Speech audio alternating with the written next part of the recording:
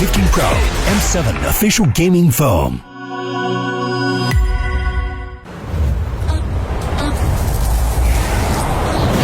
Just sizzle, got a crew so hot, no riddles. It's 0 to 100, no middle. That's right, that's right. When I walk in the room, everybody gotta watch us. R to the I to the S to the E. Gonna shut down the apps if they tryna get past me. You can watch us sizzle. We're making this stuff go triple. It's 0 to 100, no middle. That's right, that's right. When I walk in the room, we rise as one. Got me wild and free. Now watch us stay fly. Doing it like I do. If you're on with me, the best team that unites. When I walk in the room, everybody gotta watch me sizzle. Got a crew so hot, no riddles. It's 0 to 100, no middle. That's right, that's right. When I walk in the room, everybody gotta watch us. R to the I to the S to the E. Gonna shut down the apps if they tryna get past me. You can watch us sizzle. We're making this stuff go triple. It's 0 to 100, no middle. That's right, that's right. When I walk in the room, we rise as one. Oh.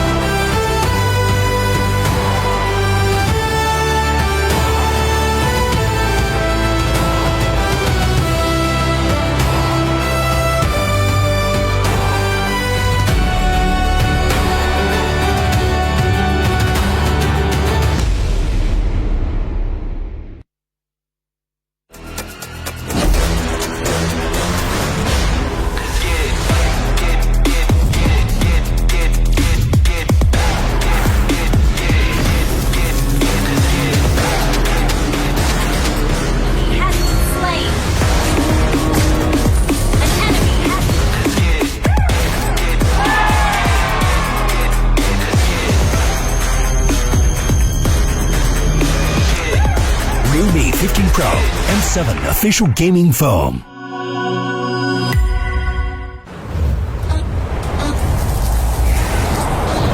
Just sizzle, got a crew so hot, no riddles. It's 0 to 100, no middle. That's right, that's right. When I walk in the room, everybody gotta watch us. R to the I to the S to the E. Gonna shut down the apps if they tryna get past me. You can watch us sizzle. We're making this stuff go triple. It's 0 to 100, no middle. That's right, that's right. When I walk in the room, we rise as one. Got me wild and free. Now watch us stay fly. Doing it like I do. If you're rolling with me, the best team that unites. When I walk in the room, everybody gotta watch me sizzle. Got a crew so hot, no riddles. It's 0 to 100, no middle. That's right, that's right. When I walk in the room, everybody gotta watch us. R to the I to the S to the E. Gonna shut down the apps if they tryna get past me. You can watch us sizzle. We're making this truck go triple. It's 0 to 100, no middle. That's right, that's right. When I walk in the room, we rise as one.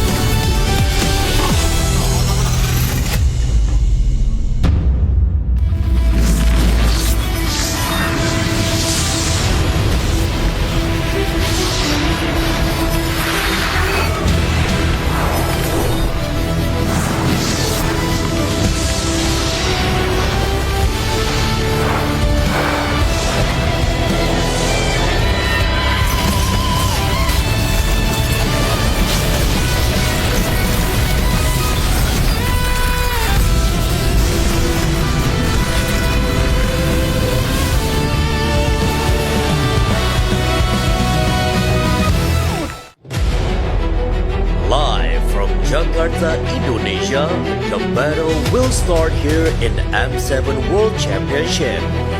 Let the world see us.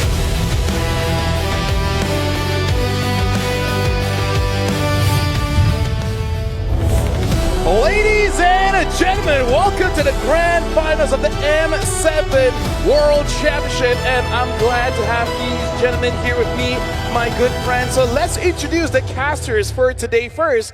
We got Leo, we got Trex, as well as Mirko. Now here's the thing, Leo, Aurora Philippines made all the way to the grand finals from the upper bracket. How do you feel about them right now? I think they're comfortable. I think they've proven to the world they are indeed not chokers and that deserve to be here. I'm excited to see what the only Filipino team remaining in M7 can bring us here today. Now, Trex, here's the thing. I've been looking around. Looks like a lot of people have been very happy with your play-by-play so far. So what kind of energy that you're hoping this grand final is going to bring us? I'm hoping it brings the same energy we've been getting all of M7.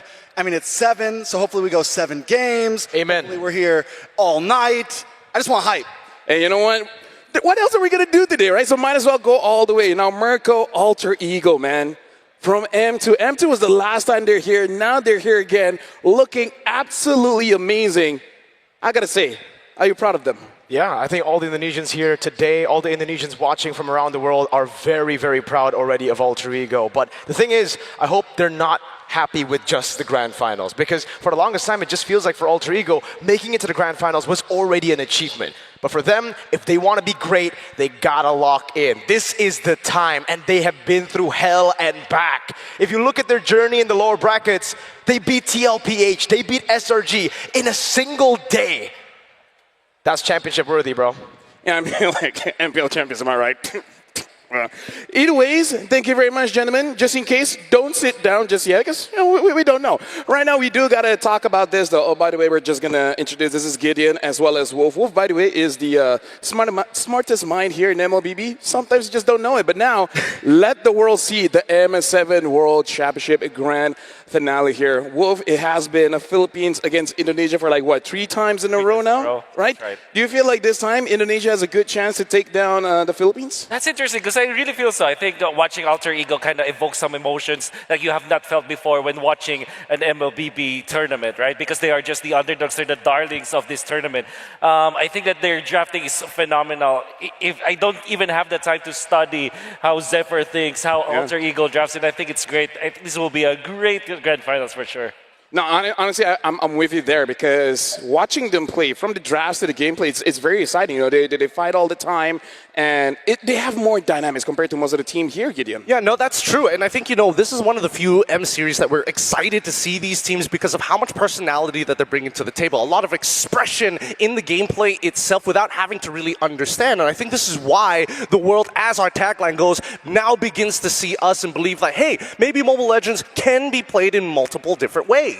I mean, like, here's the thing. We got to talk about the story of Alter Ego and Aurora here, because Alter Ego, since, like, what, since Season 4, the highest they've ever been is 2nd place. Never really getting that champion. Same as Aurora for like 3 seasons now. 2 grand final appearances, but never the champion. And now they're finally here. One of them will still feel the pain, but the other one, it will finally be the redemption, Wolf. That's right. I think this is harder for Aurora than Alter Ego, because at least for Alter Ego, there's not much of expectations from them. But for Aurora, because they're lucky. Because they are lucky, exactly. But for Aurora, there's a lot of pressure from the Philippine crowd alone, because they gotta defend the crowd, the throne. But also because it also always been attached to them. Being 2nd place, being the bridesmaids, have always been just attached to them. Yeah, I think it really boils down to who's hungrier for this win. Something about Alter Ego brings out the worst out of teams, and teams who have actually beaten them. In this case, we've already seen that Aurora is able to break that glass ceiling and evolve when specifically playing against AE, which is, again, really impressive to see,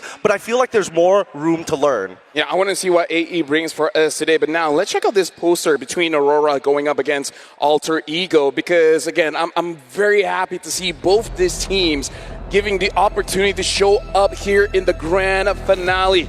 So this is the time where the world will see Aurora Gaming Philippines going up against Alter Ego Esports. And most of the coaches, they have said, like, I could not understand how Zephyr drafts. I thought this Uranus goes to the EXP, suddenly is in the jungle. Doubts were there, they made it happen. Leomont Freya, if that goes through again, I gotta say, I feel like Zephyr has some kind of mutant power that just tells your opponent never ban Freya. You're like always magnetized to do the wrong decision. Yeah. You're going up against Alter Ego. Maybe because it's also the way they play. Now, going back to how coaches have not yet downloaded or analyzed how Zephyr thinks, maybe it's because it's designed that way. Zephyr designed it in a way that they're always just flexible. If you think about it, even with their first 2 picks, especially when they're on the red side, they're always just looking for that flexibility. Going for the Valentina as well as the Kimi. The Valentina can be played in the XP as well as the mid, and then the gold lane. Actually, here's the interesting thing. I kind of feel like Zephyr, he's lying by being honest. Right? Because there's many times, the first 2 picks, he just shows his side lane. It's like, yep, that's it. I think it's Jedi mind tricks. I really think that it just comes down to, like, you can spell Arfi with Freya. You don't think that Arfi is good at playing this hero. It is not a counter pick to the Claude. And too many times we've seen that he's actually cut through so many teams already that I feel Aurora might just be the only one that says, no, stop it, Professor X. This ends here. I mean, we're going to keep on going, watching the posters here, but yeah, Zephyr at this point, many coaches have said he's probably the best coach so far in M7, and if he wins this one, Now, that'd be legendary, right? I mean, you know what? You're right. You're right. Maybe it's just lucky because right now we're looking at the M Series Grand Final history here, and you know a lot of Filipinos have won, but we also have to talk about how actually quite a lot of teams won from the lower bracket. It's very true. I believe that this is like M2 and M3 went from the lower brackets, even M4 and M5. So 4 out of 7? 4 out of 7 times that the lower Right. bracket was always. And that's why everybody in the netizens, especially, were hypercritical. They're like, oh, my team loses. We're just going for the precedented lower bracket run to make the penultimate storyline. Yep. This time around, I don't think that's the case. This has been one hard-fought lower bracket. That's very true. And mostly because they had to fight the SRG as well as TLID just yesterday. Imagine how difficult that would be. Actually, most of the fans, most of the viewers of M7 have written them off.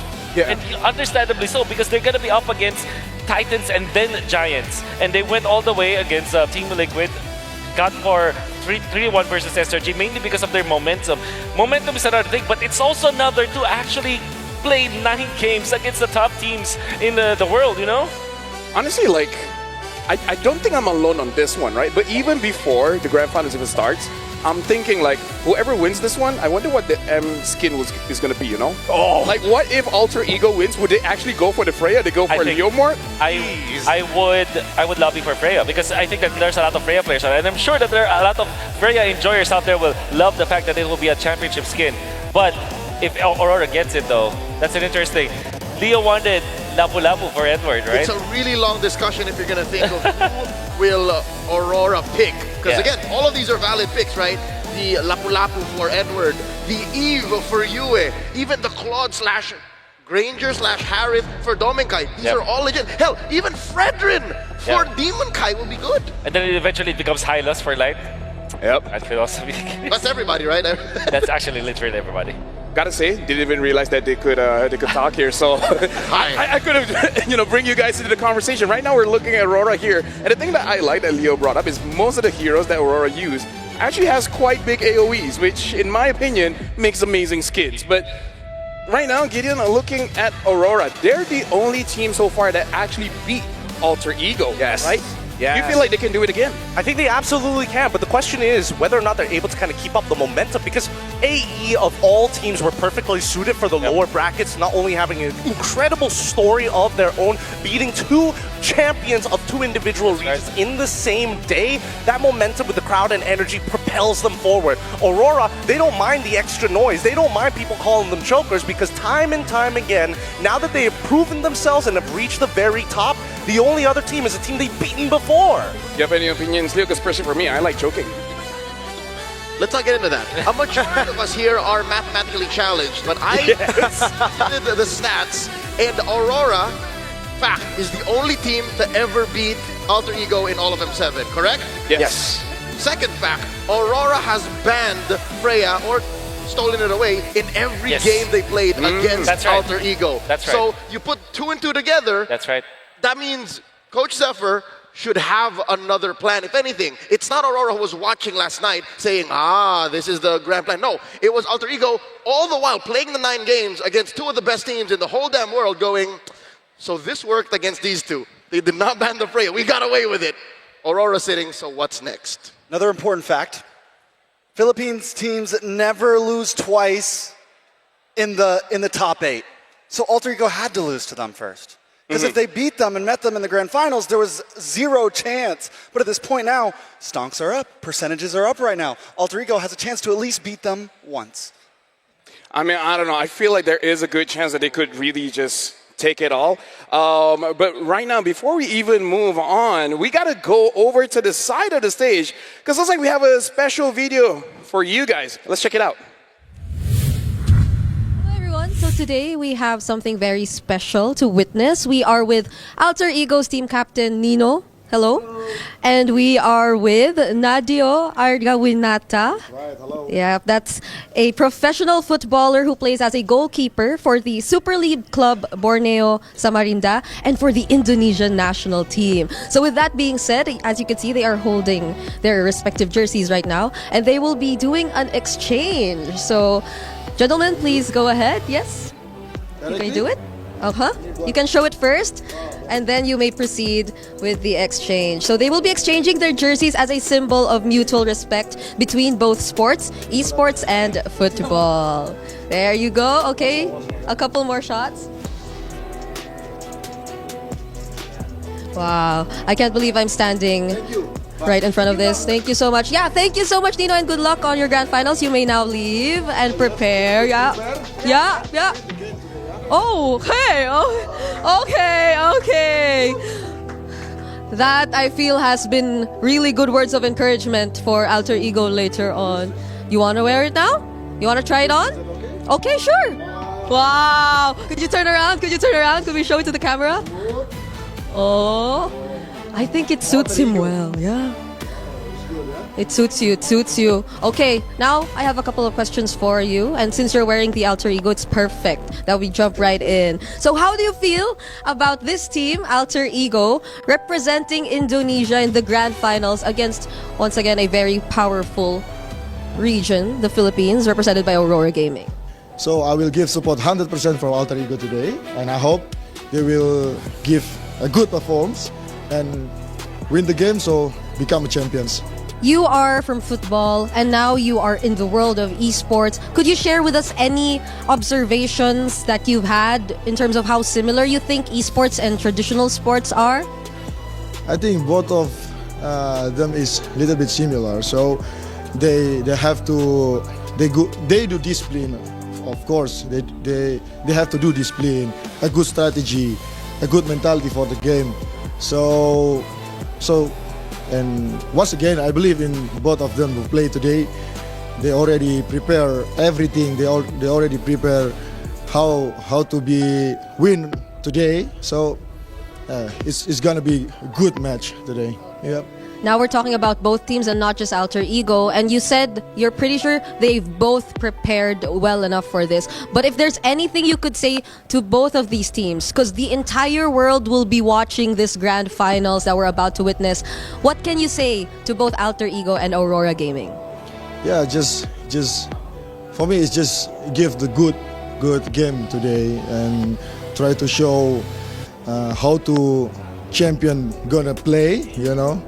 So everybody who watched the game today, like you know, they have to influence a good ways for today. Only that for me. Yes. Yep. And now for our last question before we let you go, any message to all the fans that are watching right now? To all esports fans, you have to stay fair, stay united, stay, you know, give a good example for another esports fans. So because I think I have one word, because esport is great, not just because of skill, but also because of the community.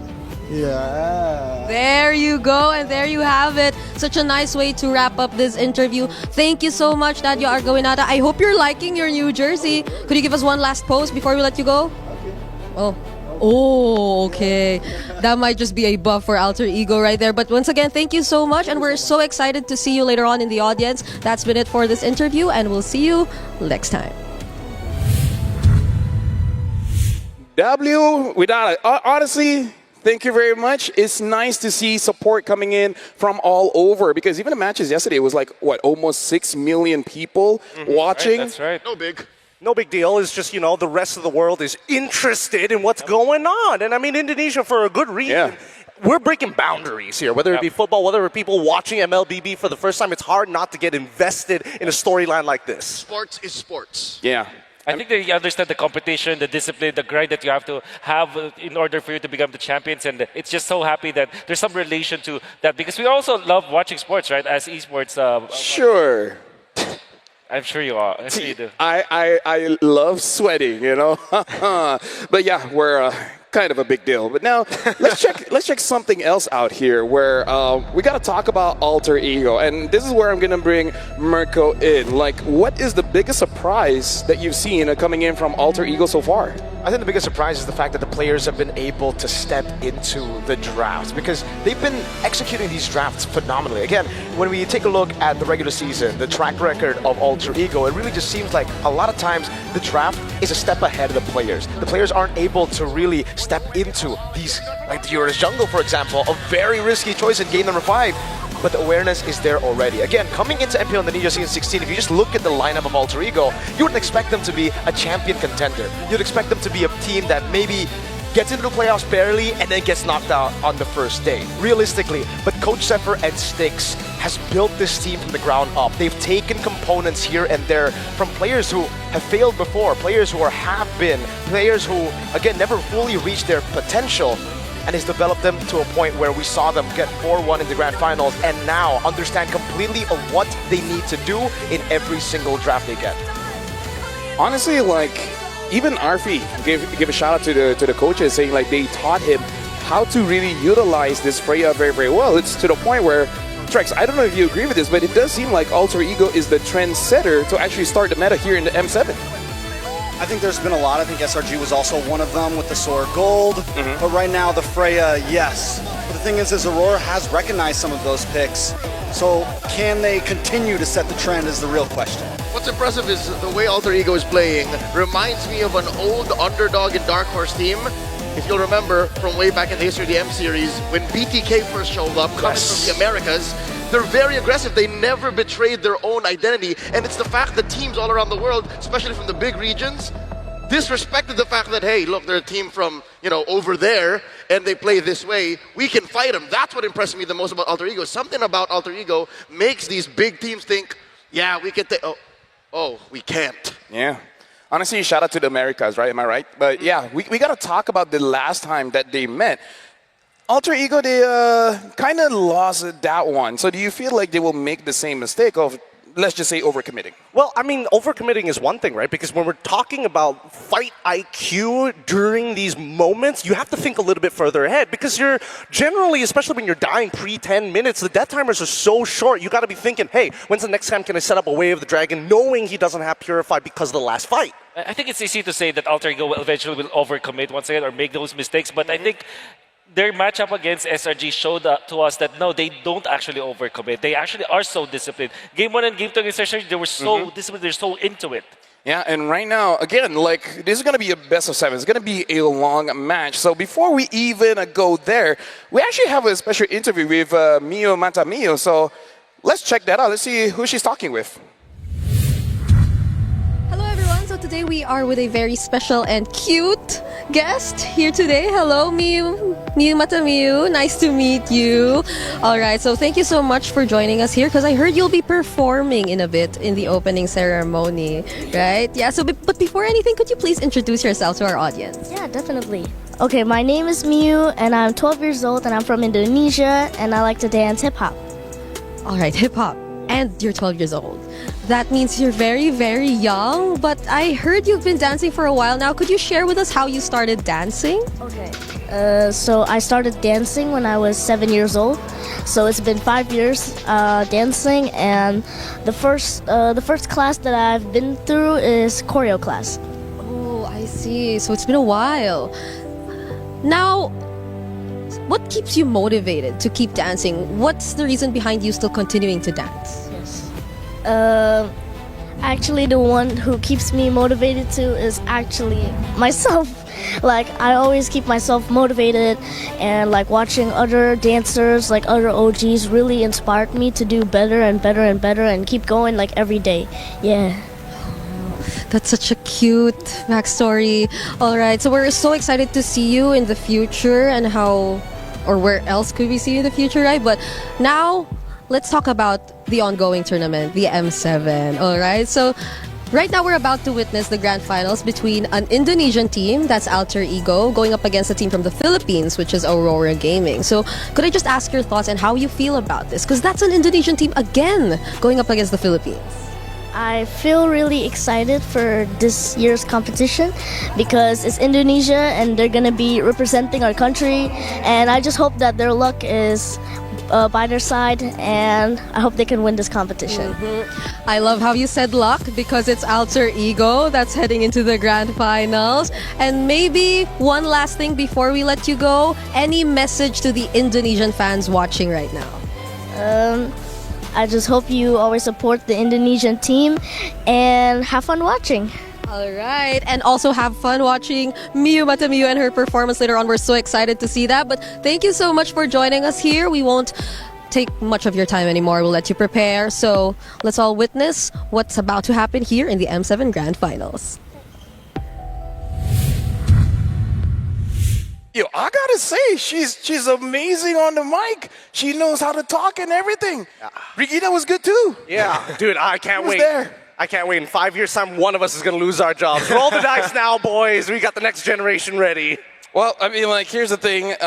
She also said luck, and again, that's a big branding for Alter Ego, which personally I actually do like. Mirko, do you feel like luck will be on their side for today? No, they're a bad team, you know? Yeah, they're just average at most. Average team. They're not going to win today, not at all. Alter Ego are always just lucky. Do you think Aurora will be lucky here, Leo? I think it would be best if they weren't because they perform when they're under pressure. When everybody says, "Oh no, even if you get lucky, you're gonna lose because you're gonna choke." So I think they shouldn't. They should just play their minds out. So Wolf, would you rather be lucky or good? I'd always want to be good. I want to be lucky. What about you? I think, honestly, I'm feeling a little lucky today, right? Because based on what we've seen so far, the amount of influence that this team has already had tends to kind of lean into the luck more than it is to like, hey, you got great mechanical skill. Let's fight. Next thing you know, why is my crystal breaking? Yeah. So jumping into this one, let's all agree here. Freya and Leomord should be a big contest. Dear God, please. The Freya Mort, Freya. Leo Ya. Mostly the Freya. Mostly the Freya? For sure, Freya. 80% the Freya, 20% the Leomord you can kind of play with. I don't know. I kind of feel like it's kind of annoying going up against Leo Jungle, no? That's right. But also, if you ban the Freya or you take it away, it also opens up your golden options. And this is what I literally said yesterday. If you ban the Freya, you can pick Claude and you can pick anything else. So it's like, it just opens up more opportunities for you to get different heroes. But if you don't ban the Freya, you're supposed to get what? Baksha, Esmeralda, or whatever, right? Yeah, so what about you, Trash? Because even looking at the numbers here, when it comes to the hero pool, AE is 5 more than Aurora, but both actually has quite a wide hero pool. 32 for Aurora and 37 for Alter Ego. Do you think we're going to see more coming in from both teams? I think there's definitely room for a couple more unique heroes to pop up. But the reality is A's not that far ahead with the difference of games. I think it was 18 to 27 games, something like that. So Aurora has already showed a very deep hero pool for the minimal amount of games that they've played this M series. So the bang for a buck sample size as per the amount of games. So if I'm reading between the lines, there's still some room left for A to show their unique heroes. Oh yeah. Mm-hmm. I'd like to see, because the numbers will also show that they are bringing out an oldie but a goodie. The Ube strat is going to come out of Alter Ego, out of Aurora tonight against AE, because game time average almost 2 minutes up, 18 to 16:53, and then kill participation 70% for Aurora, 66. AE gets 66. So you'll see that Aurora really like to clump up. Yeah, that's weird. I actually thought AE would be much more, but we're talking about a lot here. Let's check out the team head-to-head and really start to talk about the stats, because it's quite interesting. Because here's the thing, Mirko. I thought AE is actually the one more fighting, but according to the stats, it's actually Aurora that does most of the fighting. But we do have to say Alter Ego secures more First Bloods. Yeah, I think when it comes to aggression, it's just kind of like everybody who's a top team right now needs to have that aggression, needs to be able to go band for band when it comes to those team fights. But what I do want to talk a little bit about, and why it's like surprising for Aurora to have such a big hero pool, is because they have elevated their game. Coming into the grand finals of MPL Philippines in 16, they were playing just their comforts. Again, Domeng would just be on the Harith, on the Granger, we would see a lot of utility jungle on Demon Kai. But now we are finally seeing Tomeng perform on the Freyas, on the fighter goals, and that's also the same case for Demon Kite. He's starting to feel the same confidence he felt in MPL Philippines regular season when he was brave enough to pull off the Fanny, when Light was brave enough to pull off the heroes that were just not Hylos and Gato Gacha. And that's what led to Aurora leading in the hero pool department and now actually being able to face Alter Ego. And that's why I think that this entire meta so far, it's basically Blue Lock, right? It's about ego. It's about finding the first blood early on. And when we start looking at the first blood rates, technically AE is in favor of those stats. But the mid-game, we've seen too many times where AE has a lead, drops it mid-game because of one bad fight, and then it evens back out, which is where we see Aurora actually taking the advantage here when it comes down to teamfight participation. And it's very, very different when it comes to the styles, because yesterday I would say TLPH, Alter Ego, SRG, they all had similar styles. Again, they're just ultra aggressive. They want to keep on fighting. Aurora, in the same way that Zephyr likes to rage bait, you know? Aurora does the same thing, but by playing slow. Alter Ego keep on going in to a point where when Aurora take it slow, Alter Ego are forced to go in. I remember in the upper brackets, Nino randomly going up in the orange buff, if you remember that. Yeah. It's because he wants to go for these big team fights. He wants to continuously just look for fights. And I think that's what we should look for when Aurora finally get to play again after a long break, when you're taking into consideration how tight and hectic the M7 World Championship schedule is. Can they take advantage of Alter Ego's momentum? Can they trick the People's Champions into thinking, oh, we're going to fight, we're going to take this to them? Because Aurora's best trick up their sleeves is denying fights, making Alter Ego think that they can take it, you know, switch it up on Alter Ego this time. I do gotta say, actually looking at the numbers of how much heroes they've been using out of like, what, 15, 18 games, I feel like there will be a discussion, especially on MLBB Academy, like, when is about time for us to have some kind of global ban? But again, that's kind of a debate that I feel like, I would say at least 500,000 people want to get on and say like, oh, this is my take, this is my take. But hey, I already gave something for you guys to talk about. Now, later on, we're just a few minutes away from inviting both teams over to the stage. And do you feel like this is good or not for Alter Ego, having the Alter champs here cheering them on, Gideon? Absolutely. We saw what momentum can do to a team, especially when we're looking at sports entertainment, especially within esports itself. Having that kind of energy on home soil brings on a level of patriotism, and knowing that AE can actually use it to sharpen themselves, they just become so different. I think that as the days go by, more and more people show up for Alter Ego, and the more confident they look and the more reliable they look as well. I think that when you're looking at Alter Ego, the way they played yesterday was just amazing, because it was a stark difference between their first series and their second series, you know? Yeah, I gotta say, it's rare that we actually see this home turf kind of buff really working out. I also want to see whether Aurora will be bothered by it or not, because we know ourselves, like, the Ultra Champs can get very, very loud. Now, with that being said, it does look like all the things are set. So how about we actually throw it over to the stage with our host to start the game.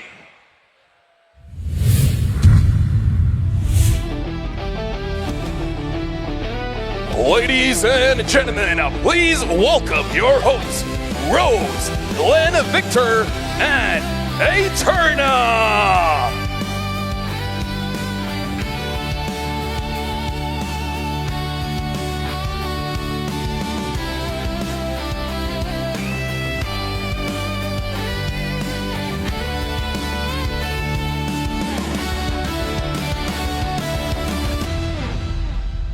16 teams from around the globe have gathered here in Jakarta, Indonesia, to let the world see them rise. We were witnesses to the best game from the best players. And even though we're down to the final two, we believe the world has yet to see everything. All those wins. Teams locking in. Every single thing is just a lead up to this beginning. Nama ko Eterna. Nama saya Glenn Victor. Dan nama saya Rose. We are your hosts and we welcome you to the M7 World Championship Grand Finals.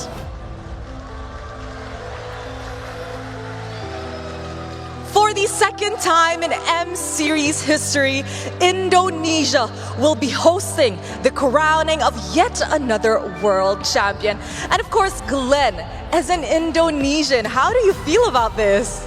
as an Indonesian, I think it's an honor for us to let the world see the culture of Indonesia and also the passion of its fans and also players. I see so much culture and tradition here in Indonesia. And of course, Eterna, it's back to your home country. How are you feeling about that? Feeling very excited. We've seen how the M Series has grown year after year. And I gotta say that the most outstanding thing for me personally is the fans.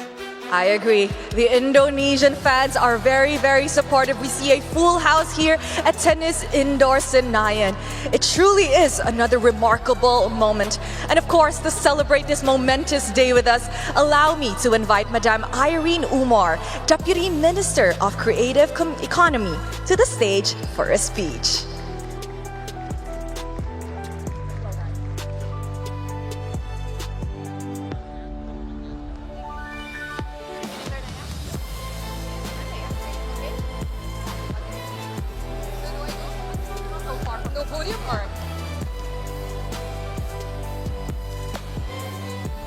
Hello, ladies and gentlemen.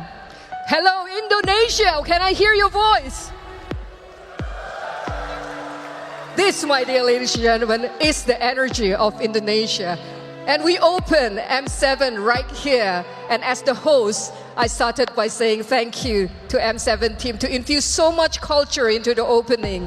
And today, we stand here today not only as Indonesia, but as fellow esports warrior. We all know that this is a moment to celebrate. This is a moment that reminds each and every one of us that playing games, that the games industry is here to stay. This is a real industry. This is a real sports. And ladies and gentlemen, without each and every one of your support, today will not happen. And in today's final, I am extremely proud that we have an Indonesian team to represent, because this team is no ordinary team. They taught us so many things. Number one, expect the impossible. Expect the unexpected. And you know what? People always say that Alter Ego is a hockey team. It's a team that depends on luck. But you know what, ladies and gentlemen? For me, that comes from being humble. Because this is what sportsmanship is all about. Each and every one here, we do our best in our own capacity, be it we are a team member, a player, a caster, every single one of you in the esports ecosystem, each and every one of us, in front of the screen, behind the screen, we all do our best for the industry that we love. And today, Alter Ego over and over again says that, for me, regardless of whatever the result is, as a fellow esports lover and gamer, not only as the government. For me, the two teams today, and Alter Ego especially, is already a champion. And for me, ladies and gentlemen, it will not be like how it is without each and every one of you. So thank you, ladies and gentlemen, and I hope the team will play and have fun, give it their best, and bring this stage to life with more than 1 million viewers out there. And thousands of people right here on the stage. Let the world feel the energy of esports and let the game begin.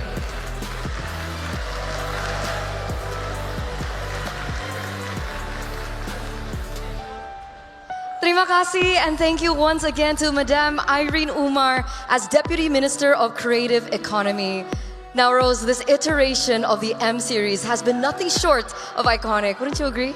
You know what, Eterna? This M7 has been a roller coaster ride for many of the regions, and I think we could confidently say it is one of the most unpredictable M series we had thus far. And you know what the best part is? What is it? We have yet to start a new MLBB competitive year. So, ladies and gentlemen, to learn more about the MLBB esports landscape, let's welcome Mr. Faisal bin Homran as Chief Product Officer of the Esports World Cup Foundation.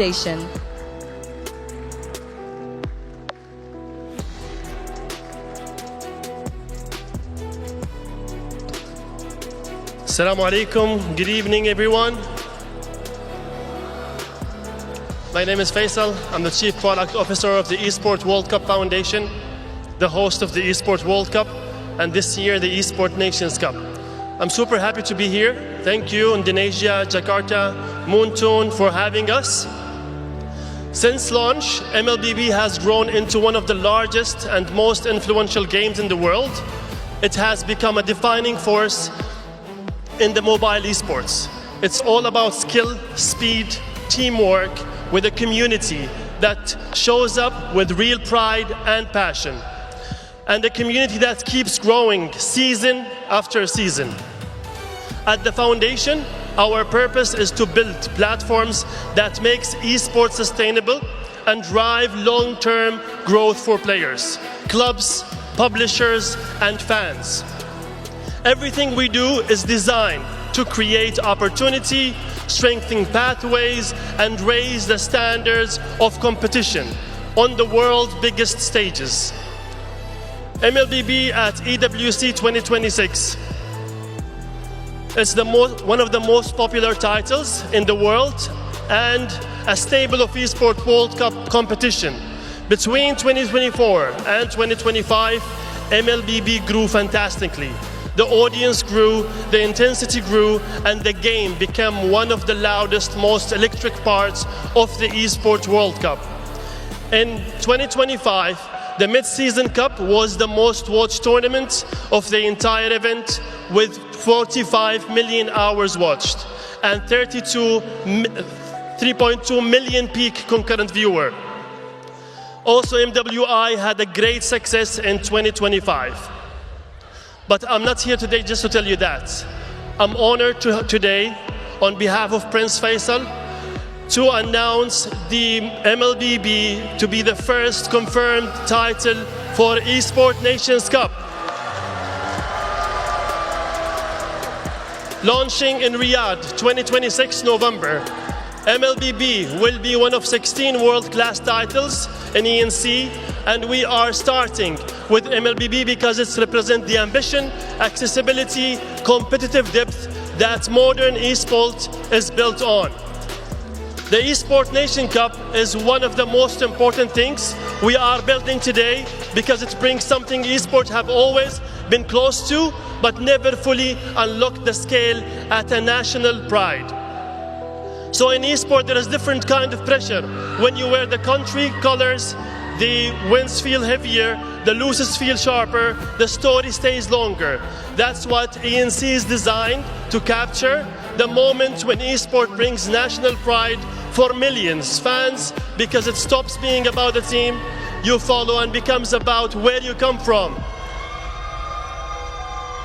MLBB is already powered an identity and rivalry you can hear in the crowd, you can feel it in the intensity, and you can see it in the way players perform.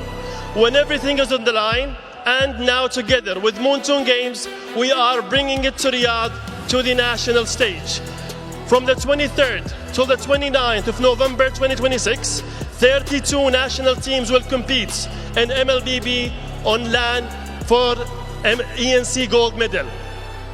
And wanted also to create a pathway and qualifiers. Those qualifiers will be between 14th to 16th of August for all nations that are not directly invited to ENC finals.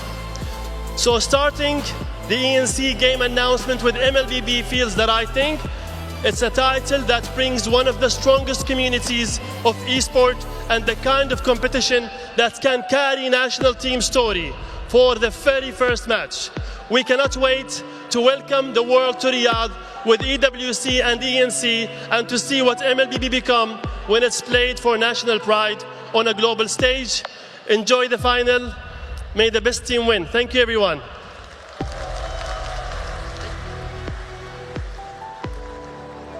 Ladies and gentlemen, that is amazing news and we honestly cannot wait. Once again, thank you to Mr. Faisal bin Horman, Chief Product Officer of the Esports World Cup Foundation.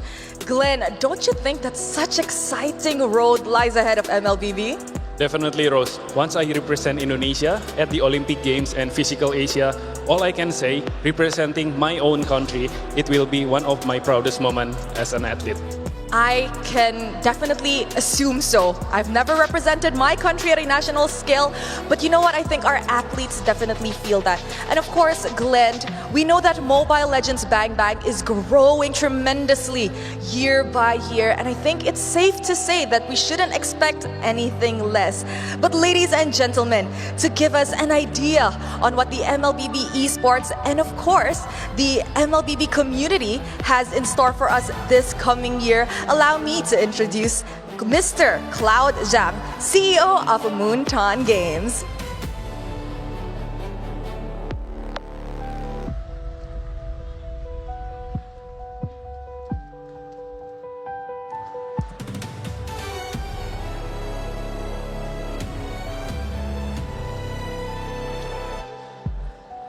Ladies and gentlemen, good evening. I'm Cloud, CEO of Moonton. First of all, on behalf of Moonton, I would like to sincerely thank Indonesia government and all our partners for the strong support. I would also like to thank your Royal Highness Prince Faisal and all the representatives from the Ministry and the Jakarta City government for being here with us today and for joining us at this important moment.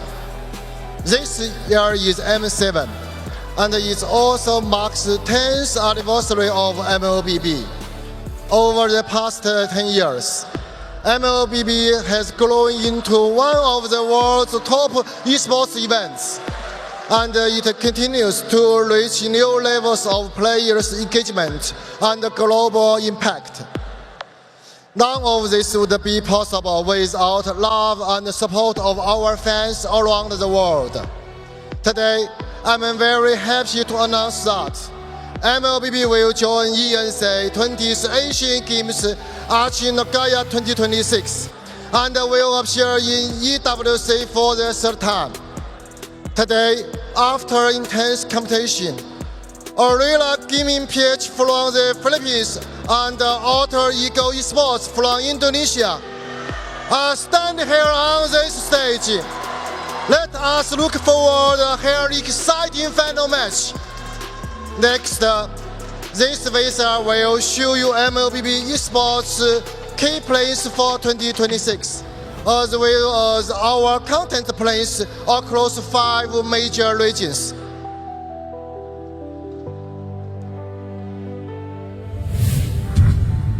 The faith of MLBB rising up and putting a key. Yes, the GOAT. It is Let's rewind how far we've come since last year. Before Carl TZ became the face, there was TLPH's dominance in MPL Philippines. With Skylar's and iconic ID's lineup, they secured their 8th MPL Indonesia title. Monumental breakthroughs followed for MENA and China. MSC made history, breaking benchmarks and introducing new faces to the global stage. M6 birthed an unbeatable monster as Onyx PH claimed the world crown. At the same time, 4 top regions rose to global glory. Looking back, we spotlight 2 aura farming moments: the GOAT, Carl TZ, and the mother of tank, Vivian. 1 game, 2 champions. Different journeys, 1 shared inspiration. Anyone can rise. That inspiration proved women's limitless potential in esports as Turkey's women's tournaments rose and Cambodia's Queen League shined. From the Snapdragon Pro Series to the Oppo Smooth Legend Cup, this journey leads us toward one mission: esports for everyone. As MLBB evolved, renowned organizations joined the family. A platform that shaped champions and turned players into global names. So, what's next? Are we looking forward to the future? Let's go.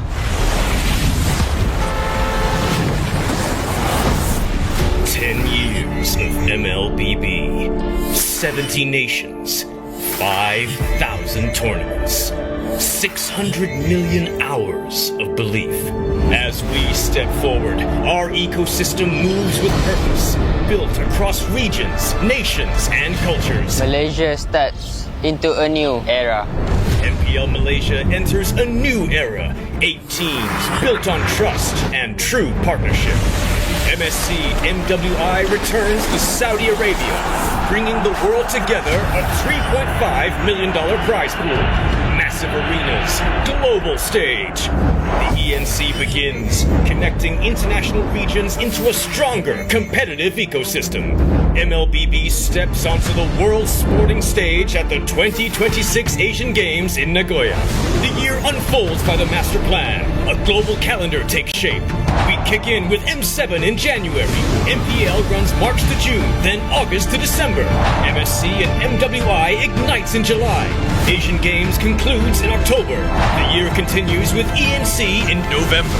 MCT tournaments land December before M8 opens 2027. Wow, we're my part of the journey now. 5 regions, 1 connected timeline. From Southeast Asia, where champions gather. Across EECA, where dark horses rise to challenge kings. From EMEA, new forces, new contenders. East Asia, waves of new faces. Across AMER, North and South America united, returning with even greater expansion. In 2026, the MLBB Championship Tour will kick off with these 3 regions: Americas, East Asia, and Southeast Asia.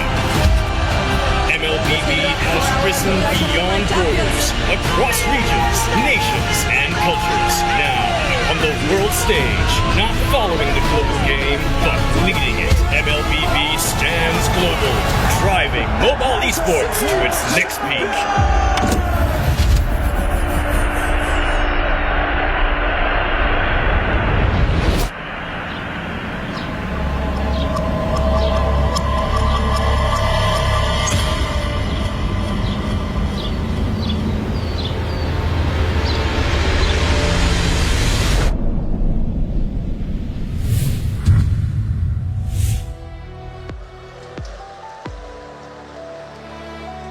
It's my great honor to announce that the M8 wildcard will be held in Thailand in 2027, and the M8 Grand Finals will take place in East Temple.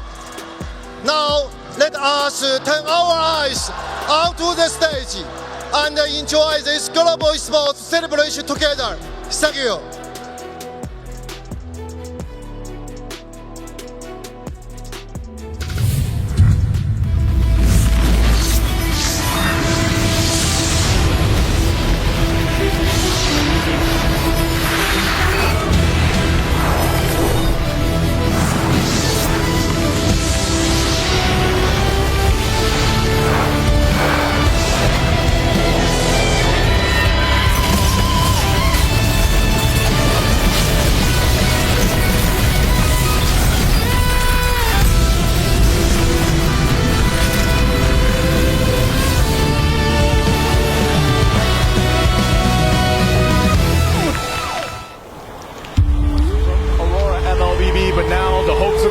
Our last M Series 1 was so disappointing. We felt the pain of an early exit. There was only one thing on my mind when we left. Redemption. Apa yang dulu hanya mimpi, kini bukan lagi sekedar mimpi. Kami datang ke sini menyerahkan segalanya pada takdir dan keberuntungan. Tanpa adanya ekspektasi, hanya membawa satu hal, harapan dan mimpi Indonesia. Reaching M7 was only the beginning. This M7 is unforgiving. More ruthless, more intense than ever. From the Swiss stage through the knockouts, they earned their place here. Napalaking bagay pag nakuha namin yung championship ng 7, magtutuloy-tuloy yung winning streak ng Pilipinas. Soalnya kan kita Indonesia selalu dianggap kayak kita di bawah Filipina kan. Mungkin kita akan mengubah statement itu sih. Kita juga udah jadi tuan rumah di Indonesia dan aku pengen bawa Alter Ego dan bawa Indonesia ada di Piala Dunia lagi. Since day one, every team came here with a shared dream. Many dreams were shattered, but not their will. I think the player that failed the most in MLBB is me. Whenever I lose, I strive to do better. It's what keeps me going. We wanted to bring Malaysia's name really on top for ကိုယ်နိုင်ငံလည်းချုံမိတဲ့ feeling ရတော့တိတ်အားနဲ့မှတိတ်လဲလို့မရဘူး feeling ရရင် The fire in our players to win an M series won't fade.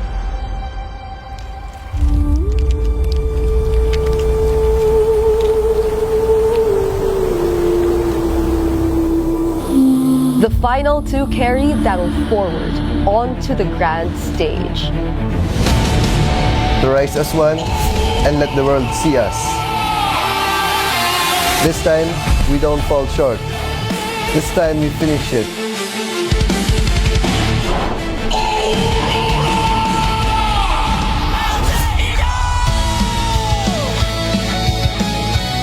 Ini segalanya yang kami miliki. Inilah alasan kami bertarung. Setiap rintangan menguji kami, namun tak satu pun menghentikan kami. Semuanya justru membuat kami lebih kuat. Let's make the grand final interesting.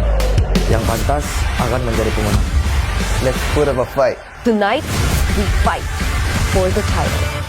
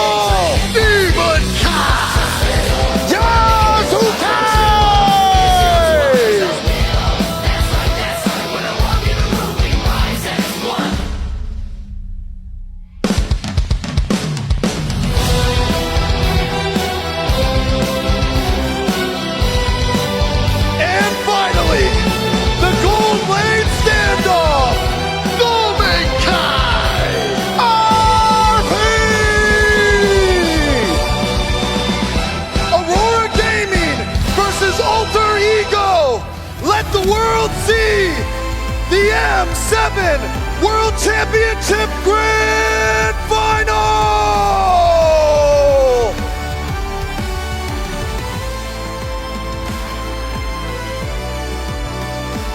It is our honor to welcome Indonesian national team goalkeeper Nadio Agawinata as he represents the coach of both teams, Master of the Basics and Dexter of Aurora Gaming Philippines, as well as Zephyr and Sticks of Alter Ego Esports alongside our head referee, Gary. We assure you that the M7 Grand Final will be conducted with the highest standards of professionalism and fairness. Now, ladies and gentlemen, both finalists are on the stage. Are you ready?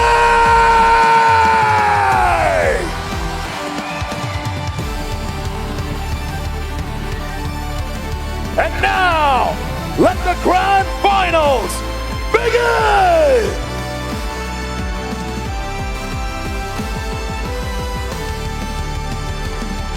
Good luck to both our competitors up on the stage. Through blood, sweat, and tears, they are here to represent for one goal and one goal only. No matter what happens today, this storyline will be good. It's Aurora trying to escape the allegations that has been given to them. They were called chokers so many times, but this time they have another chance to prove it in the grandest of stages, the world of MLBB. Again, thank you our casters for the introduction. Here it is again, Edward, Demon Kai, UA Light, as well as Domin Kai. These are names you heard so many times, but again, they haven't become the champions of the world just yet. We'll see this time, can they finally do it? Mr. Consistent looks like he's trying to change it all. 100% win rate on Yuzong, Arlet, Sora, a whopping win rate for an upper bracket run. And then you're looking at Demon Kai, who has really varied choices of his junglers. 80% win rate when it comes to friend rate, as he played it 6 times, but 100% win rate when it comes to the Baxia. And then you have your Akai that he picks up, only picked up 1 time, but actually won with it because it was really good in the draft. Then you compare that to Domin Kai. Oh my goodness. Number 1, when it comes to kill participation among gold laners at 68.5%. It's like a quarter, like 3/4 of the time, he will always be in that fight. And that's exactly what you want from the new and involved, improved Aurora Gaming PH. However, there are competitors on the other side. These guys make me lose words. Professor X gets into you. They know how to get underneath your skin with Nino, Yasuke, Hijime, Alec, and Arfi. At this point, this is the Indonesians' hope. They are the Indonesian champions, man. The story that they bring. I gotta say, seeing Codell many times saying over and over and over how proud he is of these boys. And now they're here in the grand finals, 1 step away from bringing glory back to Indonesia. There was a time when Nino was always doubted in the region, right? I was able to talk to some of the Indonesian players. Even Mirka said that there was a story where Nino was actually not even considered as one of the better players and all, like not even just ex-players, as players in general in MPL. But here he is, the darling of MPL Indonesia, the darling of MLBB in the world right now. Everybody's looking at him because how he performs so well. He's number 1 when it comes to the KDA, when it comes to kills and GPM as the explainer. How about that? This matchup has been predestined. We've been waiting for a moment like this where we see a grand finals. No champions involved, just runner-ups looking for the grandest prize. And look at that, the trophy stands in front of them. All 10 players. They're gonna compete against their opponents, but the trophy is just there. It's close enough for you to reach. But again, for 5 these players in front of them, 5 more players are gonna stop them, are gonna crush their dreams. This is gonna be a best of 7, and ladies and gentlemen, make sure you guys vote in the chat. Who do you guys think will win game number 1 in this best of 7, man? I gotta say, I wanna see who has the more stamina, because Alter Ego yesterday, they showed they don't mind playing 8 games.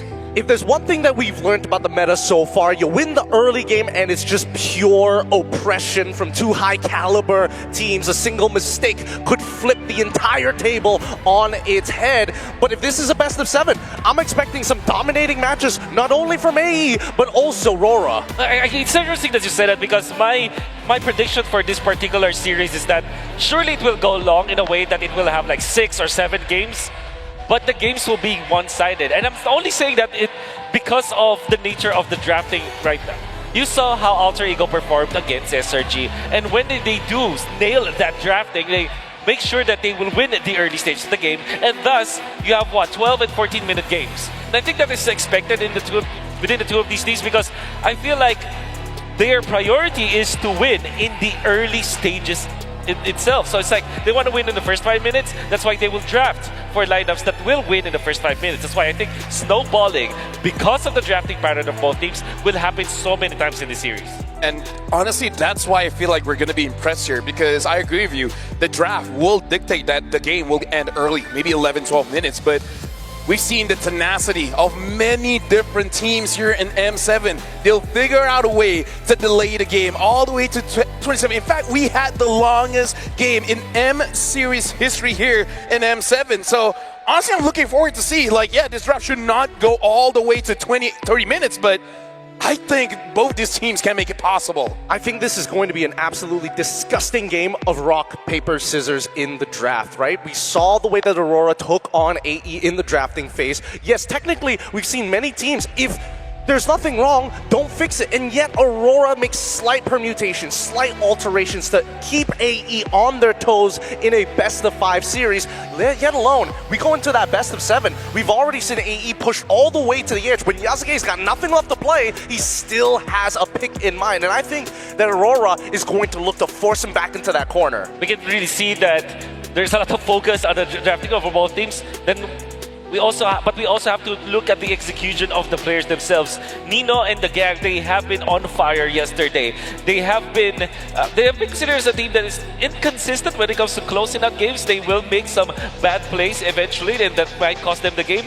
But that is also very true for Aurora. I feel like, though, in the grand finals, especially because it's a best of 7 series and everything is literally on the line, both teams might be more conservative on how they approach this game. That's why maybe let's not expect both Alter Egos and Aurora to make those kind of mistakes. I think they will be more safe. Might mean that the games might be slow because of that, but I think that it's just that the teams that we have today will be so careful the way they play a game. Let me just say M7 is the time of Leomord, because during the Swiss stage, it only won 3 times and then lost for 6. But here in the knockout stage, only losing 9 games but winning 13. The Freya is even more incredible. During the Swiss stage, unbeaten, 4 wins. And a knockout stage, 12 wins and 6 losses. This is why I love every iteration of tournament. The meta always changes. And here, having Leomord and Freya as well. Freya has been changed how many times and never been competitively viable. But now here she is. It's strange, because when you asked us, when we were talking about this last year, where EXP felt dead, where it felt like an absolute brick wall, slight changes gave us a lot of hope for these damaged EXP laners. What I would have never imagined is when these fighters came back into the meta, through the jungle, through the gold lane. What a weird place we are in the world. I think it's because the teams have tried to beat each other. It's like you implement this meta, for example. Let's say Freya Leomord. And then teams will just try to kind of defeat that by drafting. Maybe getting Esmeralda, for example. Or maybe getting a Sora in the gold lane eventually to fight that Freya whatsoever. Then eventually people who will try to outplay that Sora will get the Esmeralda or something like that. It's a cycle, The Valentina will be there. So there's just an evolution of picks in specific parts of the drafting stages. Something that you can say, man, here in MLBB, the front lines will always be amazing. Ladies and gentlemen, we're jumping into the first round of this grand finals, and it's gonna be Flying Clouds with Aurora Philippines first pick and Alter Ego in the second. And look at Alter Ego already going for those direct bans, banning on the Baxia and the Khalid. Aurora, amazing ban on that Freya, but this does not scream the Leomord first pick. kind of does, but at the same time, we don't know where Aurora is going to put their priorities. At the same time, they can open up with a Sora if they wanted to, if AE lets it go. And at the same time, as much as I love the Leomord, one of the few matchups that I think that Leomord is great at specifically is when it's up against the Yi Shin. The timings is just so awkward for the YSS. But the Jushin is open for Aurora, although there is an Eve that Alter Ego can pick. I think that most teams are just so comfortable picking up the Jushin, and Aurora is not a team that will pass up on that. However, with the Leomord being open, like I said, it could be the open here for Aurora. Now, that's the Jushin. The Alter Ego, they're that kind of team that when they ban the backshot, they know that you will get Uranus here. I think Leomord and Uranus is the opening for Alter Ego because they know that Lunox or any kind of Shredder, including the backshot, will no longer be available to counter that Uranus. With that in mind, why not go for Esmeralda instead of the Uranus? Well, they do have that kind of, they do have that variation. Sometimes they combo the Uranus with the Esmeralda, in fact.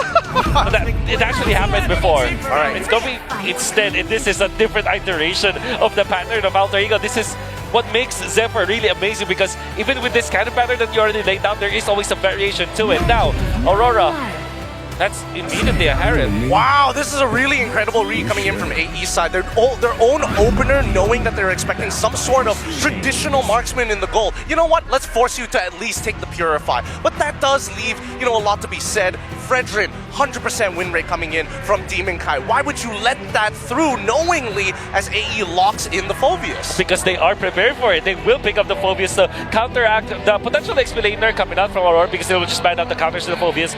For example, the Esmeralda, or maybe pick that up. Oh no, they will not pick it up. And also because they know that it is also an answer to the Heron potentially.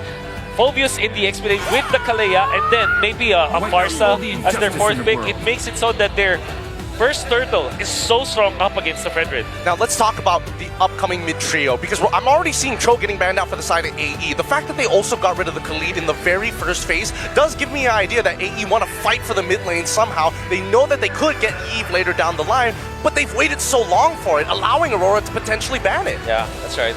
Gentlemen, can I just say I'm very happy that we're opening up where both teams are kind of playing to their comfort, playing to their own play style, because Aurora, I would say 100% win against SRG when they go for utility jungle, and now Alter Ego. Even the first opening here, they're already showing the willingness to fight and picking up this Claude again, the pick that was able to beat Team Liquid Philippines. Okay.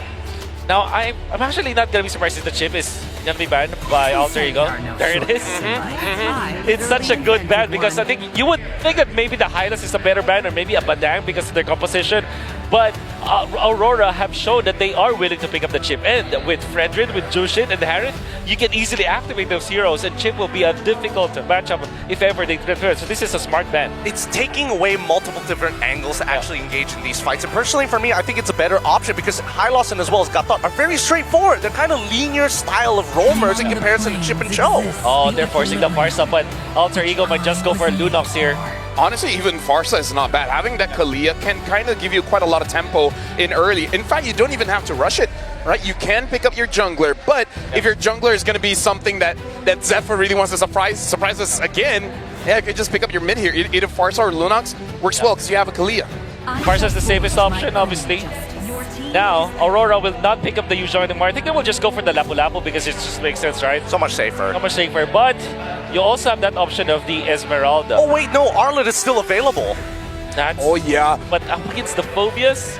Yeah, but against Farsa and Claude, right? I think it boils down to the question, Edward, do you want to win the lane? Can we trust you enough to hold out in the lane till we get to the mid game where we can actually utilize you in bigger team fights? Yeah, I think the Arlet, maybe the Uranus can also be picked up, but or CC. The Lapu-Lapu is the best option here. They need damage. They need that bridge for the turtle fights. So that should be Lapu-Lapu. And Yuuzhan is still open. Hylas perhaps for light. They can go Hylas or Gaton. Kind of depends on what they want. Disengage or something more to fight. Good call, Wolf. Good call.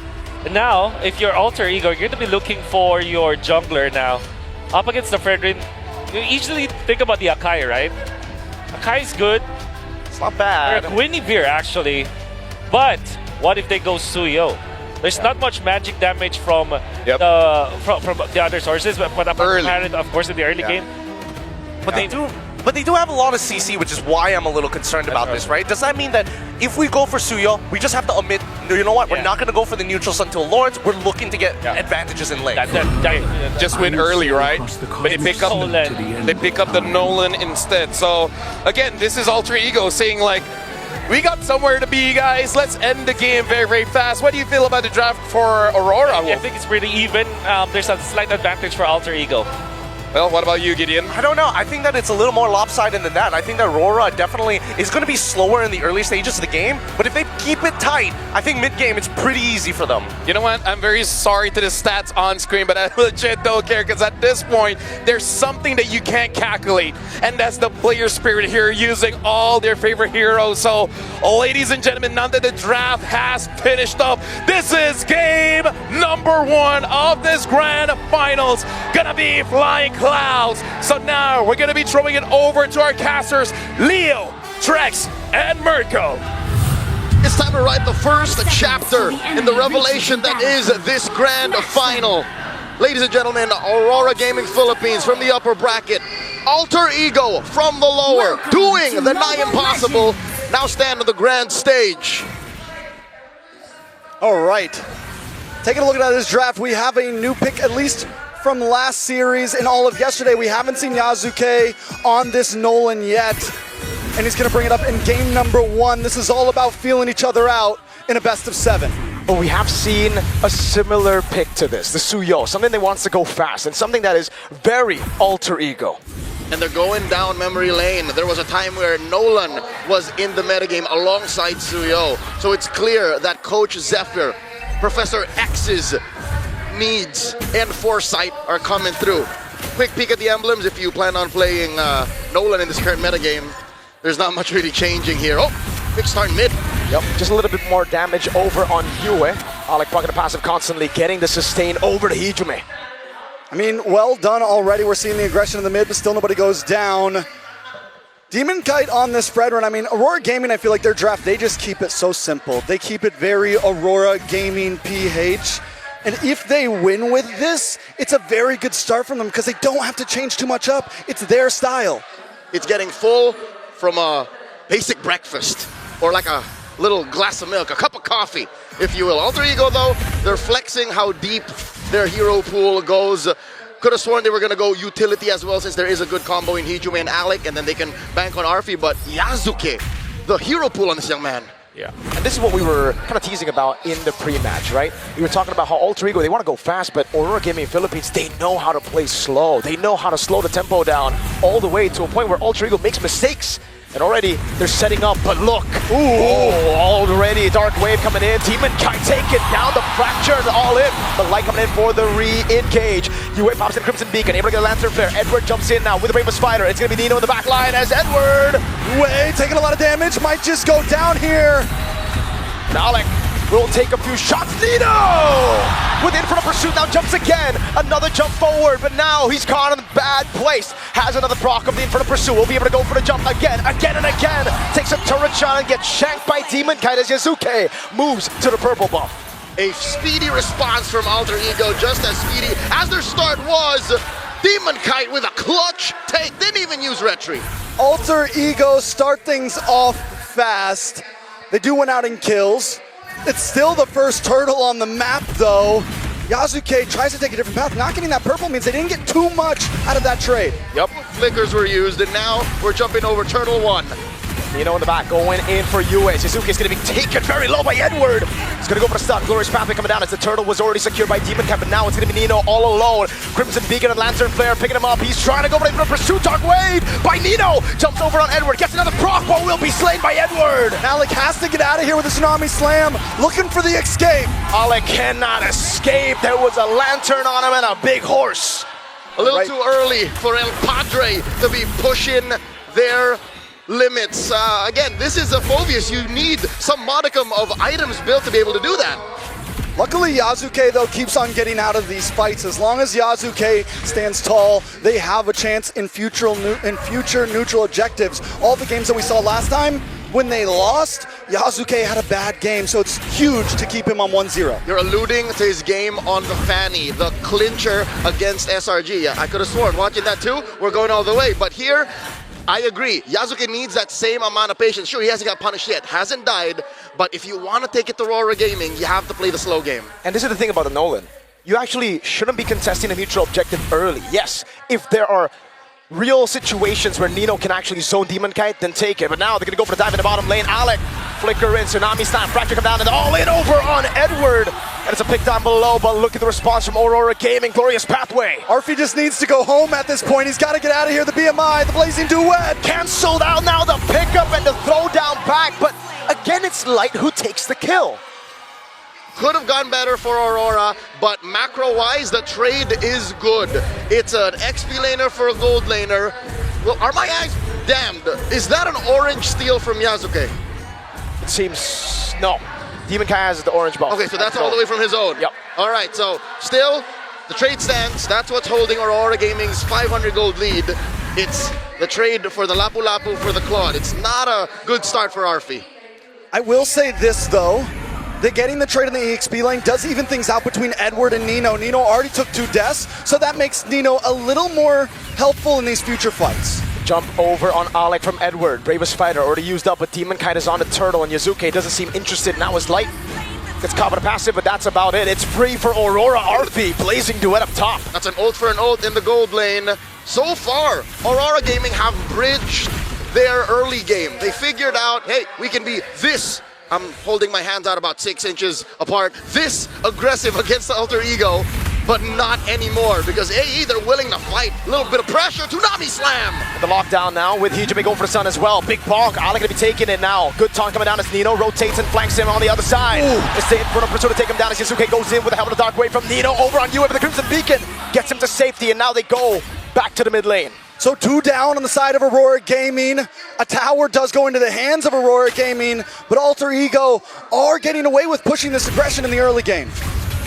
Nino not letting the early stumbles take over.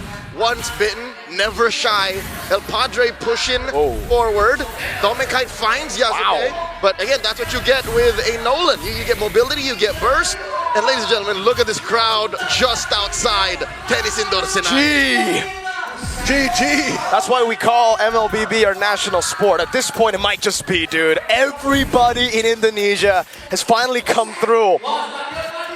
All right, so taking a look at the items, Arfi only about 360 gold behind, and when we finally have marksman gold laners like this, they are going to be very important in the first, second lords, those big fights that ultimately matter. Starlium Sight does lock in for Domin Kite in the jungle.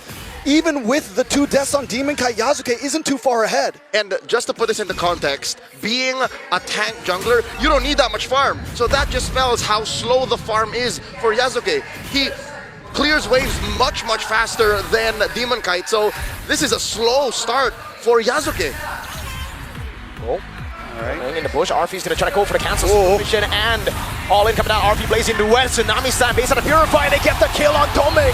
Onto Arfi, turtle up top though is the response from Aurora. I don't know how worth it is to trade your gold laner for the turtle. I'm sure Aurora saw that a mile away. Yeah, that's a big win for Alter Ego. Plus, big chance of getting this tower on bot as Alter Ego blocks off Light and Yue to try to get down to save it. Trades all over, and so far, I think Alter Ego have won the past couple. That puts Aurora Gaming in a weird position. The one lane that they for sure won, that gold lane, they just lost. Yeah, but the thing is Aurora Gaming's okay with a 500 gold deficit, right? They're okay with a 1,000 gold deficit. The whole point of this strategy here is to buy time till around 9-10 minutes, wait till a couple lords where they can beat you out in macro and in big grouped up team fights. What you're saying is slow is smooth and smooth is fast. Exactly. So getting there is an inevitability. It's up to Alter Ego to force Aurora to stumble. And that's why Aurora's backing off. Nami's on the glorious pathway again. Yue able to go for Crimson Beacon, flicker out from Hijime, but it gets picked up and thrown back to the fray as Light goes in with Edward. But Alec is able to sustain. Arfi into the backside with a Blazing Duet. It's big bonked on him. Now the fracture coming in from Yasuki to take Domin Kite down as Nino continues to jump back and forth. Inferno pursuit, but now it's Yue to lock him down. He goes for one last war, but Edward cuts him down. Ay caramba, El Padre falls. And Yasuke instead goes for the purple. Demon Kite reciprocates. Trade for trade, purple for purple, but for the first time, Aurora Gaming gets a huge win on that team fight. They turn it into a tower as well. AE seems to have met their match. an unspeakable amount of aggression, unparalleled target acquisition, met with an Ube lineup that breaks through your box. This is the unboxing strat that Wolf often talks about. Aurora Gaming, the way their lineup works is it's just ungodly amounts of crowd control that the backline just can't even come in. Hijume just popped like that. Big Sky Piercer pickup there, and every time Light sees the feathered airstrike, he just starts running at him. That's a straight line. Straight line. All right, so from here, taking a look at these gold laners once again, still at about a standstill. 2 items for 2 items. I think the question is, you know, normally the Claude has been so much better in terms of things, but Domeng on the Harith, he's his own breed at this point. Yep, and that's the thing. When it comes to Arfi, he's good on the marksman, but he's not great. He's great on the Freyas, on the fighters as well, and you can clearly see Arfi, he got canceled in that fight. He went in way too early, and now Aurora's holding the turret, the Lord. Dance has begun. Alter Ego making their move, the conceal from Alec. You know, walking up at Edward, doing the same thing now with the help of Glorious Pathways. The Tsunami Slam is able to lock Edward down, but now look at the damage on Hijume. It's Edward in the back with Light. And now Yasuke goes down as well. Alec all on his own. You know, jumping to the back line now, trying to go for the inferno pursuit, but again, it's going to be Domeng, Kai, and Yue going for the damage. Domeng doing enough to take Nino down with the help of Yue. Alter Ego struggle in these situations where they're not the aggressors, they're not the predators, they're not in control. Aurora Gaming on the flick of a dime go for the heart of their lineup, and that's what led to this massive win. Alter Ego already down to inhibitors on the mid side. Aurora Gaming just punching a straight line with the Lord coming soon. It's been a while since we've seen a carry Lapu-Lapu, but that is what Edward is right now. Thanks. They're consistently finding Hijume, compromising Arfi. The one combo you have, Tsunami Slam it to either of these carries, should do it. That's what's making Yasuke's job so hard is, how do I clean up? What do I clean up? I think the big thing for Alter Ego in past games is they're able to last it up. Wait a second. There we go. That's a big charge from the Lord at the mid lane. They crack it open with no response from Alter Ego. Arfi taking a big portion of that damage. Dark Wave landing on 3, but there's no damage currently. And Aurora have had enough. They crack open the base turret, and now it's back to the systematic Aurora. They smelled something was fishy there. No vision on Yasuke. Where is he hiding out? They decide, all right, we got what we came for. That's a huge win already this early. Let's back off. This is a moment wherein our good friend Joseph would say they got their head on a swivel. They don't need to see Yasuke, but the fact that they don't see him means they see him. Should be a signal, yeah, that they know where he at. They're not at the base. They sniffed him, and now Yasuke commits Grand Theft Purple, guilty of 1 charge. Hijume forced to use the feathered airstrike just to clear mid. As Light. Aurora just flush out the jungle. All right, spots him, drops that glorious pathway. Hijume just wings by wings out. At this point, it's a mind game from Light, dude. And at this point, they're farming each other's purples. I think that's like the 3rd one to just go to opposite sides. Cross-jungling. Cross-jungling, exactly. Light here gets that stun on Alec. Even Alec isn't having the greatest time.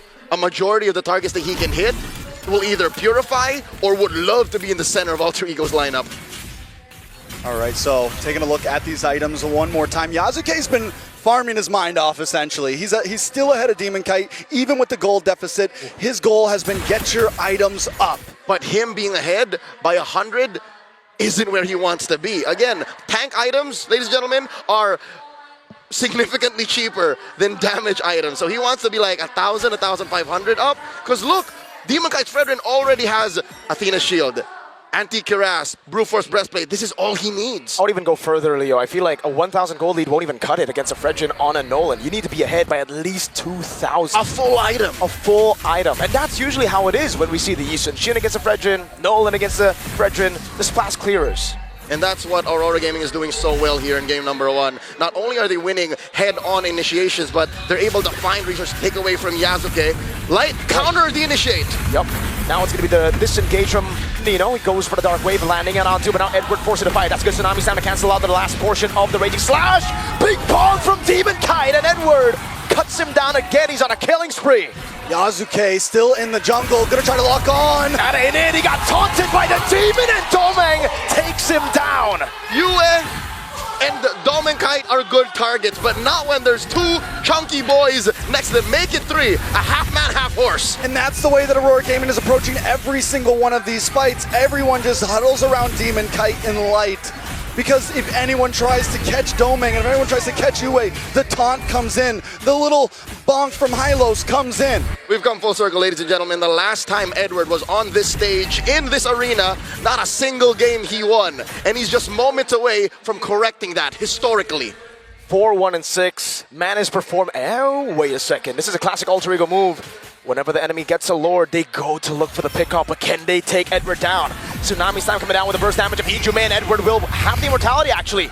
I think that's enough to get him out, and Edward does survive, and now he goes back in with a helmet Demon Kite. Meanwhile, light on the back line with Yue, jumping in as Doming goes for the base. What is him on force already? Yasuke getting rid of Yue, but Doming has to be all over the way. Yue comes in from Arthur. Nino also trying to block it off as Yasuke works on the Lord. Nino's all alone, now against 4. He's jumping ready for a pursuit. He's so tanky, but again, he's constantly jumping in as RP does a lot of damage. Dark Wave coming in from Nino, but Doming takes him down. The minions are cleared, but one more wave against the base. They're gonna go straight for it. No nonsense. Aurora take game 1. Surgical and clean. Aurora knows which fights to take, and Alter Ego have met their match. Game 1 goes to the Northern Lights. Hopefully at this point some lessons were learned from both sides, but mostly from Alter Ego. If they're going to ban the Freya, you might just have to start banning the Fredrin. You might have to respect the other team as well. And you gotta feel for Arfi in that situation. He went Claude, he's like, all right, do I go Purify or Flicker? Why would I go Purify? The only guy that can cancel me is Demon Kite on Fredrin. And we got a Phobias, we have a Farsa, we have ways to stop him from going in, but then Demon Kite just says, yeah, nah. What a rude awakening for last night's multiple-time MVP winner, Arfi. This is one way to realize I'm not a great marksman. I'm pretty good, but not great. What else do Alter Ego have up their sleeves? Well, one thing's for sure, they cannot give the Claude over to Doming. All right. At this point, definitely don't give it to Doming. Definitely maybe start thinking about the Fredrin. But let's see what the panel has to say about it. An amazing first game, guys.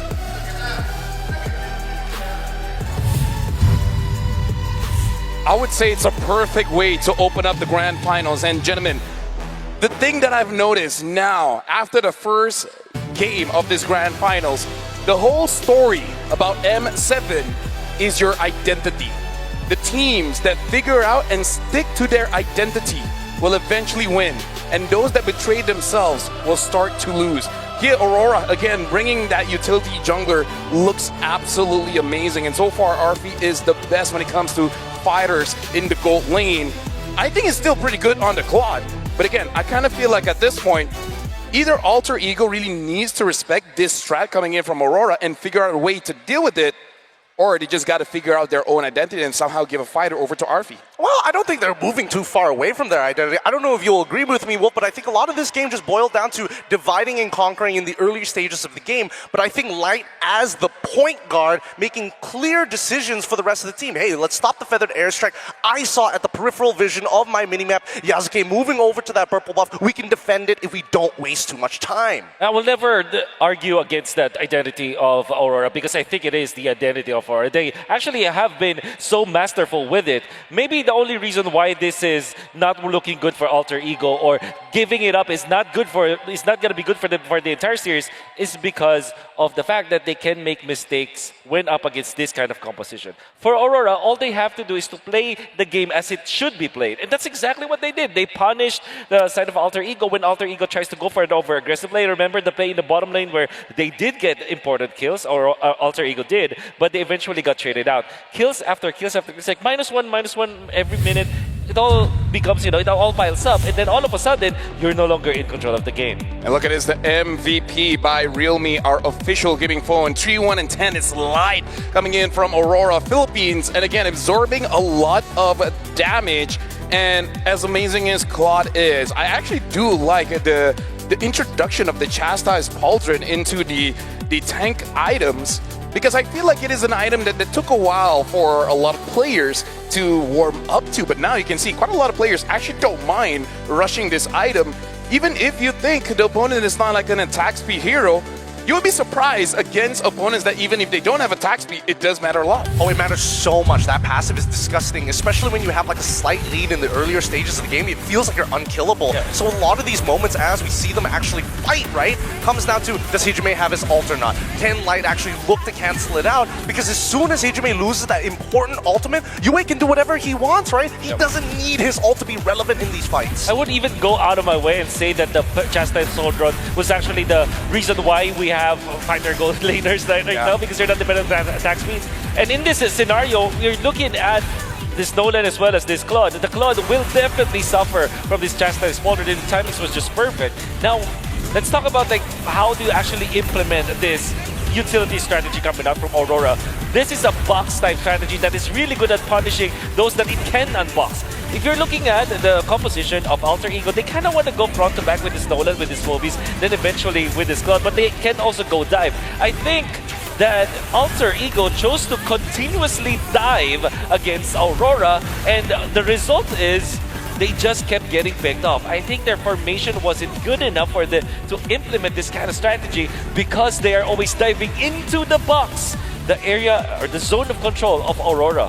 Yeah, and I love the fact that Light was able to be that focal point, right? Really the cornerstone to make sure that this box actually works. You're revealing one edge of it, but truly, do you see every single angle? Most of the time, it's going to be no. The best way to summarize the way the game was basically played, it's checkers, right? We're not even getting into the chess side of it yet. It's consistent trades, and eventually Aurora is able to get 2s and 3s. And the reason why they're getting 2s and 3s and when they're just giving up 1s is because they are good at turning into heroes that put a lot of priority, in important heroes of Alter Ego. For example, if Phoebus comes and jump into the Harith and the Harith doesn't have the ultimate, they immediately turn into that Phoebus. When the Claude comes in, they will drop everything that they have and they will focus on that Claude. Aurora is so good at reacting to Alter Ego to the point where Alter Ego looks like they're creating those mistakes just because of how Aurora is instantaneous with their reactions. I really like the refinement coming in from Aurora because, again, they know how they play. They just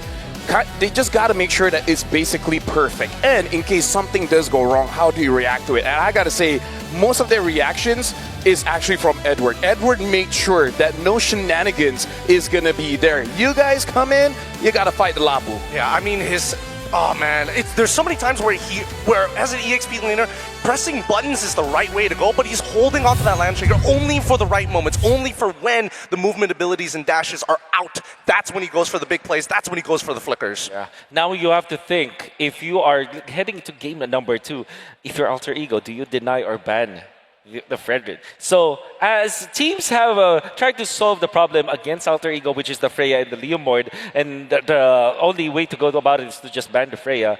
You're now Alter Ego. Do you now ban the Frederick? I mean, like, think about the Harith.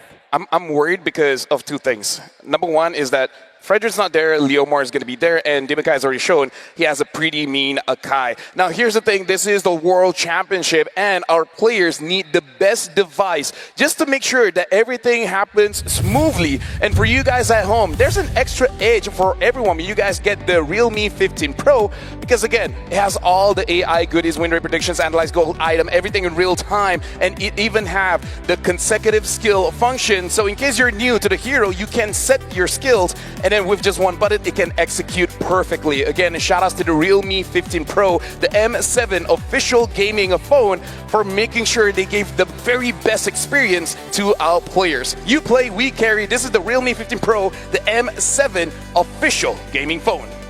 Beautiful design, nice and sleek, and it's got everything. Honestly, I like the size of it. Fits my hands really nicely, so I'm going to keep this in the meantime. Don't worry about it. And now, Gideon, would you mind inviting V? Because V will like to see this grand finals. V has been here the entire time, looking very cute. So, again, thank you very much to V. Come on, let's check out this guy and see what V has to say to us. V, but you don't have to be shy. You don't have to be shy, V. You can give it. Come on. Be brave. Be brave. Alright, my name's V. You know, I'm from Visa, the brand that connects the whole world, like everywhere.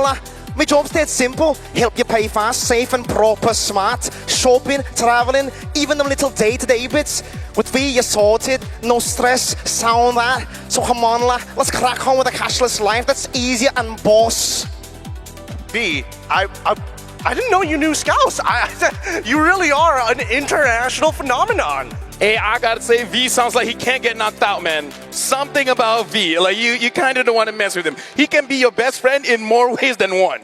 He's the real MVP. Like if someone messes with you, you're like, yo V, you got my back, right? Championship caliber. Championship caliber. Shout out to Scouts as well. Yeah, man. Might as well, right? If I ever get into a bar fight, I'm calling V over. He's one of my boys. And here's the thing, if you guys want to fight, how about a 1v1, right? Because you guys can actually 1v1 with the Fairy Games app. You guys can create and host the 1v1. You guys can play and then get as much points as you can to eventually get you prizes like the M7 Tribute Rings, the MLBB Diamonds, and of course, new MLBB skins. Make sure you guys download on the App Store as well as Google Play Store and register your MLBB ID to start playing.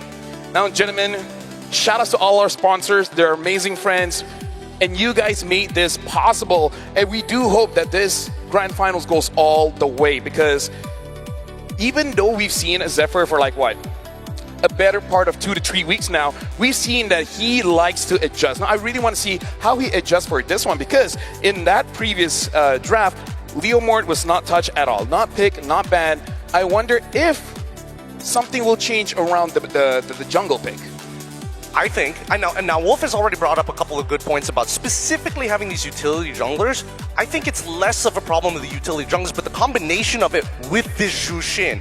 That's why we're not seeing the Leomord in this particular matchup, because, the amount of peel that they have with just these two heroes is kind of insane. Add, sprinkle a little bit more CC, and then it becomes impossible. Well, you know what? I think it's fine, because here's the thing, our players are playing on the secret lab chair, which make it so that they can play all 7 games here, giving amazing comfort with the ergonomic chairs trusted by the world's best MLBB teams. Whether you're enjoying a casual game with friends or representing your org and country on the M7 world stage, Secret Lab can elevate your game with tournament-grade ergonomic support. Again, the very same kind that powers the pros, the casters, analysts, everyone here in the MLBB Pro scene. Get yours today, maybe tomorrow. Hey, I mean, you take your time with it, because again, if you want greatness, start with the Secret Lab.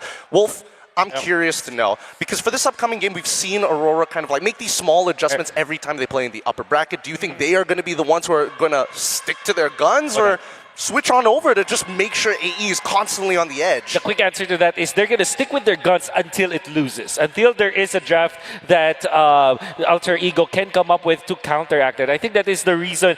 The reason why that is the case is because they want to get as much points as possible, to get to that point where if they're at, let's say at match point and they already are figured out afterwards, then they employ a new strategy that hopefully Alter Ego does not solve yet. So to answer your question, until it works, they will use it.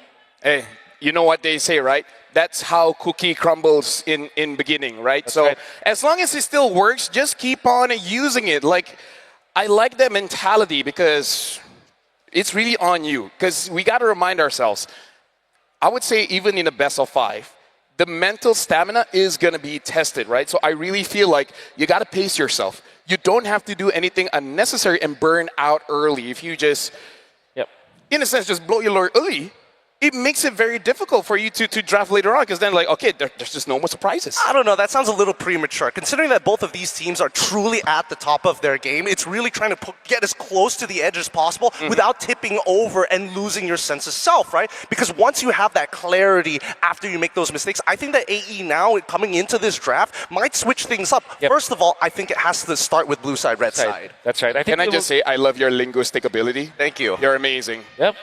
You're really good at this. And then we're talking about like the adjustments coming up from Alter Ego. They have to start with the blue side for sure. But now they also will have to think about their jungle choices. I think that the idea why they chose the Nolan makes sense in a vacuum, because you need an assassin against the Jushin. You also need a hero that can outpace this Fredrin. However, the Fredrin plus the Jushin combination is such a strong combo in a way that you can only counter one and not both.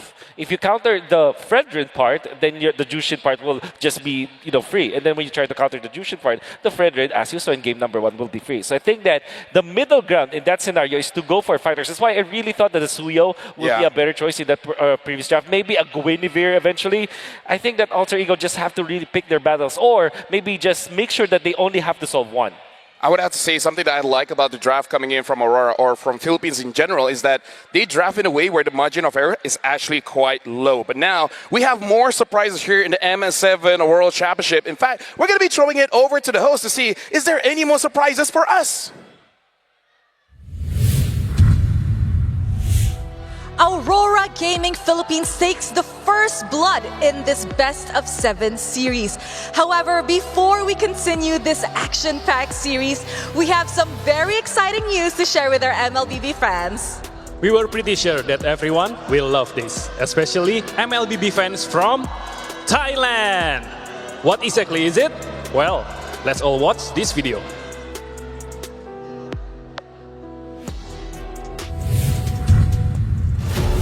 ในฐานะทีมที่ได้แชมป์ไทยเยอะที่สุดมันถึงเวลาแล้วที่เราต้องมุ่งสู่ขั้นต่อไปนั่นคือการเป็นแชมป์โลกของจริงถ้าตั้งใจคนไทยไม่แพ้ชาติใดในโลกพวกเราจะพิสูจน์ให้เห็นในเวทีระดับโลก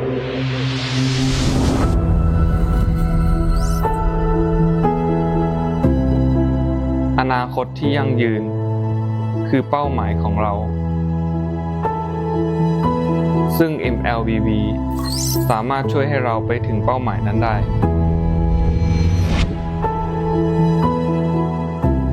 พวกเราได้พิสูจน์ตัวเองแล้วพวกเราก็เป็นทีมแชมป์ในเกมโมบ้าบนมือถือได้เหมือนกันและตอนนี้พวกเราก็อยากจะเผชิญหน้ากับความท้าทายใหม่ๆไปกับ MLBB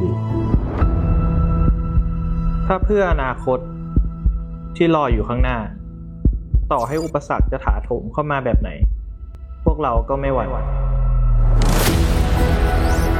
จงกล้าในวันที่คนอื่นกลัวการที่เราเป็นผู้บุกเบิกสิ่งใหม่แม้มันอาจจะยากแต่มันคือโอกาสที่ประเมินค่าไม่ได้อย่างที่รู้กันพวกเราคือทีมแห่งโอกาสและในเมื่อมีโอกาสใหม่ๆเข้ามาพวกเราก็ยินดีรับมันไว้โอกาสจะมาถึงมือคนที่ไม่ยอมแพ้เท่านั้นและโอกาสที่ว่านั้นก็ได้มาถึงมือพวกเราแล้ว MLBB คือเกมที่จะพาประเทศไทยไปสู่ระดับโลกได้อย่างแท้จริงการันตีด้วยยอดผู้เล่นกว่า 1,500 ล้านคนในมากกว่า 200 ภูมิภาคและประเทศทั่วโลกแถมยังมียอดเข้าชมการแข่งขันอีสปอร์ตบนมือถือพร้อมกันมากที่สุดในโลกประจำปี 2025 ถึง 4,100,000 วิวและถูกเสนอชื่อเข้าชิงรางวัลในรายการ The eSport Award และ The Game Award ถึง 2 ปีซ้อนประเทศไทยพร้อมลุยแล้วร่วมประกาศศักดาของไทยให้ทั้งโลกได้เห็นกัน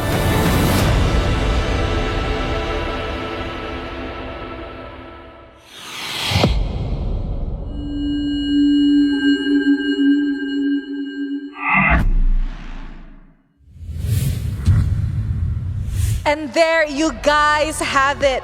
A new regional tournament is officially here. Ladies and gentlemen, the Mobile Legends Bang Bang Super League Thailand launches this year. This league will feature 10 elite teams composed of 8 established Thai powerhouses and 2 teams from open qualifiers. And Glenn, I actually heard that some of the MSL Thailand representatives are here in the arena with us watching the M7, and I cannot wait to see them in action.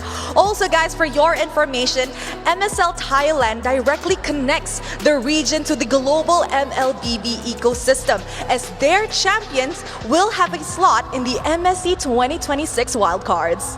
This is a huge note for Thailand's legacy in MLBB that began with their victory at the first MLBB International Championship in MSC 2017. Yes, sir. Now, don't forget to tune in to MSL Thailand as the Open qualifiers begin in March. For now, let's continue on our Best of 7 series. Let the world see us.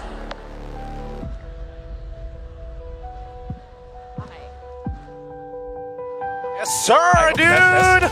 Oh boy, really excited to have Thailand here with everybody else. And more importantly, LaFell, we witnessed it from the very beginning, right? All the way from MSC and now reintroducing this previous legacy region back to the modern age. All right, just to confirm. All right, I can hear my voice. That's perfect. And yes, shout out to Thailand. Can't wait to go back there again for the wildcards. Well, hopefully we get to go there, right? But either ways, right now in this best of 7, we can see all 10 players are already on stage. Looking at the faces of Alter Ego, they look calm, they look happy. So I'm really feeling like, okay, game 1, we learned quite a few things. Now it's really all about adjustment. I feel like, honestly, when it comes to draft, I think it's honestly quite good. You know, everything is okay. It really is just about the execution. And I really feel like it's just Aurora just being one step ahead because they've been using this since forever, right? And they were so instant when it comes to their picks, right? When they saw that it was the Claude, they instantly go for the Frederick and Harriet. They didn't even waste any second to pick those up. And then they also went for their comfort picks with the Lapu-Lapu as well as the Hydas. Some people will say that the Esmeralda will be better against the Fulvius and whatnot, and against the Farsta. You can't have that high loss, but they still went for that because they're not that concerned about their opponent's strategy. They're more concerned about can they actually execute their box. And you saw in the previous game, they are so systematic with it. When somebody jumps, they will go peel with the high loss. They help each other out when it comes to their box setups. And Dominic, Demon Kite, I mean, so reliable with the taunts. He's really good at it. They had the golden trifecta of the Zushin, made sure that they had the high loss, and on top of all of that, having a Fredrin, I don't see them becoming an impenetrable wall without that golden trifecta. Hopefully, we will see something a little different here in Broken Walls. Nice transition there, kid. Yeah. Really good. Yeah, because, we are in Broken Walls. Alter Ego will be first pick. And look at this. Already batting out those... the utility jumpers. Risky utility jumpers, man. Yes, that's how I describe them. Frisky. Deal with it. Interesting. Am I wrong though? Yeah, I mean, I don't think you're wrong, but they definitely... Because they do step on you. They do step on you. They come into full contact on purpose, right? And I still like the idea that AE needs to get rid of this Khalid, but at the same time, does this disrupt the trifecta? You don't have the utility jungles anymore. I feel like AE wants to force Aurora in a more coin flippy style of composition. Maybe somewhere along the lines of a Grok, because it is actually available as of now. At the same time though, are they actually willing to play the Jushin? We do know that it is a very strong hero, but we rarely get to see Alter Ego pick that up. However, I still feel like it's the best mage that we have right now in the metagame, just because it allows for you to be snowbally in the laning stage when you get the turtle so easily. And even in the latter portions, because of the Sky Piercer, you can actually back up a punch, you can actually impact the team fights. It seems like there will be a little bit of a change. I mean, like, here's the thing, Wolf. I don't know about you, but I love Jushin, man. Any reason to pick it up, I'll pick it up. Because Jushin is one of those heroes that's really not selfish. Right? She will always help people out. And if attention gets on her, she can protect herself. She's literally like... She don't need no man. She's literally like the most tanky mage we have in the meta. Yes! Kind of ridiculous how the design of it made her like impossible to deal with at times. But I feel at the bare minimum, this might be a mistake. I think that right now, holding on to just Freya alongside with the Jushin, there has to be some kind of leeway here. There needs to be some kind of give and take. I gotta say, sometimes I feel like she's as tanky as a Grok. Which, a big wall of a castle, and a girl that doesn't even wear shoes. Make it make sense. Floating around. With butterflies, you know. What I feel like, what makes... Yep, there you go, I agree. Yeah. Jushin really strong is that... You guys love Jushin too, right? Yeah, see? Everyone loves Jushin. Of course. I lost my train of thought. But yeah, Jushin is a hero that actually activates most of the junglers, even when they're assassin junglers. Obviously, Fredrin with the Jushin or any utility jungler with the Jushin is already pretty good. But if you play the assassin, just because of your mid lane prio, how strongly you can affect the mid lane when it comes to the laning stage, that makes Jushin really a big threat when it comes to... It's really a first pick worthy hero. Honestly, it's very interesting where Munta tried to adjust her, thinking like, okay, now we'll see something. He was like, no, you kind of made it stronger. Yep. It's really difficult to balance this hero, right? Because again, it has such a unique mechanic that outranges literally everybody at level 1, and there's nothing you can do about it, you know? With the only exception being Kimmy, but that's only when her passive is up and you can zone her off the wave anyways. Yeah, I kind of don't want Winter to adjust her that much. But there's so many nerfs to Jushin, but still first pick worthy. Yeah. It's kind of like Cho. The kit is always going to be relevant. The kid is always so good. Yeah, I think Cho and Claude, they're both like M-series heroes, you know? Yeah, Fanny as well. No, here's the thing. I really have this theory. They are certain heroes. No matter what, you can one-trick them. Like Cho is the best example. Even if the damage Cho is bad, you have tank. If tank Cho is bad, you go damage. And if either is bad, your kick is going to be so good, it doesn't matter. Cho is a type of hero where you can have a 10-month drought in a year, and then come the M-series, it will still be a success. It will still be a priority pick, you know? That's why it has a lot of skins. It's so good. It's so. I wouldn't be too surprised if there was like a subreddit r/Way of the Dragon just for Cho. It makes so much sense. Yep, there you go. We have talked about both of these heroes, the first Jushin and then the Grok. Grok into Leomord. They banned out the Freya at the very least, so still respect there from Aurora. Okay, so how do you answer this, Alter Ego? You don't necessarily want to go for the Claude immediately because there's the Grok. I think you also can take away Harith. At the same time, though, that will be not a good hero for you. So this is super duper interesting for Alter Ego because now we can see how they will now manage to counter the Leomord. Previously, they went in for the Claude, then eventually the Suyo. Yep. However, because they already showed that before, Aurora might be prepared against that. What if they went? I think they. Okay, so. Ooh. Speaking of Cho, by the way. Cho. Most of the heroes we talk about is here. Well, I was expecting the Cho. I wasn't so sure about the user. I was thinking more along the lines of Sora first to kind of keep things open, but this is a very direct way to play the comp. I think the Farsa will be picked up here by Aurora, but then again, Harith is also available. I think just between those two heroes will be the third pick here for Aurora. I think the Farsa is a much better pickup, though. I mean, like, here's the thing. This is why I feel like Alter Ego, they're lying by being honest. Because, again, look at that draft. They're like, okay, we kind of know where everything is going, but at the same time, you're like, wait, where is this going? Yeah. Well, what we do know is that Aurora is going into that funnel direction. This Farsa and the Grok, a worthy adversary to Cho Jushin mid lane. I think that matchup is so even. I mean, of course, the first wave literally favors the Farsa and the Grok because of the wall and third round part, but from then on, this mid lane battle is probably one of the strongest mid lane battles we'll ever get to see. No, I appreciate this duo, you know. Jushin and Farok are amazing. Groxa. I like that. I like that a lot better. I kind of like Farok. Farok, yeah. Because you can create a skin. Farshot. Nah, but like Rock, you know, like imagine Farsa with the guitar and Grok with drums.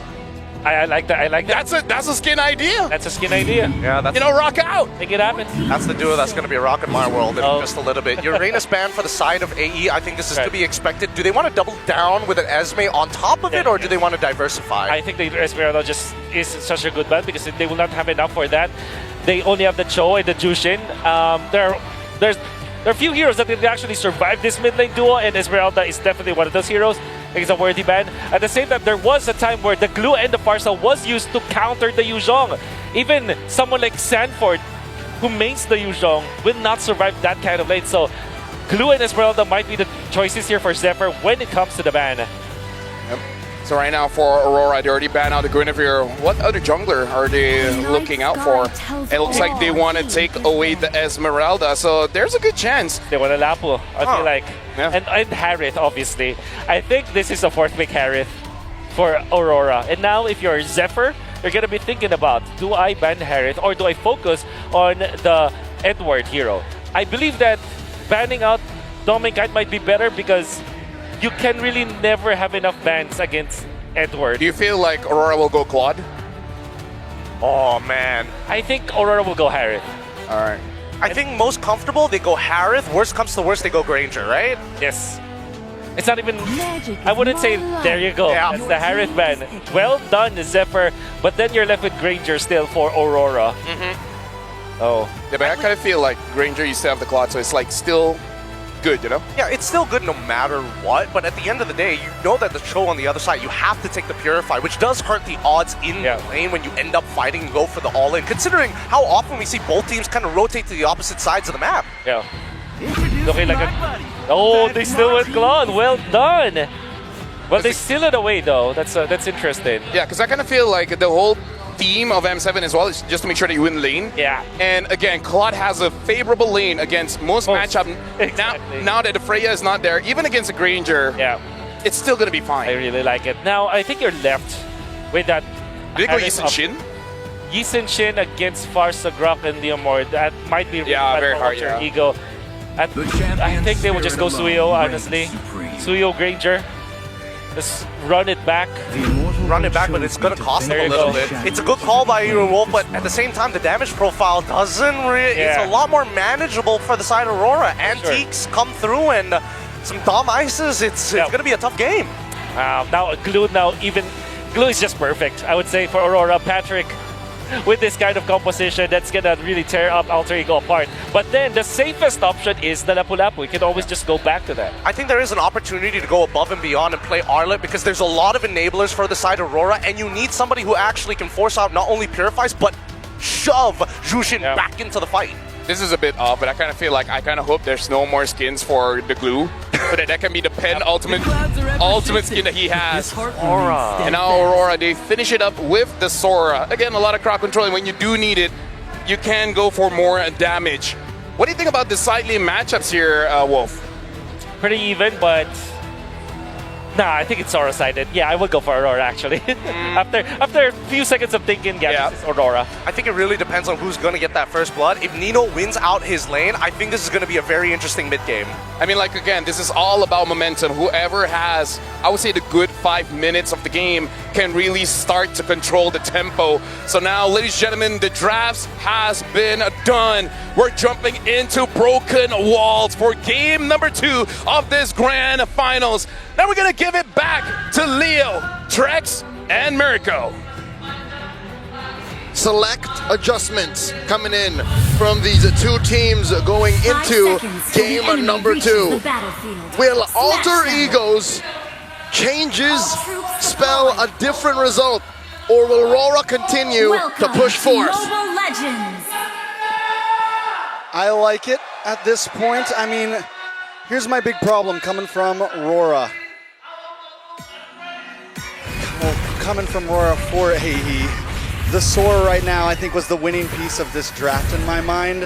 I think it's something that it's gotten overlooked in the last game, and right now coming in, it's going to be something that can jump into the back line, can do damage to Arfi, can get onto Hijume, and can also be a nice, bulky frontliner for Aurora Gaming PH. Is the best way to win a draft from the red side, using red 5 this well.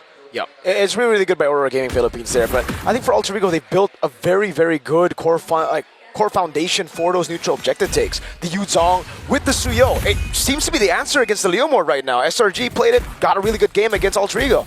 It's one of the few key wins on the hero that has almost been forgotten since last year's World Championships. Also, the reason why this is such a comfortable Suyo game for Yasuke is there's only really one painful source of magic damage, and that's Yue. And this lineup, I'd say, is built to hunt down Yue. Nino on the Yuzhong, even Alec can, get pokey and kick him right out of the skies. Yeah, but getting the Grok and then getting the Leomord is something that's going to be able to stop that. It's something that's going to be a big problem for Alter Ego. And last game, Yasuke also had a nice hunting hero, but he wasn't able to find the angles. So this time, a lot of it's going to come down to, can he finally get past Aurora Gaming to those heroes? Turtle spawning in the lower quarter of the map. You'll see that the Claude will try to push fast, clear it, get double waves, and then join the fight. After a long time of not seeing Suyo, well, hold on, Deepakai gets completely zoned. This is a Turtle 1 take for free for Alter Ego, unless Edward gets kind of petrified. Now it's going to be Alec on the way to Dragon, but it's going to be Edward who's still able to go for the CC immune just a bit. Now take it very low, flickers out of safety as Hijume can't get quite close enough. Frederick, you were saying? I was saying, the Suyo, it's so rarely picked up that a lot of teams going up against it would just not be prepared for it. But it seems like for Aurora Gaming Philippines, they know how fast Asuyo can go, and that's why Yue, Edward, Domeng, they're playing it so safe. But can they stop it from its speed? We're already seeing a first turtle go into Alter Ego. This might not be a composition that Aurora Gaming wants to take the super slow route to. At some point, they do need to try to fight it out. And I think that's dictated by their jungler. You kind of want to snowball, not as fast as you would like a true assassin, but with a Leomord, you kind of want to get the most out of that power spike you get when you have your War Axe and then your Brute Force. From there, you kind of feel unstoppable. I know I did this morning, trying to jump on Edward. I think Nino knew that Yue was hiding in there. Something was fishy about that. Again, you don't see it, that means you see it. Taking a look at the items right now, Arfi looking for Hunter Strike or an impossible early Sky Piercer. He's going to go straight to Sky Piercer, He's going to skip it. Did that yesterday as well. He likes to go for that Sky Piercer up front, but Wig. Great reaction from Hijume, but it's a bit late now. Has to burn the Flicker. So it's light with the Flicker and also Hijume. Both teams really just testing the waters right now. No big full commit engages, but seeing what the other team is going to do. His limit testing, and now Arfi, Hijo de Oro, finds that early Sky Piercer. Now it's up to Alter Ego to ride that wave.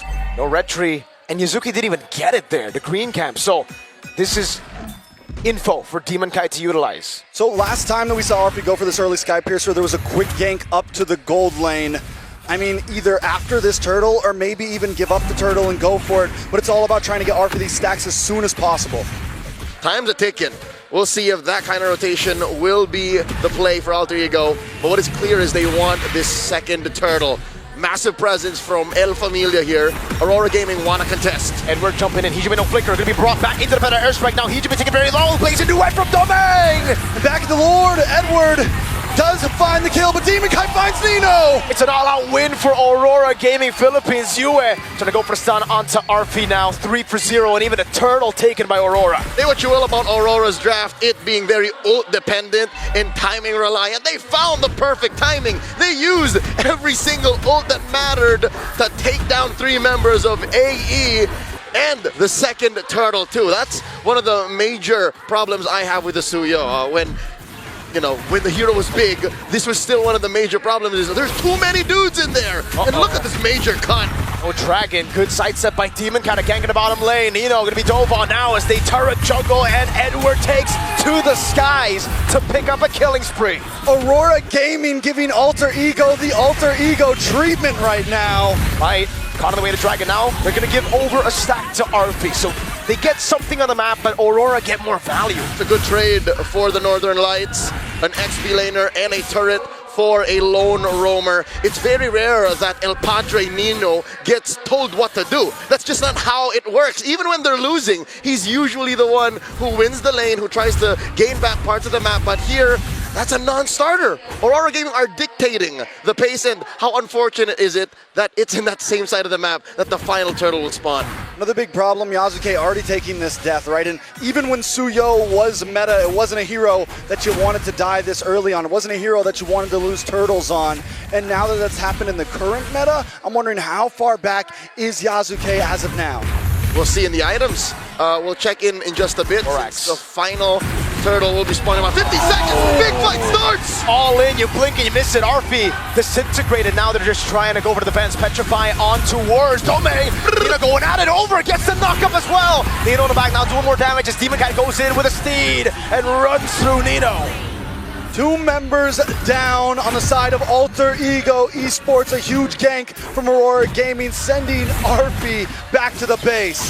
El Familia is getting crumbs, alms. Yasuke is starving. All that upstairs for a turtle. The math doesn't check out. Edward spots Hijume here, goes into Thunder Form. Goes in on the Hijume, forcing a flicker. Edward with a flicker himself. Now Arfi trying to go for the damage, but it's Yue with the shot. Arfi getting barriered away now. Low gets smacked by Light. There is no escape right now from Aurora Gaming Philippines. Alex does jump. Whoa! What a peel there. Tectonic charge and the blazing duet from Domeng. Nino taking very low, stay able to sustain for some bit. Domeng goes back in. Nino still there. It's gonna be Alan with Jikundo and Yasuke now going out of a Demon Cat as his horse. Alec just trying to get away, but Demon Kite doesn't want to let it happen. Yasuke look for the re-engage. Well, they're canceled. Now the Blade Surge backward. Feather Airstrike coming down, and they zone Alter Ego from the purple buff.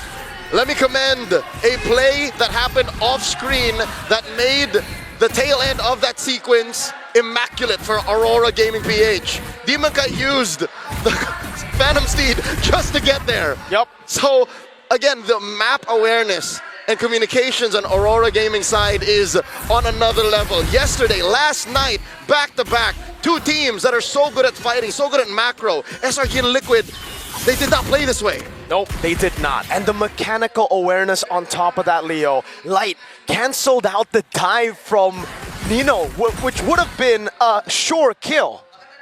You know, at this point, we just saw the gold spread. Overall, the 2,000 gold lead is pretty divided between 5 members of Aurora Gaming. Alter Ego still not completely out of this, but if it continues on this track, it's going to be tough for them. Whoa! Go Hijime back, Feather Airstrike, so much thrown at Hijime, and he can't handle it. Neither can Nino. He has to use the Black Dragon form defensively.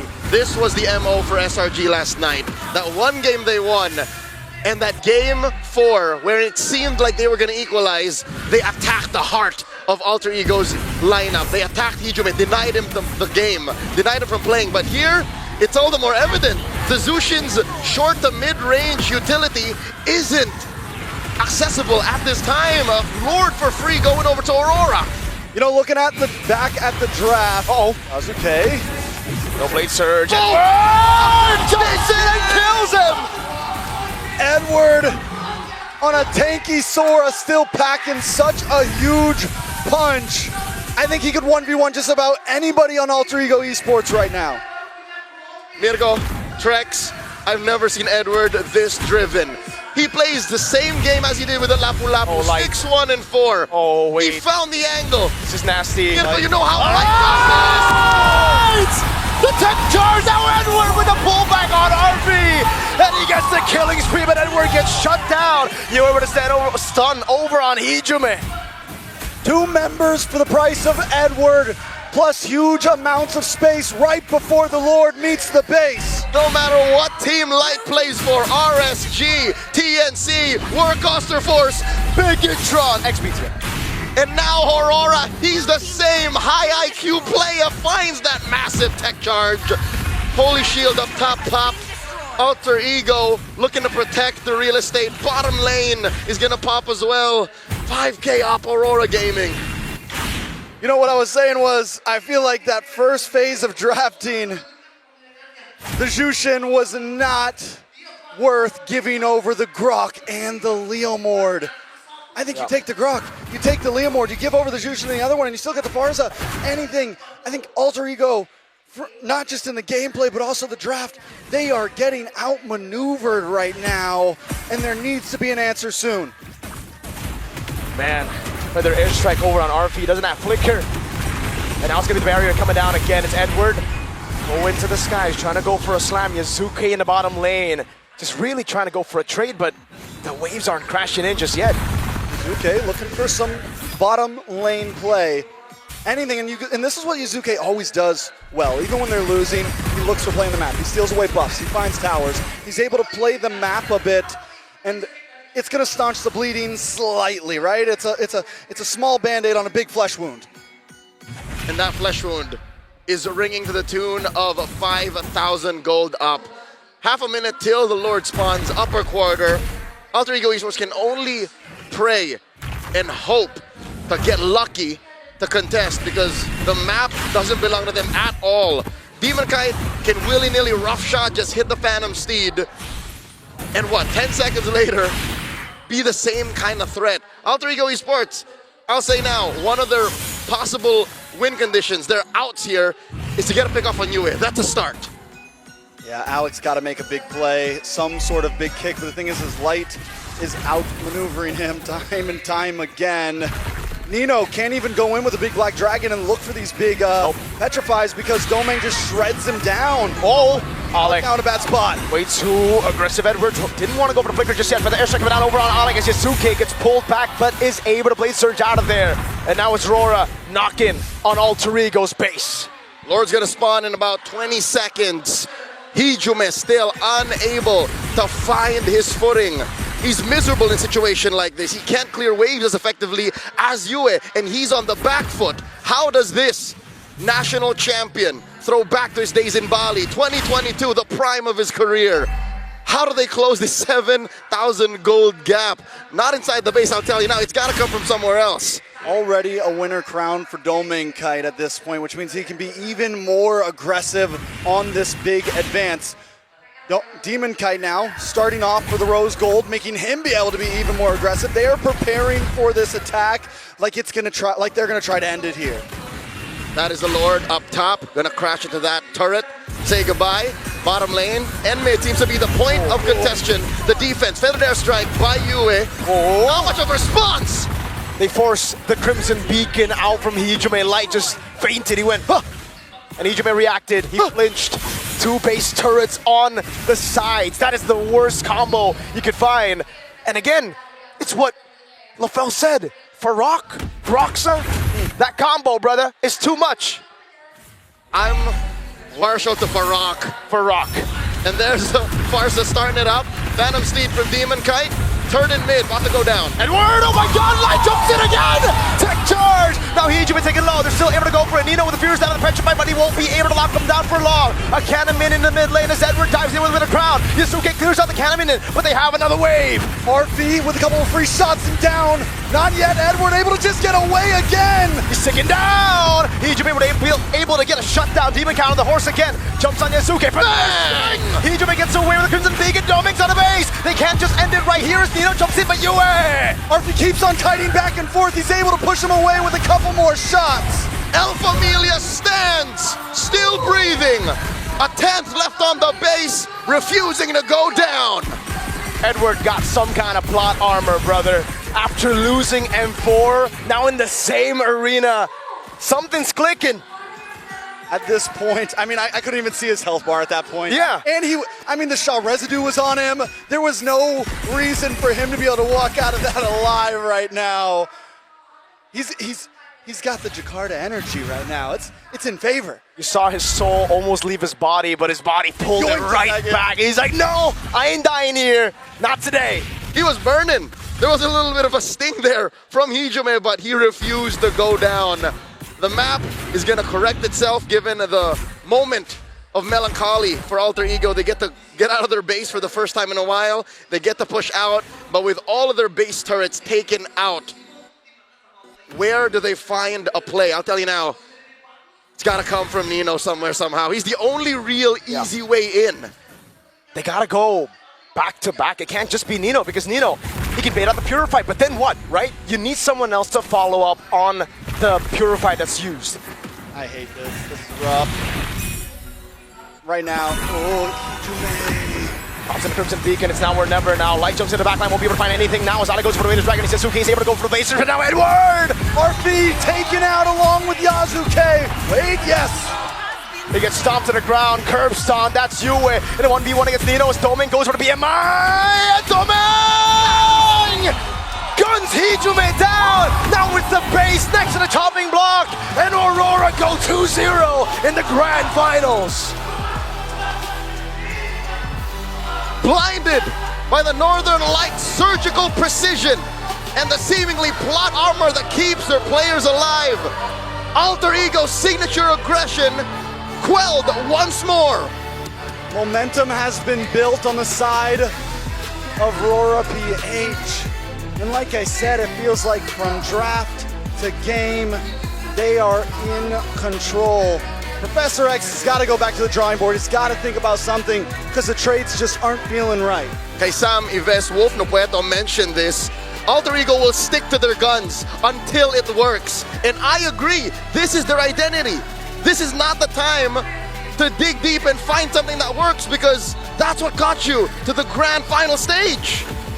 But it's all banned, that identity, it's all denied. That's the problem now. Aurora, they took those days where they were off, but it was completely different to the Edward of M4, the Blacklist of M4, who maybe went through the upper bracket finals. Again, as Oheb said, they just weren't ready for the other picks.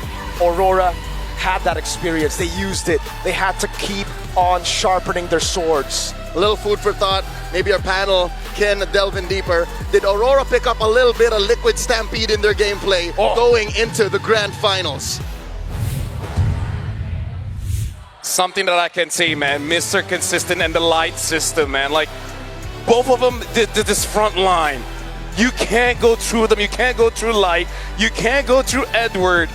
You want to go to the back line, but this two won't let that happen. Let me tell you something. I'm so impressed with Aurora PH. Their defense is insane. Their man-to-man defense, the reactions to a lot of the moments, Light, and as well, as you've mentioned before, Mr. Consistent absolutely won't let anything get past them. These engages have been ridiculous. The tectonic charges as well. But I think the biggest flaw that we saw throughout this game was the way that they were trying to bait out resources, specifically from Hijime. Yeah, I think it's also evident that the first turtle is the priority for both of our teams. We mentioned before the actual series started that this might be a game where it might go long, but it will only have like short games in it. Like it could be a 4-2 game, a 4-2 series, but the games will be short. It's so snowbally, and it's because of the draft. You can see that Aurora have been drafting to focus on their laning stage into the first turtle fight. And so far, with the first two games that we've seen, that has been the priority, and they were successful in accomplishing that. Yeah, take a bit what Mirko said is that Alter Ego, they want to play their identity, but it keeps getting banned out, right?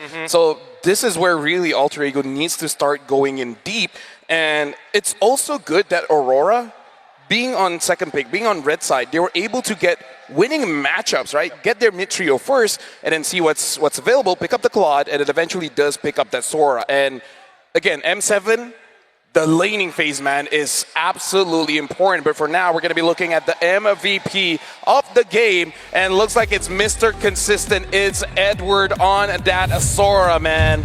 No doubt about it. I think everybody can see if it was not going to be Mr. Consistent, it was going to be Light. These people are playing out of their minds here in the grand finals. Huge engagements. But the best part about him is the fact that he's purely abusing the passive coming in from Sora. Hey, just because I've got a lot of max HP, don't mean I can't throw hands. Casters asked the question, did they actually adapt the Liquid Stampede into their draft? I think that this is the epitome of that Stampede. I think we saw Edward just play this Sora with the high octane kind of gameplay where he's not stopping making the play. I think that really fits that kind, like this hero fits that kind of play style because of low cooldown ultimates, low cooldown skills. You can swap between your forms, and if you have the proper targets, you can actually eliminate them. You're gonna see that through the highlights. His target acquisition coming up from Edward is stellar. It's so very good. And with the addition of Light to cover the other angles that he can't, his engagements have been absolutely nasty. And this is one of the few times, right? So many people have been saying on the internet, hey, when is Edward? He may be Mr. Consistent, but if you give him just a little bit of love, a little bit of resources, he can carry this game, and you see it right here. That tech charge. And by the way, in that last highlight of this game, you're gonna see the Sora of Edward catch and snag two of the most important heroes for Alter Ego. He's gonna get the jungler and the Goldier. Look at that. Tie them together with that Cloud. Is that not an MVP-esque performance? Might be one of the best plays that we've seen all throughout the finals. I gotta say, Gideon, like, as cool as junglers and goal laners are, man, these kind of games are the reason why I play Rome. These are the kind of games I play EXP because, dude, it's just so cool. It's so much fun. It feels good that the meta is also highlighting every different aspect of these roles. For us, at the very least, in our own individual roles, this is cool to watch. Aurora, with their 20-5 kill score, something needs to change. And I think that EE need to recognize that they can't just simply fight for the sake of fighting against Aurora. The response times are just too good. Yeah. You can see that Aurora has good mastery of this kind of playstyle where they are good at utility junglers, and then they're also good at hybrid junglers. Like, well, technically, let's just say they're fighter junglers. Yeah, fighters, yeah. Yisun-Shin, that's Leomord, as well as the Suyo. If it's Suyo eventually, I don't know if Aurora will eventually play that hero, but that is like the hybrid. It's not an assassin, it's not a utility. Yeah. They're like, it's not necessarily going to the back lines. It's really about accelerating your team. Exactly. And then when it really needs you, you go for those neutral objectives. Yeah, that's you can maybe say that Alpha is considered to be part of that, but it's not there. Before M7, only Yisun-Shin can play that kind of role, the third type of jungler. But because of M7, because of the new fighter emblem, because of the new archetypes we have, the Chastised Pauldron. Maybe this is where we can see that heroes like that can be available. That's why we can expect this Leomord to be a hero that the two teams will actually, they will try to get it, take it from each other. Honestly, that's why I'm a little bit sad that it's only really Leomord that's viable as a fighter in the jungle. Like, yes, we got hybrids like the Yi and Shin, but not gonna lie, I kind of miss the days of Martis in the jungle. Oh yeah, right. I might even take a Balman because that thunk into taking those objectives is pretty cool. I really hope, like, for the future tournaments, we see a little bit more variation when it comes to the fighters. I kind of feel like when it comes to the assassins as well as the tanks, we kind of have a staple already. Where can we put Guinevere in that kind of category? I'm okay to put Guinevere if it's like a damage kind of thing. Like, she can set, but I want to see a different type of Guinevere where she kind of go in and she can, like, in a way, like, assassinate, if you get what I mean. I totally get what you mean, but it's tough because, again, Guinevere, what's really making her good is the fact that her kit allows her to kind of get in and out of the pit specifically. But if you miss your abilities, you miss your magic thumb, you're kind of dead in the water, right? That's the big issue with her. And none of her builds really accelerated other than tank. Aulus is getting a revamp. Oh, it really needs a revamp, dear. No, here's the thing. I saw the revamp. Is it cool? It's very cool because you can tell what kind of skin he's gonna get. Okay. Like, if you see it, you think of swordsman, you think of demons. Swordsman and demons. You think of slayers or hunters as well. So just trust. If I show you the new ult, a ninja from Naruto. No. If you see the ult, you're like, okay, you know what? I already know what skin this Sandy guy from SpongeBob. No. Oh no. Nice try. I'm trying to think of the Japanese name. Kimenetsu no Yaiba. Yep. Yeah, that's the one. That is the one. Just trust. New Aulus low-key looks pretty cool. I'll wait for it to come out because, again, Aulus is just one of those heroes that you're like, oh my goodness, I've committed myself to 20 minutes of the game.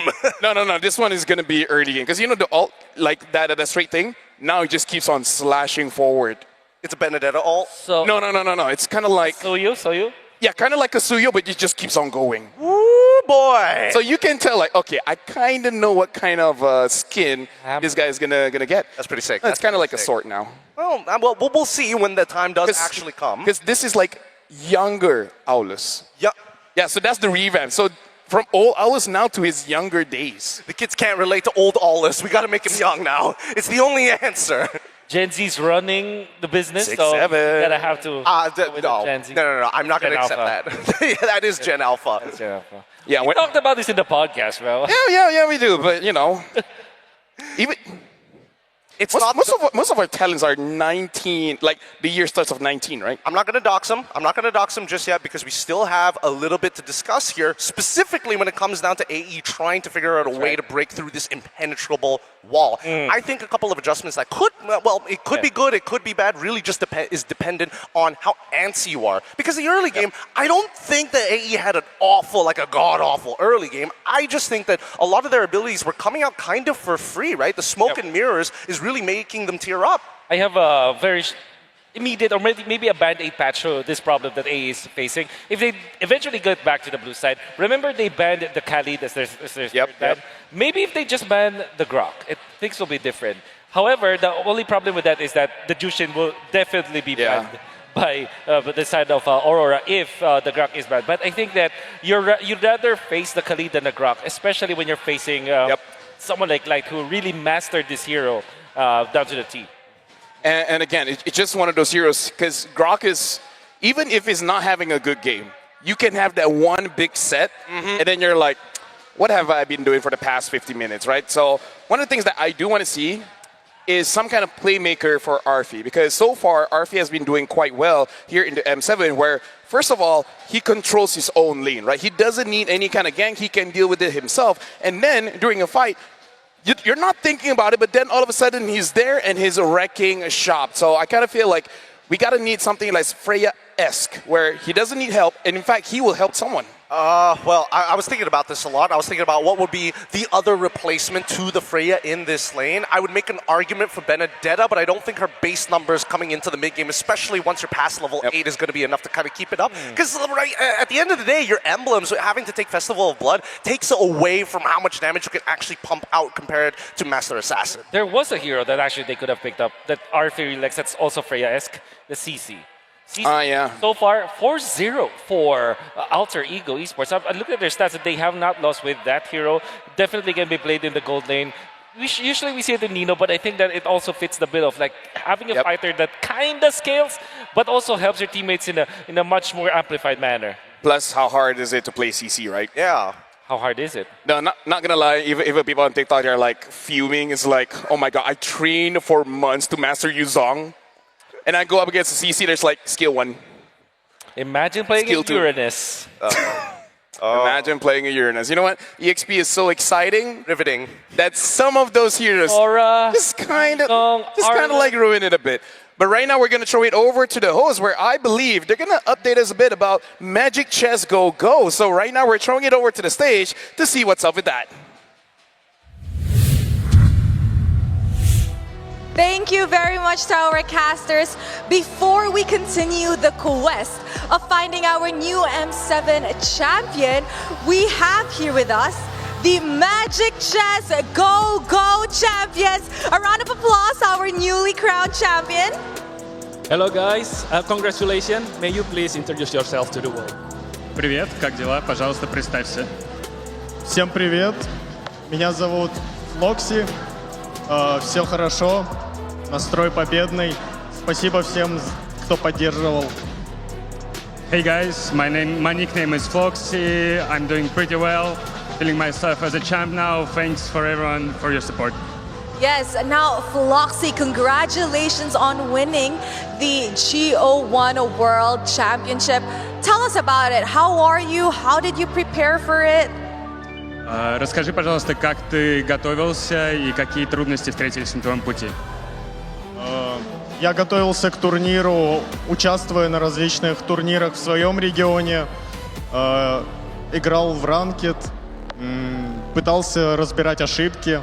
А из трудностей у меня возникли трудности с перелетом, поэтому я не мог основательно подготовиться к турниру. So basically I was preparing by playing tournaments in my region, in the ECA. I participated in many of them just to train myself, to analyze my gameplay and basically to prepare for MCGG Go 1. And from the challenges, I would like to mention that the fight here took me a lot of time. Oh wow, and I'm pretty sure being a champion is not easy. You have to go through so much. Perhaps what is the biggest obstacle that you had to overcome to become a champion today? Расскажи, пожалуйста, про самое большое препятствие на твоем пути сюда, как чемпиона. Самым большим препятствием, наверное, думаю, было основательно подготовиться и поймать, так сказать, волну игры. The hardest obstacle was to prepare as good as possible and basically to prepare for the games because it was a little bit exciting. Yes, it was definitely exciting. And you know what? Coming from a grand finals yourself, coming from a championship yourself, currently we are having the grand finals of the M7 World Championship where Alter Ego Esports is currently going up against Aurora Gaming Philippines. Floxy, who do you think will win tonight? Как ты думаешь, кто победит, Alter Ego или Aurora Page? Мне кажется, победит Alter Ego. На самом деле, я их небольшой фанат, как и Team Spirit. Вот, поэтому я надеюсь, что победит Alter Ego. So basically, I'm a big fan of Alter Ego, so I'm cheering up for them because Team Spirit is not here anymore, so Alter Ego is my choice. Currently, Alter Ego is down 0-2. Do you have any message to Alter Ego, like any boost or any buff since you're just a newly crowned champion? Хочешь ли ты передать Alter Ego какие-то слова поддержки?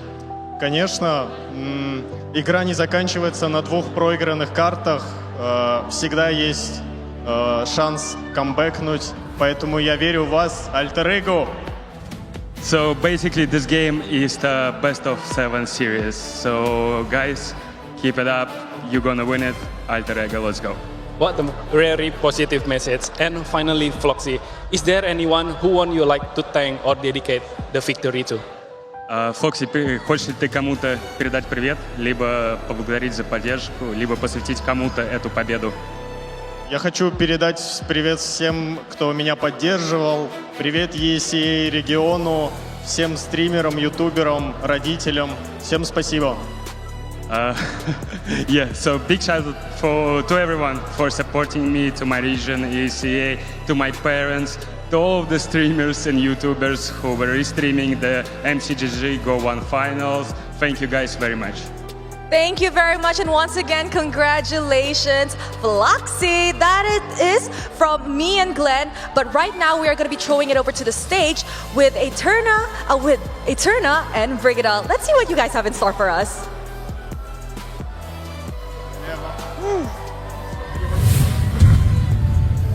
Thank you so much, Rose. Thank you so much, Glenn. It's Eterna here with Nona. Oh yeah, we have Nona up on stage. Yeah, hi guys, welcome. Hello.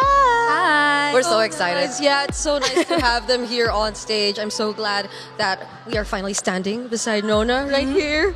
So with that being said, do you mind introducing yourselves once more for the MLBB community that's watching right now? Hi everyone, we are Nona. That's so cute. Could we ask them individually though, especially for our global audience out there? Starting with you. Okay. Hi everyone, I'm Nona Christy. Hi Nona Christy. Hi everyone, I'm Nona Esther. Hi Nona Esther. Hi everyone, I'm Nona Baila. Hello Nona Baila. Hi everyone, I'm Nona Shaz. Hello Nona Shaz. Okay, so that's all four of them right now, but I might just want to talk to someone specific among you guys. So I'm looking at you, Christy. You're right beside me here. I have a couple questions for you because I heard that you've been playing Mobile Legends for a long time. Could you tell us how long you've been playing Mobile Legends? Okay, I've been playing about 10 years. 10 years? But it just for fun. Yeah. But yeah, maybe next season we might not gonna perform on stage. Okay. They might want to play. Yeah. They want to compete on stage. They might be the ones sitting on these we're chairs. as Nona. No. As Nona. Okay. You might need one more, but we're excited to see that. So you've been playing for 10 years, and what role do you usually play? Role? I love playing mage. Okay. And my favorite character is Esmeralda. Esmeralda. Like Esmeralda. Okay. So, for all the Esmeralda mains out there, you're not alone because it looks like Christy also plays that hero. Now, Nona, you're here up on stage here at M7, and we're in the grand finals right now. So we have two competitive teams that are fighting for that M World Championship title. We have a team from the Philippines, which is Aurora Gaming from PH, and we also have a team from Indonesia, Alter Ego. Now, do you mind sharing us one by one who you guys are supporting today? Okay, sure. Together? Yeah, so this is a competition indeed. We know that everyone works so hard. So we support both. Anyone who win this competition deserves it. But we watched the tournament last night and we saw Alter Ego winning. So as fellow Indonesian, we were so proud. Oh, Alter Ego has their vote. So do you have a message maybe that you want to share to Alter Ego? You want to share a message, Esther? For Alter Ego, good luck on this competition. We're so excited and we can't wait to watch the rest of the game. Semangat. Okay. Semangat. They might have just needed that bit of a boost, especially for Alter Ego right here. Now, going back to you guys as a group, I'm just curious to know if you could share a bit of your, future exciting plans or future products that you have as Nona. Well, we just dropped a single recently called Work. Yes. And yeah, Jakarta to LA, we brought a little piece of home when we were making the song in the States. And we're very excited to be performing in front of our Indonesian audience here in our home country. So, yes. Thank you for supporting us, really. We love you. We love you all. Exciting. So are you going to be performing that song tonight as well? Let's see. Let's see. All right, and finally, Nona, we're wondering because you have so many fans in the building and there's even a watch party outside anticipating perhaps a performance from you guys later on. So do you guys have a message that you want to share to all your fans out there? We love you so much, Orchids. Thank you so much. We love you. I feel like I was converted into an orchid just I feel like an orchid too now. Yep. All right. Jadi untuk semuanya, untuk teman-teman, jangan kemana-mana setelah game yang ketiga karena hari ini di Tenis Indoor Senayan akan ada special performance yang akan dibawakan oleh Nona. Jadi for every viewer out there, whether you're watching in the venue or back at home, don't go anywhere after game number 3 because there is going to be a special, amazing performance exclusive for you guys by Nona later on. That's right. And now we have it. Thank you so much for joining us here on stage. Nona, it's been a pleasure to be able an honor. to exchange some questions with you. And I think you could see our players right behind us already, Eterna. So thank you so much once again. And I believe it's time we now resume the grand finals here at the M7 World Championship.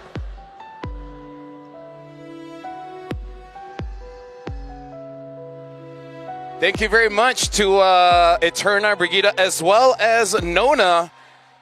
And hey, we'll see whether that's going to be enough for Alter Ego to get their mojo back. I think they sprinkled a little bit of wisdom in there. Right now, as we see the performance of AE really just depend on their mid trio so much. Maybe Hijime should be looking for another or maybe an off-pick mage like Esmeralda. Ooh, but eventually there will be a trade between Eve and Jushin again. I feel like if Alter Ego eventually gets to the first pick, they will reconsider the Grok. Or maybe just totally let go of the Jushin if the Grok is available. Maybe just first pick it.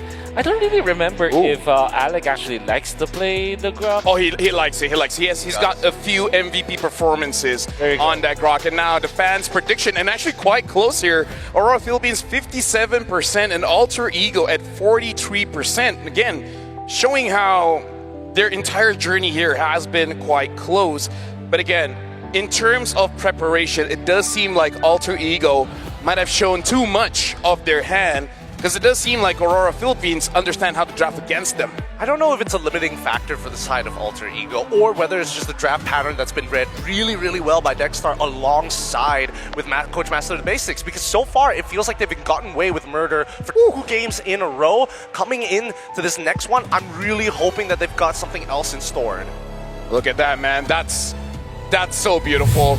If only we have at least one. Am I right? Yep. At least one. And you know, one would be nice. I'm not asking for 5. But now, ladies and gentlemen, we're about to jump into the draft here.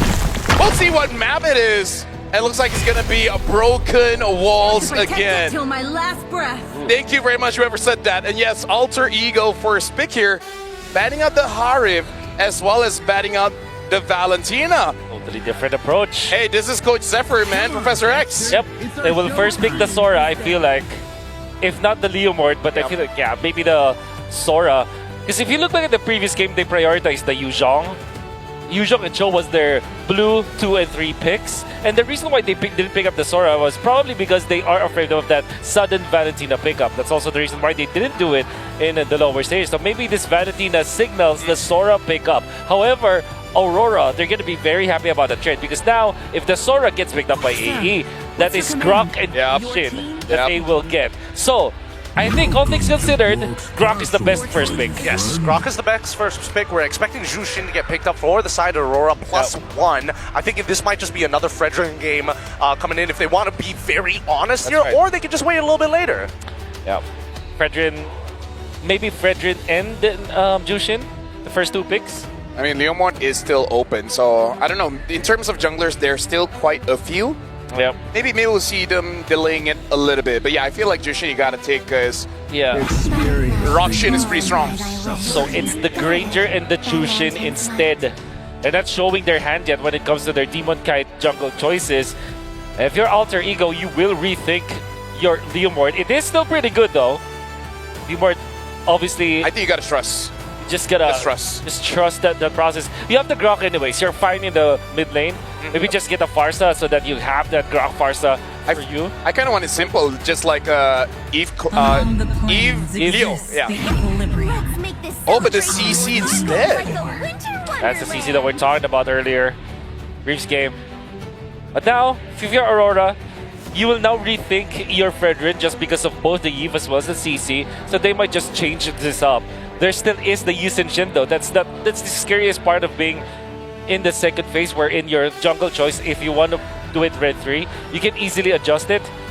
I would favor Yusin Shin here for Aurora, as it is a good hero with the Granger, and at the same time, you're not that scared of the CC at all. Unless you accidentally get, curtain call together, and then that's a bit of a mistake on their positioning parts, but generally speaking, yeah, there's a lot of deterrence coming from both sides. We're not seeing as many steals as we did in game number 1 and 2. We were expecting the setup for the eventual Sora coming in from AE, but now Aurora has decided, you know what? We have plenty of options in the jungle. Let's pick up the Tro right now, and we've almost locked down the mid lane. Are we just going to see both teams just choking out that jungle pool? But if they do that, Aurora definitely has the advantage here. For sure. Especially because they have the red 4 priority.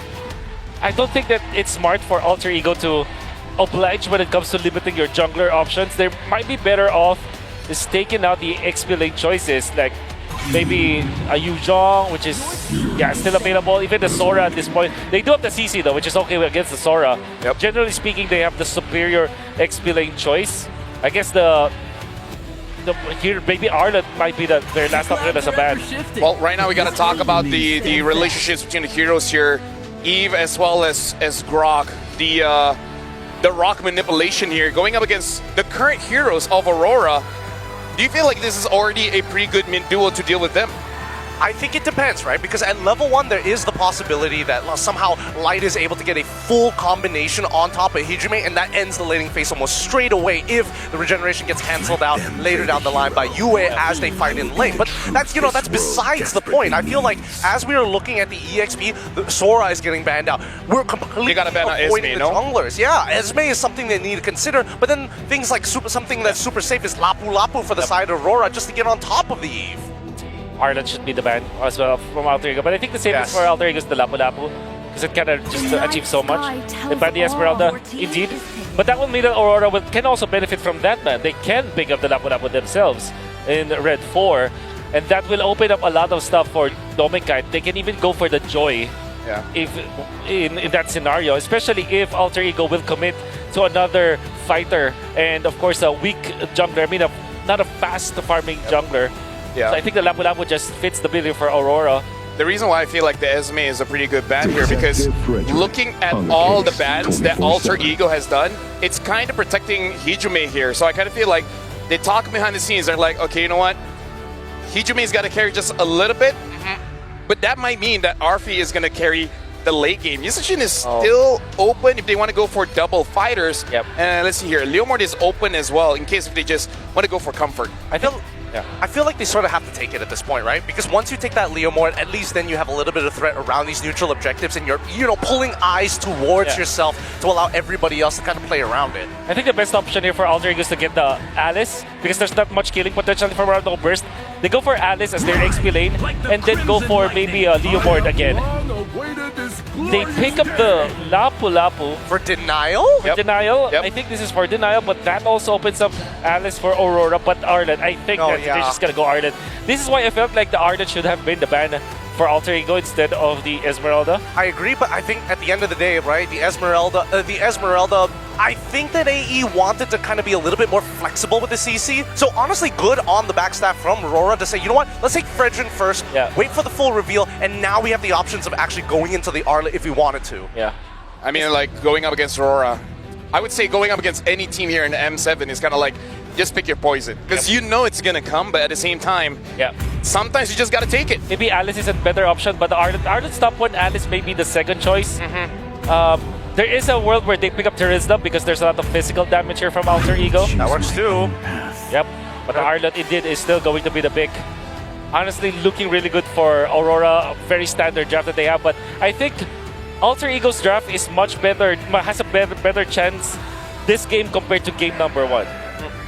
What about you? What do you think about this one, Gideon? I think it's going to be a little bit harder. I think that for AE at the very least, they have a couple more options to play around. But so far, based on what we've seen in Aurora, as long as they don't mess up too hard in the early game, their recovery is so good coming into mid, and especially when we come down to late. So many of their composition styles is basically, hey, Blaze 5, Death Ball, peel, peel, peel. Well, ladies and gentlemen, Alter Ego has to win this one, because if not, Aurora will get match point. And we all know how high that pressure is going up against an opponent as strong as Aurora when they have match point. So now we're going to throw it over to the casters, Leo, Trex, as well as Mirko. It's your time to shine. Till the enemy reaches the battlefield. Gideon Q pointed out a very pertinent trait that this lineup from Aurora could show up here in game number 3, the Death Ball.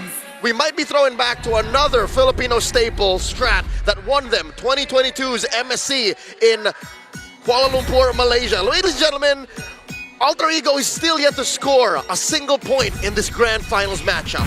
It's a comfortable formation for Aurora, but I have to say as well for Alter Ego, they finally kind of go back to an identity that they are well with. Fighters on the off lanes, a Leo Mord. They get Alec on something that can make plays, and it's all going to work around this RWM if they can make the catches.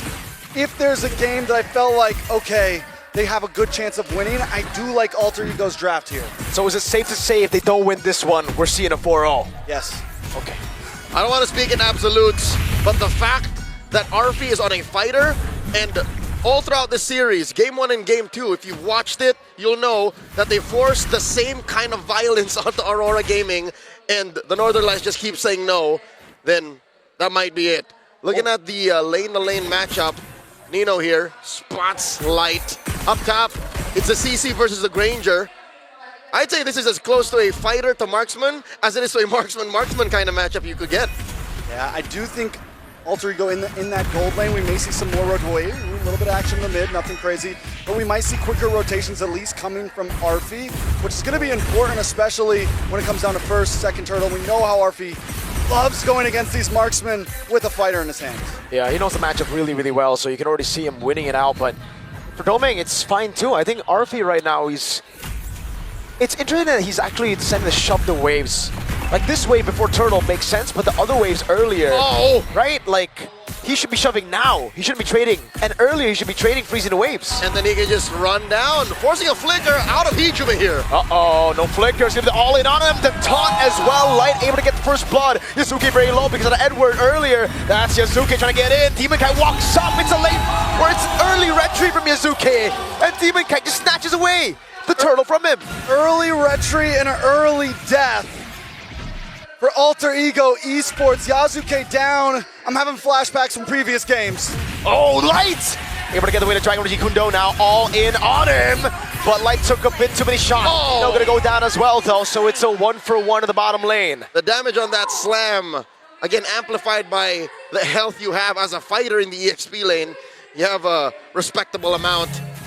1,000 up for Aurora Gaming now. At least Nino finds something there, but it's not big. You find Roamer, he's going to be right back on the map. And look, you give gold plating, you give lane presence over to Aurora Gaming, over to Edward at that, who has been such a star in the series. They're going to all in onto Demonkind, and he goes straight for the friction. That RWM was actually misplaced. Light goes in, a big pump from Demonkind! And now it's Yua! Knocking two members up, Hijime, no flicker. 0-2-0, it's a double kill for Demonkind. Alter Ego in shambles, and we're only 3.5 minutes in.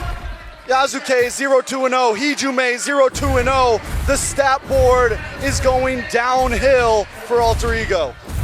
I don't even need to look for the ball. There's just a lot of death coming around for Alter Ego, and Aurora Gaming PH are serving it up. Half a minute till the turtle spawns, same spot.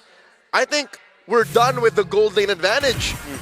Alter Ego have to figure out where else can we win, because Arfi bullying Dominkite is beyond the fact. There's not much they're getting from there. Demonkite's the one with 3 kills under his belt. We said it a little bit earlier. Aurora Gaming feeling like they got a little bit of a stampede going. Taking some notes from their brethren, and they really are. You can say that again, because you can cover these names, cover the team, and this could be a liquid draft. Yep. So what do we do from here for Alter Ego Esports? They've been behind, a nice flicker forced out from Hijume. Huge. Aurora Gaming at this point, I mean, Alter Ego, yes, they've fought from behind like this, but normally at least their mid is doing okay. Normally Hijume is doing okay. Normally Yasuke is doing okay. At this, it's only Arfi without a death. Turtle here, started up by Aurora Gaming. No contest from Alter Ego with no eminent play either. It seems like Alter Ego have just decided to stay behind their own comfort zones and farm up. Well, where is the farm going to, though? There's really not much scaling. Exactly. I mean, the CC signaling scaling tech charge coming down, but great reaction now. Light definitely going to be looking for the re-engage now, as that's going to be Alec isolated, taken out by Doming. Light! Gundo on the way to drag and bring Hijume back, and Doming with a double. Now with a big bonk, Yue takes it away. Aurora Gaming is hunting right now. Oh! You know, next. No. Oh, Doming with the flicker out from the bravest fighter! And the recall on Nino's corpse! Not against 4! Not against 4, El Padre! Ay, ay, ay! Alter Ego is coming into these fights thinking they're still in the lower bracket, thinking they can still muscle around their opponents. But Aurora Gaming was ready for this. They've been watching, they've been waiting for this. I've been saying this since yesterday, and it was good when Alter Ego only knew one speed, but now they're on the back foot, they're cornering Edward. No way he gets away from this, right? That's an all-in, and RP picks up a kill, so finally Alter Ego, they get a kill after what, 3 minutes? I mean, Light's playing out of his mind right now as well. He always shows up in the nick of time, and he didn't even use his Way of the Dragon on Alec earlier. He gets a kill on Alec, then flicks in and finds Hijume. I mean, Aurora Gaming, it's tough right now for Alter Ego. Tough is an understatement, especially when you're down 2 games with nothing when it comes to gameplay or even a comeback. All that Alter Ego have scored all series long are little kills, small trades. Some of them they won in the first 2 games, but here, again, all they got was a kill on Edward down bottom and a Light. They're trying to get Arfi here. He's gone. Final slash. Edward takes him down. RWM with no one to follow it up. Now Light is just going to go in. Oh, try to bait out the flicker from Hijume, but they've already gotten the turtle on top of that. Here's the kicker for Aurora Gaming as well, is they still have Doming Kite with a Sky Piercer at 3-0 and 1. Who, even if Alter Ego score... Oh! He gets a steal, but he gets kicked back into Doming Kite. Now final slash from Edward! Hijume low, it's an all into the backline as Nino gets caught offensive at all, tries to deal some damage again, a big bonk that doesn't land, but Demon Kite still gets to kill. Doming will try his best to get another. One by one, they all fall under the boot of Demon Kite right now. Bonk after bonk. He's a tanky boy, but he's still 4-0 and 5. It's been a hot minute since Demon Kite tasted victory. He's gone around the world, played in Malaysia, came back to the Philippines, and now here in Jakarta. Just mere moments away from match point. Again, 2-0, and no clear signs of life from Alter Ego. A quick look once again at that sequence. An Aurora Alpha strike, no signs of doubt. Even underneath that tier 2 in mid, they were just counting ults, counting battle spells. Halfway through that fight, there was nothing left for Alter Ego. And Edward is searching for an FMVP at this point. The guy has made play after play from game 1 to game 2 to game 3. And look at the range, Doming hurts so much. And he's finding his own teammate for it, because Light is doing pretty good himself. Taking a look at the items. Like I said, we just got a Malefic Gun in for Doming Kite. A 1.4K goal. I mean, everyone's got 1,000 plus gold leader this time. There's really not much to talk about. Aurora Gaming has multiple, I mean, everyone's an item up at this point. And who I feel it stings the most for is Yasuke. Yes. This is his signature pick. He almost single-handedly made Leomord a threat in the knockout stage. I was laughing at Leomord in the Swiss, but looking at the stats, oh, Yasuke, how has he proven me wrong? But now, against the Fredrin, who he's down almost 2,000 gold off of, can't even dive in when he hits that Phantom Steed. He's at about the same stat base as the Fredrin, and that's a no-go. You're not going to get anywhere with that. So here's the thing, right? Because Alter Ego Esports, we thought the meta was getting set down in the lower bracket. We thought what we were watching was the answer to everything. Aurora Gaming isn't even changing much of their gameplay strategy, changing much of their picks. They are the meta at this point. Whatever they want, their composition is winning out. And we seem to be circling back. In M3, Singapore, the world saw how you could play MLBB in a different way. The Ubistrat was debuted by Blacklist International. Now Aurora Gaming are throwing back to that. A free lord come in from them, spawning in about 25 seconds. And who better to lead that Ube strat than Edward and your EXP laner, someone who was part of the creation, who was there for that moment. Alter Ego Esports. We are watching Arfi try to make it up to the top, once again putting band-aids on flesh wounds. Uh-oh. Yeah, he's gonna go for the clear now. But also Yue, the guy there before the combo, before the trio completely left. He was part of that roster too, and now, Edward just flickers out once! He just goes for the Brave Spider. The 1v1 will not happen. Edward's gonna try to cancel out the recalls. RP just gonna go for the turret up top, and they're still cutting the waves as the base. He's gonna be targeted out by Aurora. But there's a Lord at your base right now. And Alec is all alone. They're trying to get back. RP is already there. Yasuke doesn't have the steed. Lord already at the base right now as Alex has been caught on the Juju. No! Dominkai got them down! And it's Yue to throw him back! The base wide open! Aurora Gaming Philippines are a game away from cementing themselves in history! Your jaw dropped, I saw that! In awe and in silence, the seemingly unstoppable Alter Ego cannot score against Aurora. And Aurora have barely lifted a finger. They played the same game 3 games into this series. How? We saw 3 different faces in game 1, 2 to 3, and none of those faces were enough to even get a win, a single win. All the turtles have gone to Aurora. It's perfect from Aurora. And for Alter Ego, what's next? We already teased at the idea. What if they lose here with the Fighter Gold? What if they lose here with the Leomord, with the Jusin on Hijime? These are all the comforts that we've come to know from Alter Ego, aside from obviously the Freya that is banned out. Something's gotta give.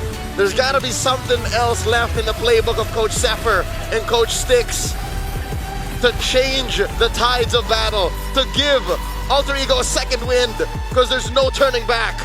You know, I love the look of Edward on stage. He's just dazed out. It's like he's talking to himself saying, is this it? Let's throw it back to our panel as they break down the game.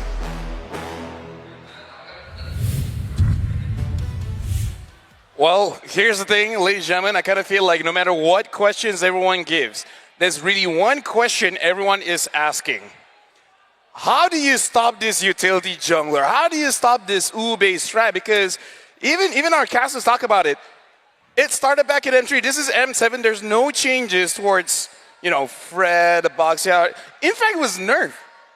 And it's still one of the strongest things that you can do in MLBB. I gotta say that Alter Ego attempted in game number 3. We did say that they had a better chance. I would say this entire M7, everyone tried. Everyone really tried.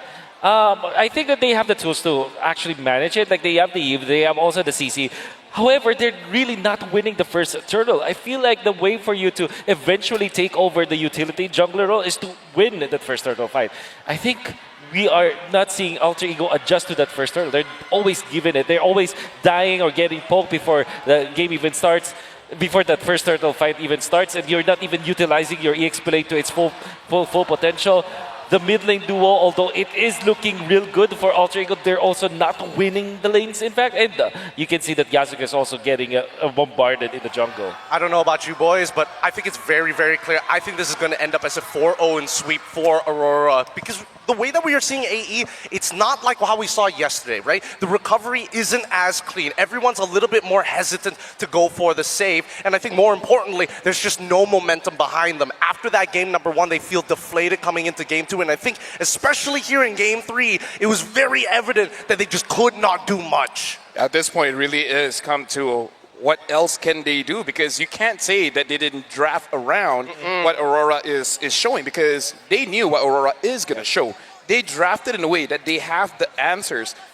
And I feel like they kind of want to get that first hurdle, but again, Aurora will not let them have it. Right now, we're going to look at the MVP of this game by an official gaming phone, Realme, and it goes over to Light. Because at this point, as amazing as all 5 members of Aurora, it really is the Light and Edward show. There's no way to stop these guys. Yeah. 1, and 11. You know, Leo already mentioned that this is very reminiscent of the Ube. I disagree. I think there is going to be a little bit of a variation here, because it's not just about, hey, we stay together, we win together. There's an outreach. There's a level of, hey, Edward, stick your hand out a little bit further, and don't worry, you're never alone this time, because you got Light to compensate and to support you. One of the underrated ways to actually approach Ube that maybe most people do not really recognize is the fact that you can get in and out of the fight so if you master going in and out of the fights, you sustain yourself, and then the fight becomes very easy for you. That is exactly what happened in Turtle number 1, where there was a jump coming out from the Lapu-Lapu.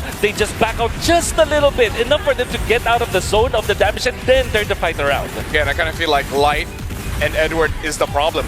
Because I agree with you, right? There are ways to deal with it, but at this point, Edward and Light has cemented this style in their system so well that they counter the counters. Information is powerful. The mechanics is the key to why they are finding so many different opportunities against AE by kicking their shins out, right? It feels like they don't have a strong foundation to sit on when Hijime goes down. And even for Alec, he's looking for opportunities. It's not like he's completely out of the water.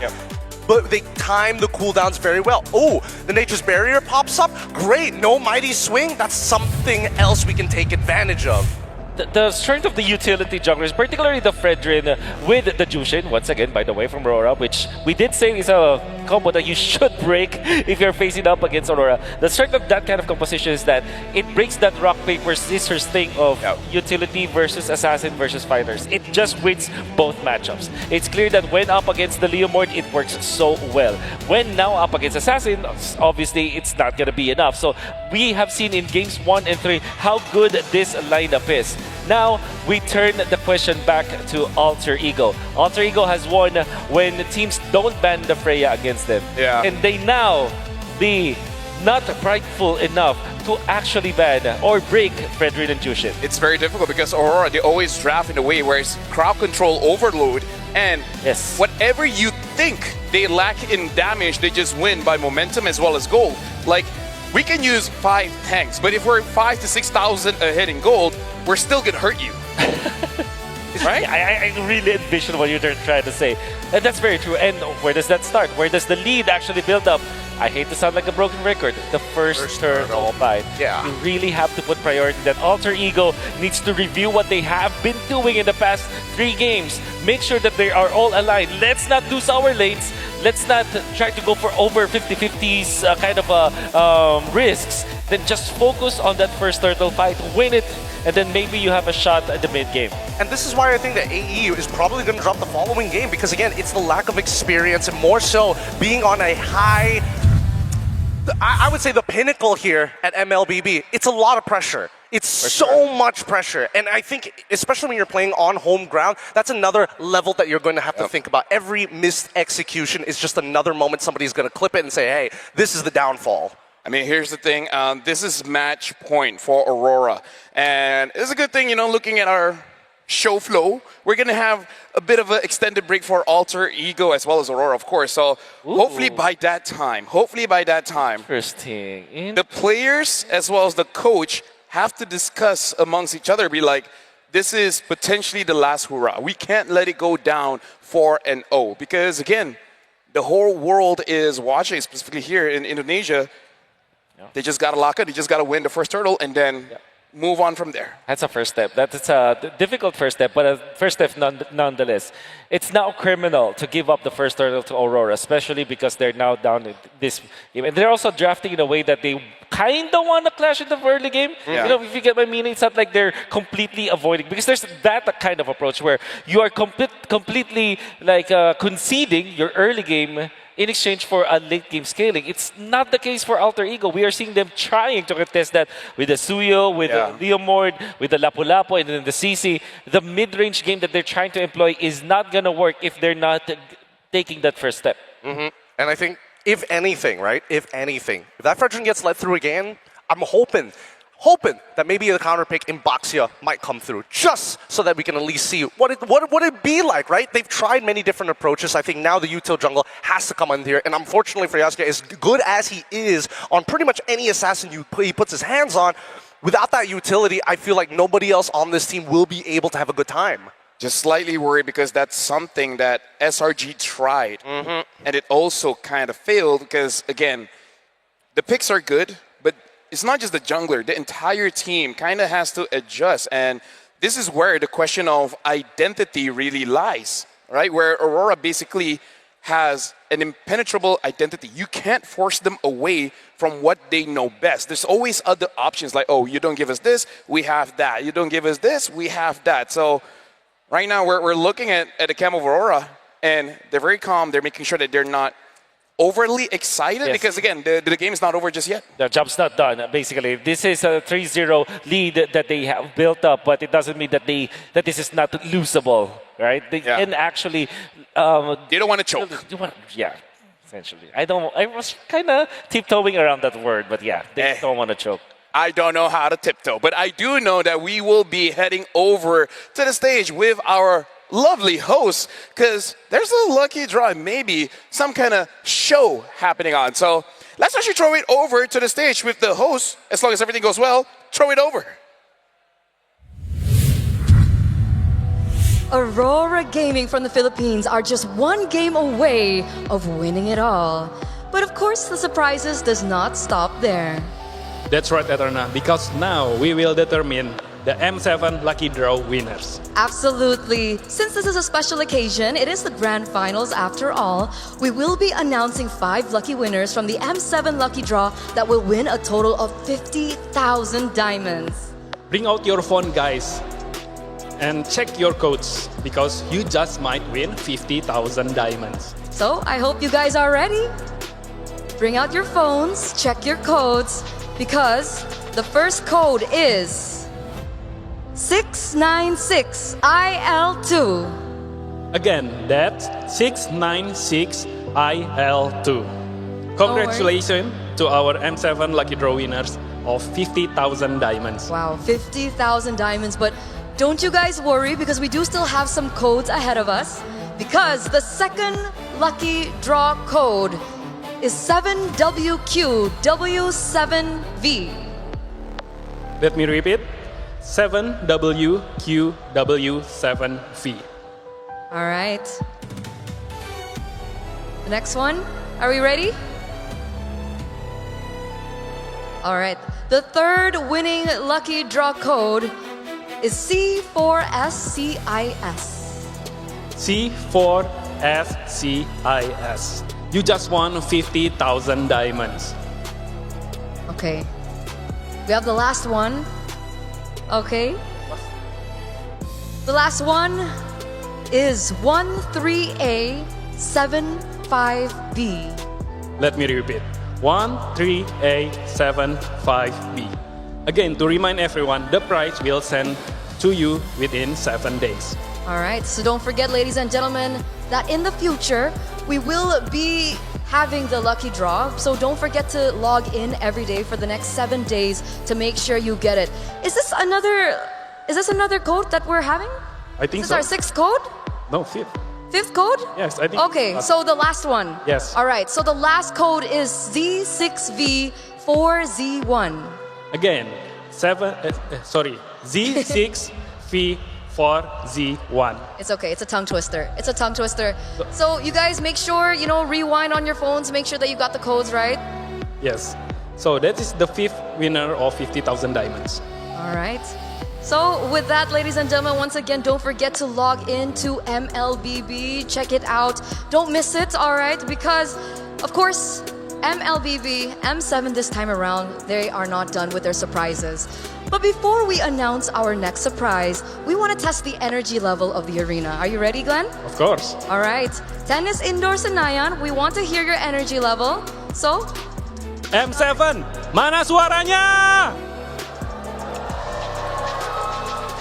I think we could do that again. Of course. I think we can do that again. Let's try one more time. Kita coba satu kali lagi. M7, mana suaranya? That's better. I like that. I like that energy. Because keep that energy up, ladies and gentlemen, because now it is time, Glenn, for us to throw it over to the mid-game show. So with that, let's head over.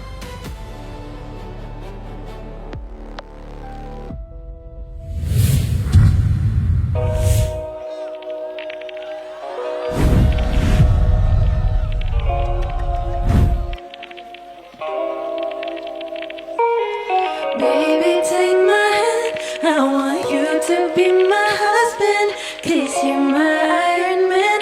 And I love you 3000. Baby, take a chance. 'Cause I want this to be something straight out of a Hollywood movie. I see you standing there in your Hulk outerwear.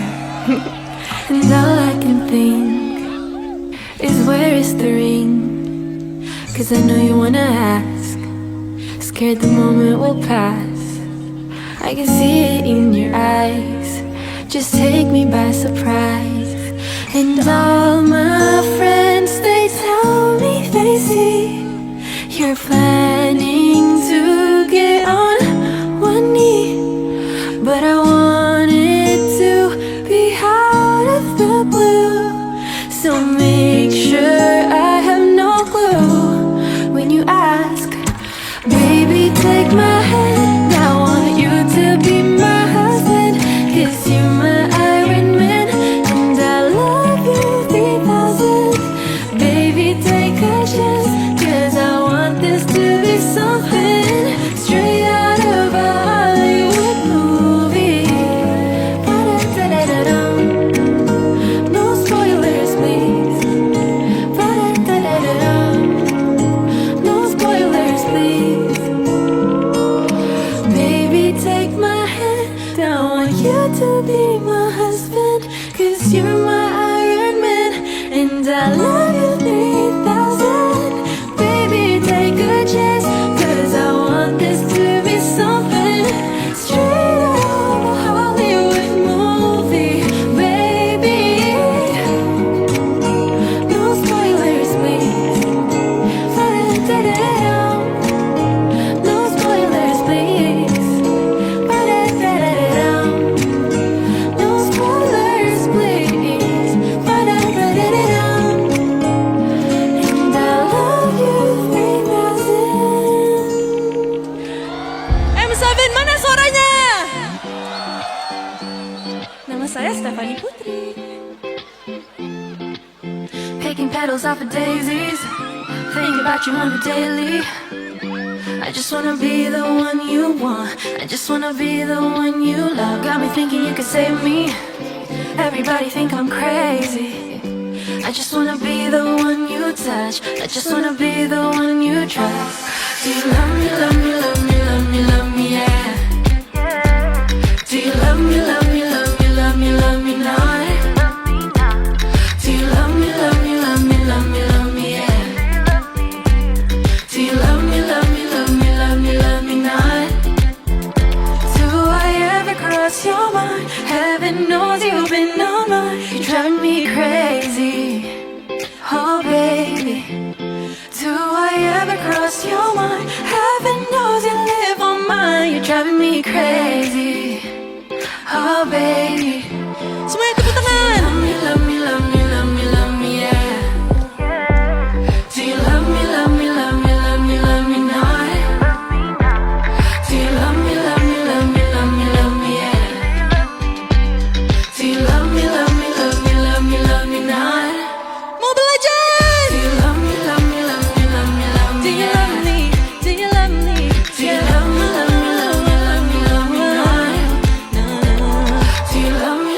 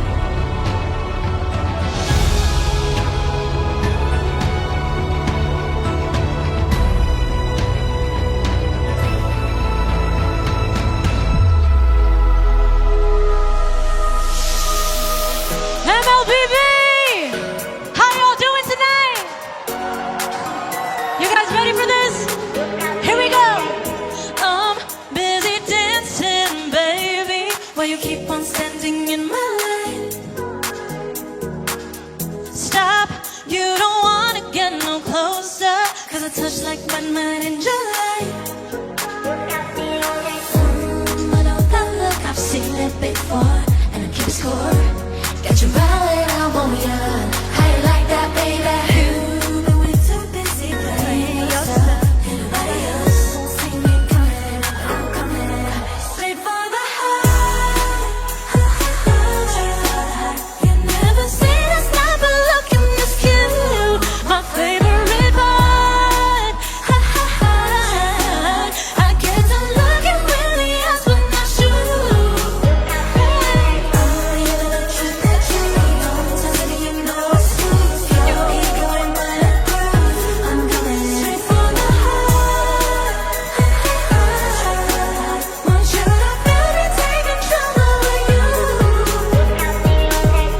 Trust me, I won't be gentle. You can make me say it a second time. So cover up 'cause your ego is showing like you've never had it know in your life. I know that look, I've seen it before, and I keep score. I got you right, I want ya. How you like that, baby? You was way too busy playing yourself. Ain't nobody else won't see me coming, but I'm coming straight for the heart. You never seen a sniper looking this cute. My favorite part. I get to look you in the eyes when I shoot. Hey, I'm leaving the truth that you know, so you know it's true. You're bulletproof. I'm coming straight for the heart. I'm leaving the truth that you know, so you know it's true. Your ego ain't bulletproof. I'm coming. That you know I do. You know I do. Hey, yeah. That you know I do.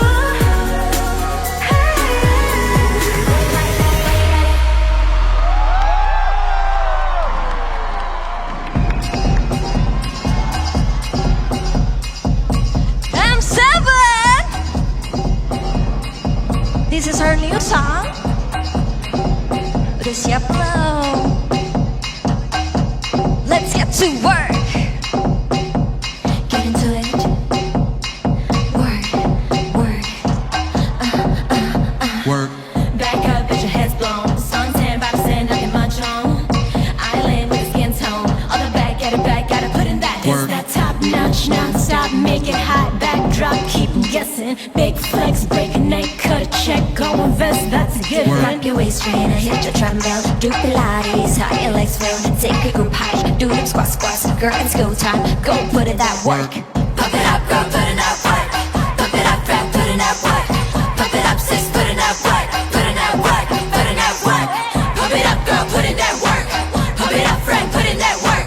Pump it up, sis, put in that work. Put in that work, put in that work. Put in that work. Put in that work. Put in that work. Put in that work. Put in that work. Work. She looks so good, make the world turn. Yeah, I'm in a bed. Hot and rich could be my twin. I bet you want that shopping spree. I call that a workout. Lamborghini, how I crash out. So many, so teeny, hot and sweaty watermelon martini. When I walk into the room like $1 million, you can put it on my card.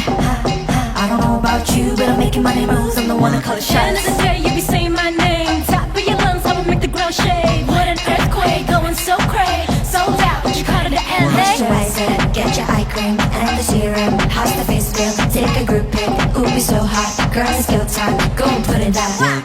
Pump it up, girl, put in that work. Pump it up, friend, put in that work. Pump it up, sis, put in that work. Put in that work, put in that work. Pump it up, girl, put in that work. Pump it up, friend, put in that work. Pump it up, sis, put in that work. Put in that work, put in that work. Put in that work. Put in that work. Put in that work. Put in that work. Put in that work. Put in that work.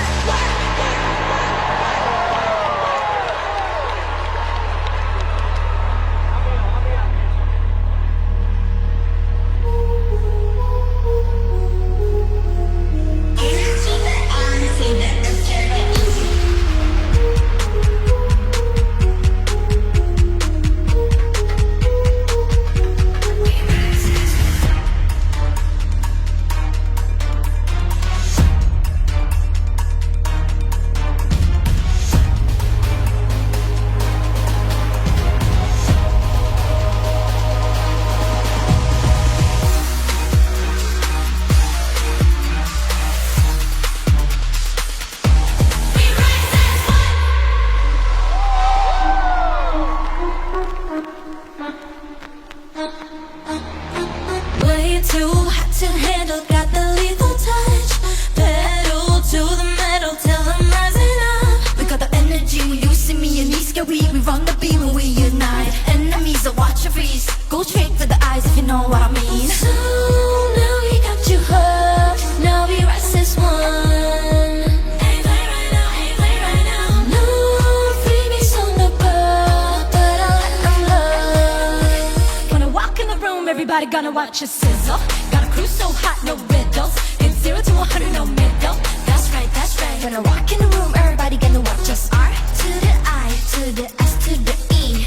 Gonna shut down the ops if they're trying to get past me. You can watch us sizzle. We're making this drop go triple. It's 0 to 100, no middle. That's right, that's right. When I walk in the room, we rise as one. Tripping, don't know what they're missing till they start swimming. We rise as one. Baby, now you're in the system, dropping to the rhythm. We rise as one. You know that I'm about to be the one to shut it down. Rising up and flying off the ground like uh-oh. Gotta know it's Armageddon, uh-oh. If you wanna come get it nice to meet ya, better keep up all the feature and delete ya, hide and seek us. So legendaries, don't think you can beat us. So now we got you hooked. Now we rise as one. Ain't play right now, ain't play right now. Freebies on the book, but I let them look. When I walk in the room, everybody gonna watch us sizzle. Got a crew so hot, no riddles. It's 0 to 100, no middle. That's right, that's right. When I walk in the room, everybody gonna watch us. R to the I, to the S, to the E. Gonna shut down the ops if they tryna get past me. You can watch us sizzle. While you're making this drop go triple. It's 0 to 100, no middle. That's right, that's right. When I walk in the room, we rise as one. Got me wild and free. Now watch us stay high. Doing it like I do. If you're rolling with me, the best team that unite. When I walk in the room, everybody gonna watch me sizzle. Got crew so hot, no riddles. It's 0 to 100, no middle. That's right, that's right. When I walk in the room, everybody gonna watch us. R to the I, to the S, to the E. Gonna shut down the ops if they tryna get past me. You can watch us sizzle. We're making this drop go triple. It's 0 to 100, no middle. That's right, that's right. When I walk in the room, we rise as one.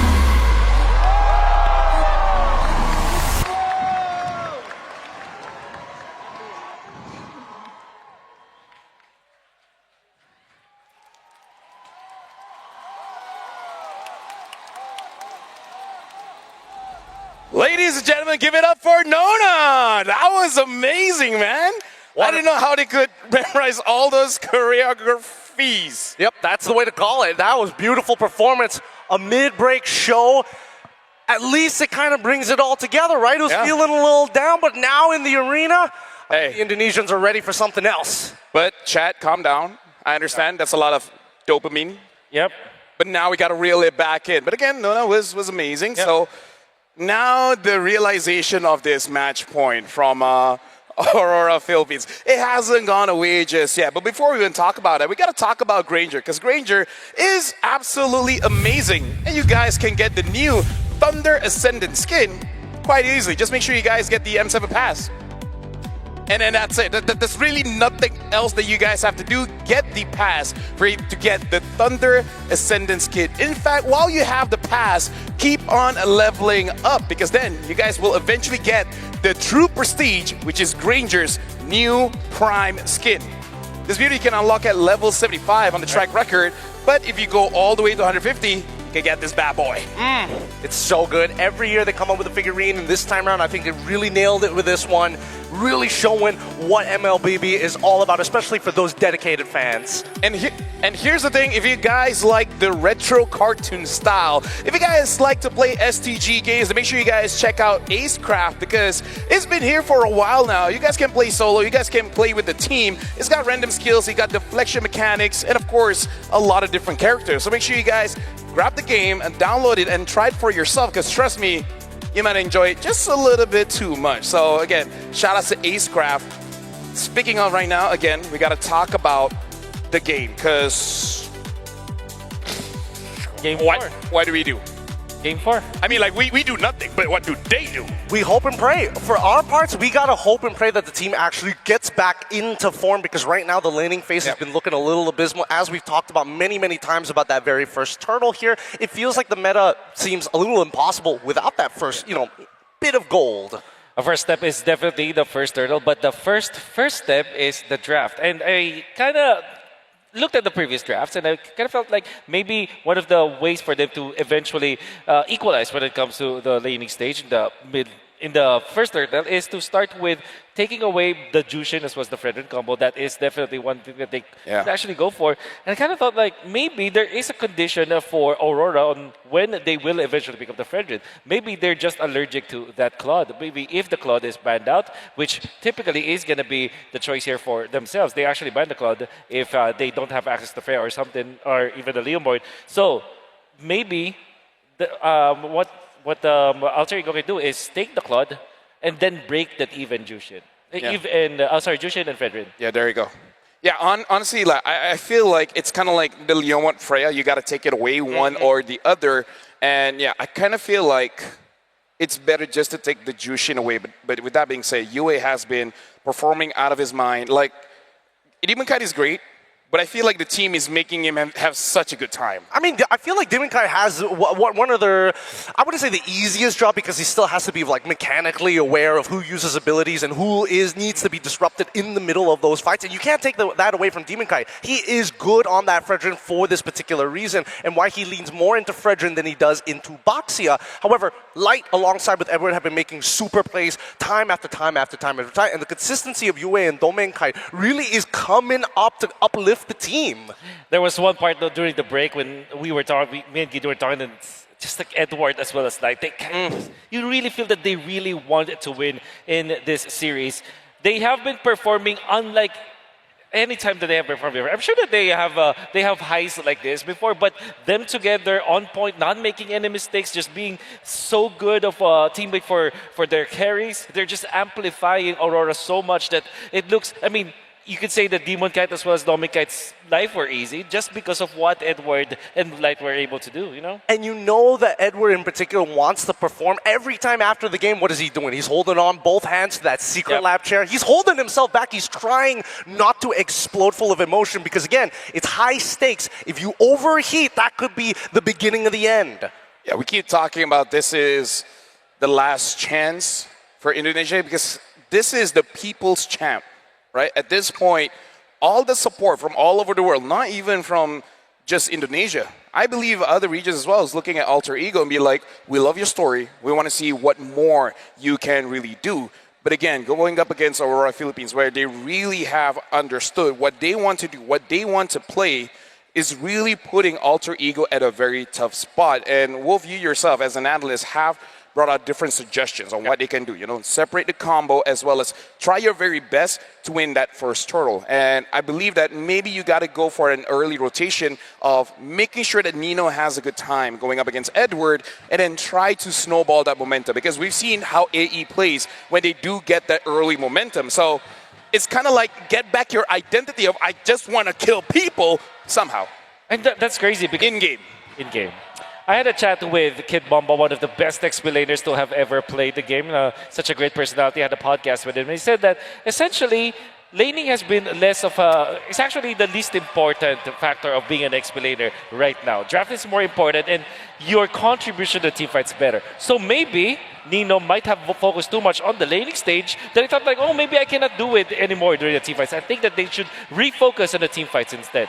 Yeah, here we can see how difficult of a game it was for Yasuke, because only dealing 12,000 damage on that Leomore in comparison to Demon Kai with almost 20,000. And again, not to say that Yasuke is bad on Leomore. We know that Yasuke is amazing on that Leomore, but this does show how basically Aurora Philippines made it so difficult for Yasuke to play the game. Yeah, I mean, just look at the way that they're looking at the previous game recaps, right? We're going through them one by one, and the people who take the most amount of punishment always leans back to Yasuke and Hijime. If these two are not doing well, or at least one or the other, if you get both, it's a guaranteed win. If it's one or the other, maybe there's a chance for Arfi and even Nino to sneak back in.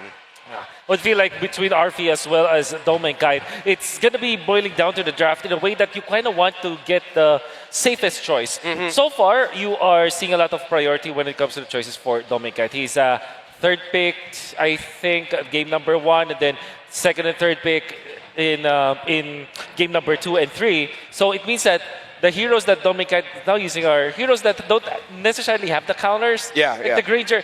Do you actually have a counter to the Granger? Not really. You can't really win in the laning stage. So maybe that's the reason why Dominic has been successful, is because he's having the safer options in the gold lane. Well, Alter Ego, whether you're ready or not, we're about to start the draft here. We're going to be looking at the players as well as the trophy.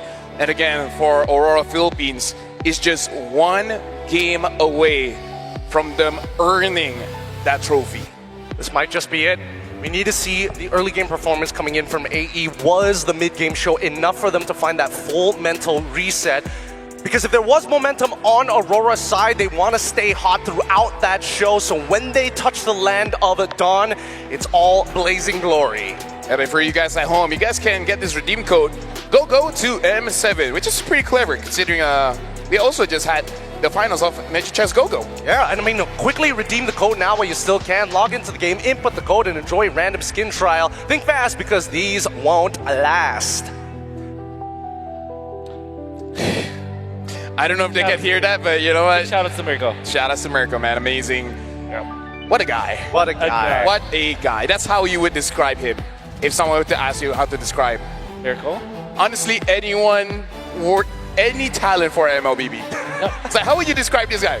What a guy. What a guy. What a guy. What a guy. And now, ladies and gentlemen, as you guys can see, the coaches are ready with the players. And this can only mean one thing. The draft is about to start. Game number 4, match point for Aurora Philippines. And this is do or die for Alter Ego. If they want to get a reverse sweep, it starts here with Dangerous Grass. Oh, that's very interesting. Dangerous Grass used to be notorious for having some of the longer games, because there are moments where micromechanics, as much as you are good at pushing buttons, if you just don't happen to see the guy on accident for a split second, it's over. It's the heal the map, but now Alter Ego, Jushin is still available. This is what I recommended before game number 3 started. Ban the Grok, get the Jushin. Aurora, the answer with Leomord might be the Farsa or the Khalid. So it's just an exchange. Like, instead of getting the Grok, they now pick up the Khalid.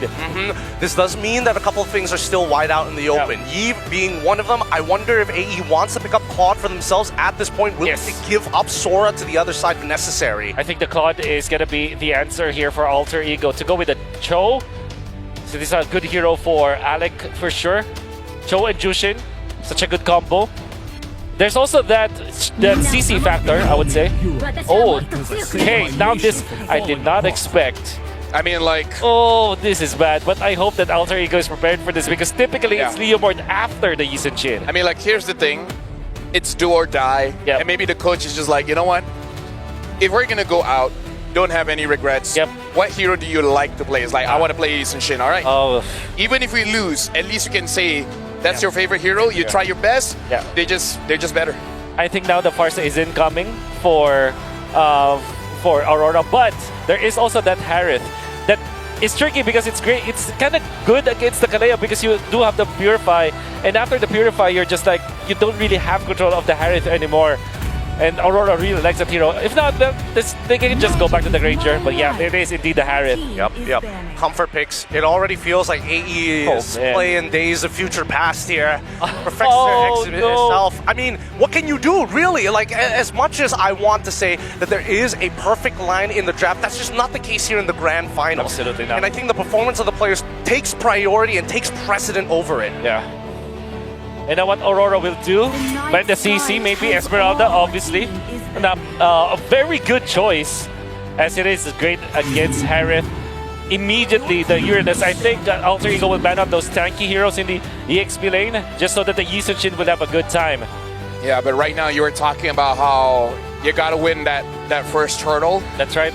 The draft coming in from AE. I mean, it's not complete yet, but the options that they do have doesn't really look like they can contest that one. Like, maybe go for the opposite lane, trying to get a gank. Other than that, I'm not so sure if they can actually secure the first hurdle with this. It doesn't really inspire confidence just yet, but we could be wrong in the second phase, right? Because Master of the Basics is already taking his time on this second ban. Yes, there are still things that are hyper tanking and could slowly start peeling them off, but at the same time, is there any consideration of, hey, maybe get rid of the troll, maybe get rid of the bot, as we see the ban? Oh man, that code should have been blue too. I know. But here's the thing, AE, they pick up the Eastern Shin.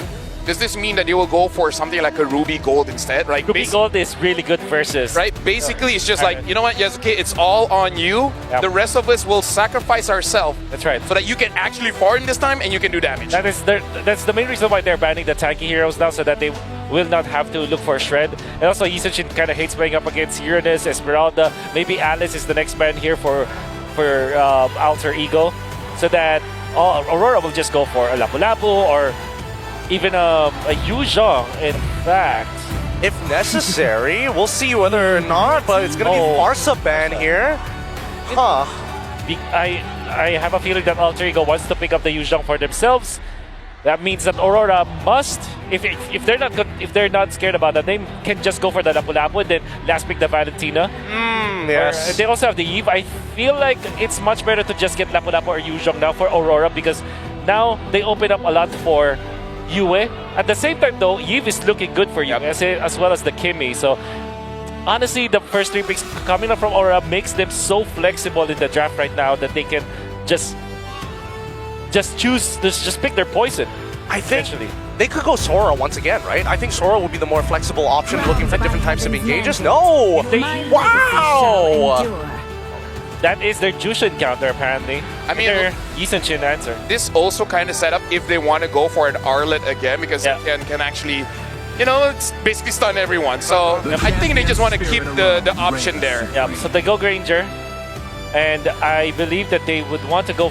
They will not go for Ruby anymore. It's very risky of picking up the Granger here. They have to take the Sora. Yeah. They have to pick it, but then again, the Valentina for Aurora they're not tanky. That's part of the problem as well, right? You have a Kalia, you have a Jushin, a lot of crowd control here. And then they might be locked into the Phobias, which is gonna be bad, but or Charizla. Hopefully they're not tempted to that. I think the best choice is the Sora or Alice for Alter Ego. Both seem pretty good to me. I think Alice in particular, I'm leaning more towards. I think it's over, boys. This is a rough one. A very rough one.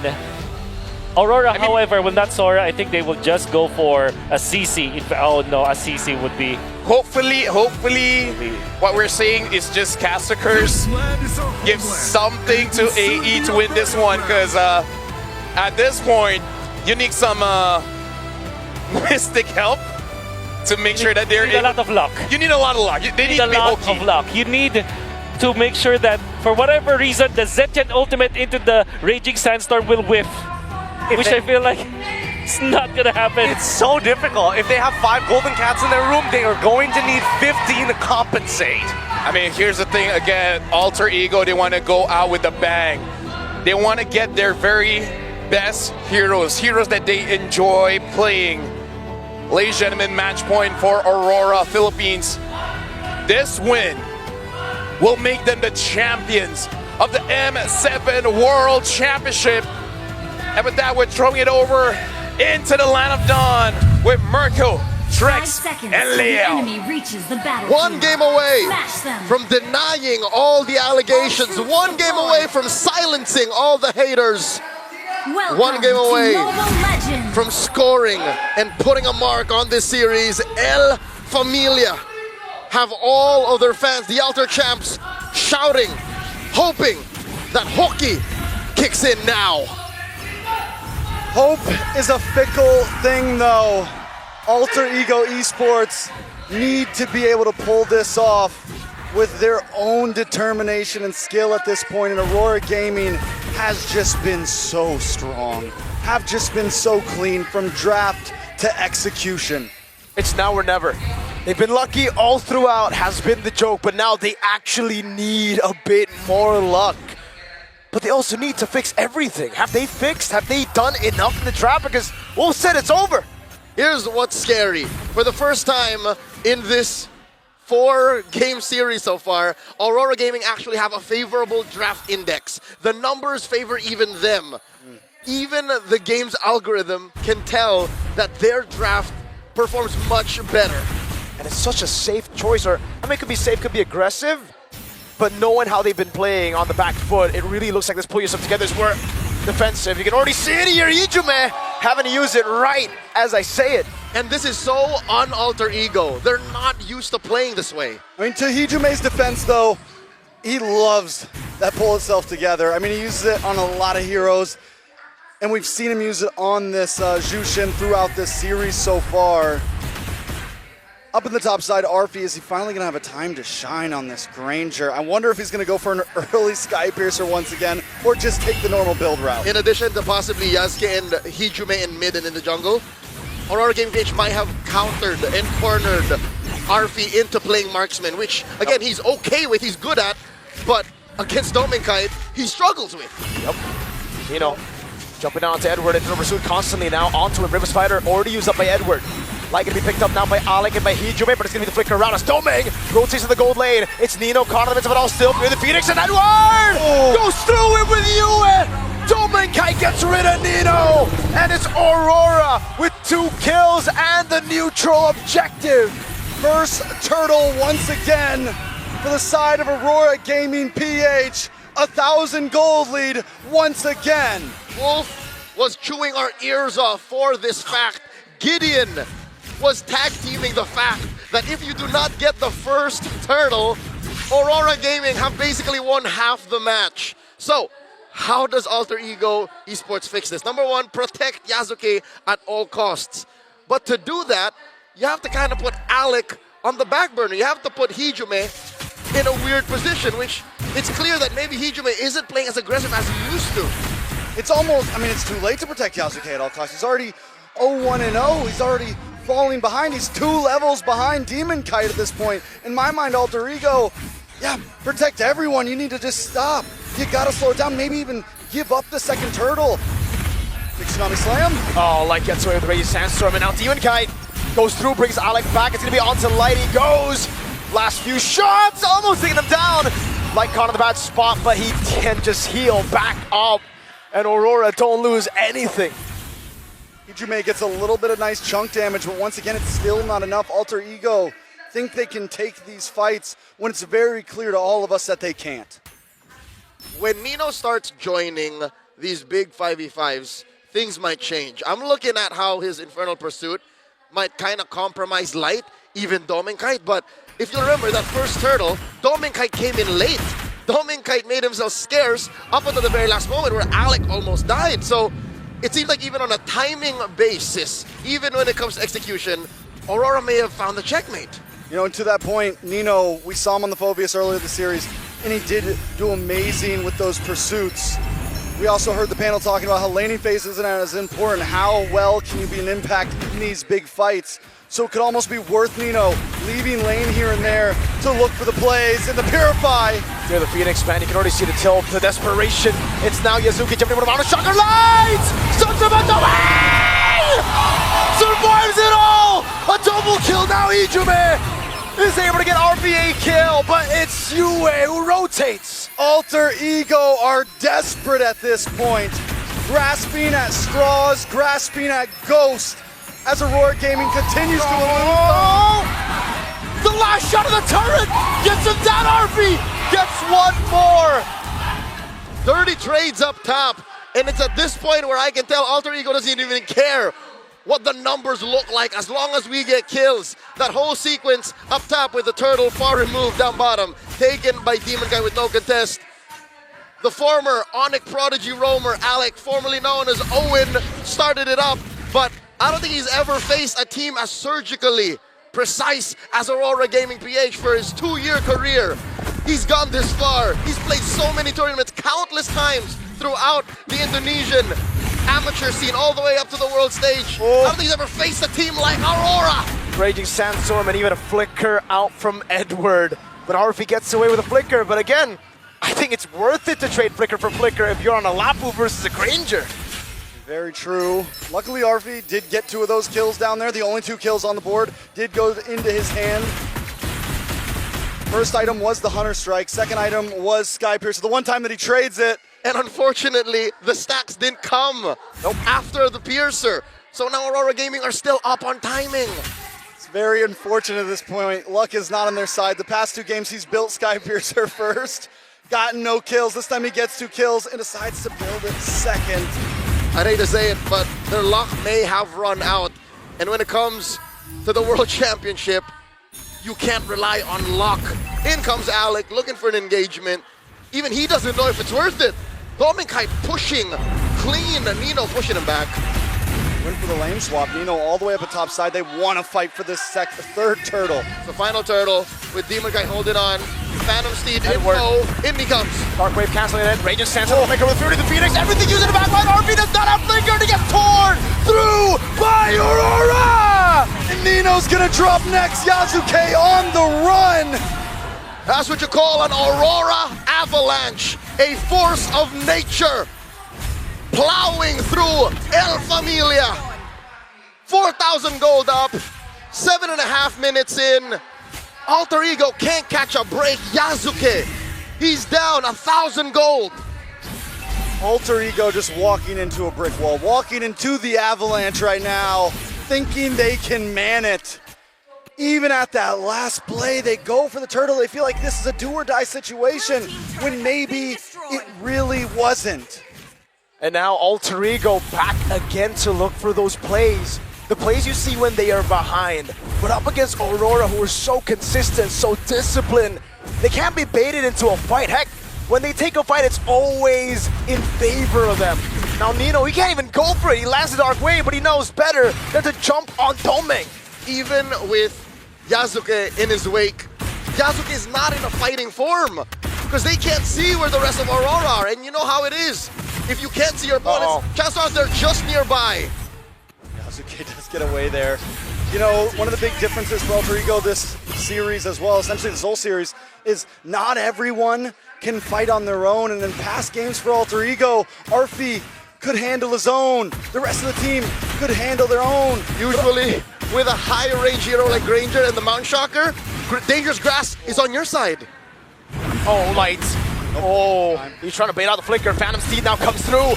Doming from the side, goes over to Zaman for Tsunami sign coming down, but it's only on towards that ball for the Phoenix. Everyone's able to get away there. Edward! Oh, still in the backside. Edward jumps in. Doesn't get the stun, now gets stunned. Edward!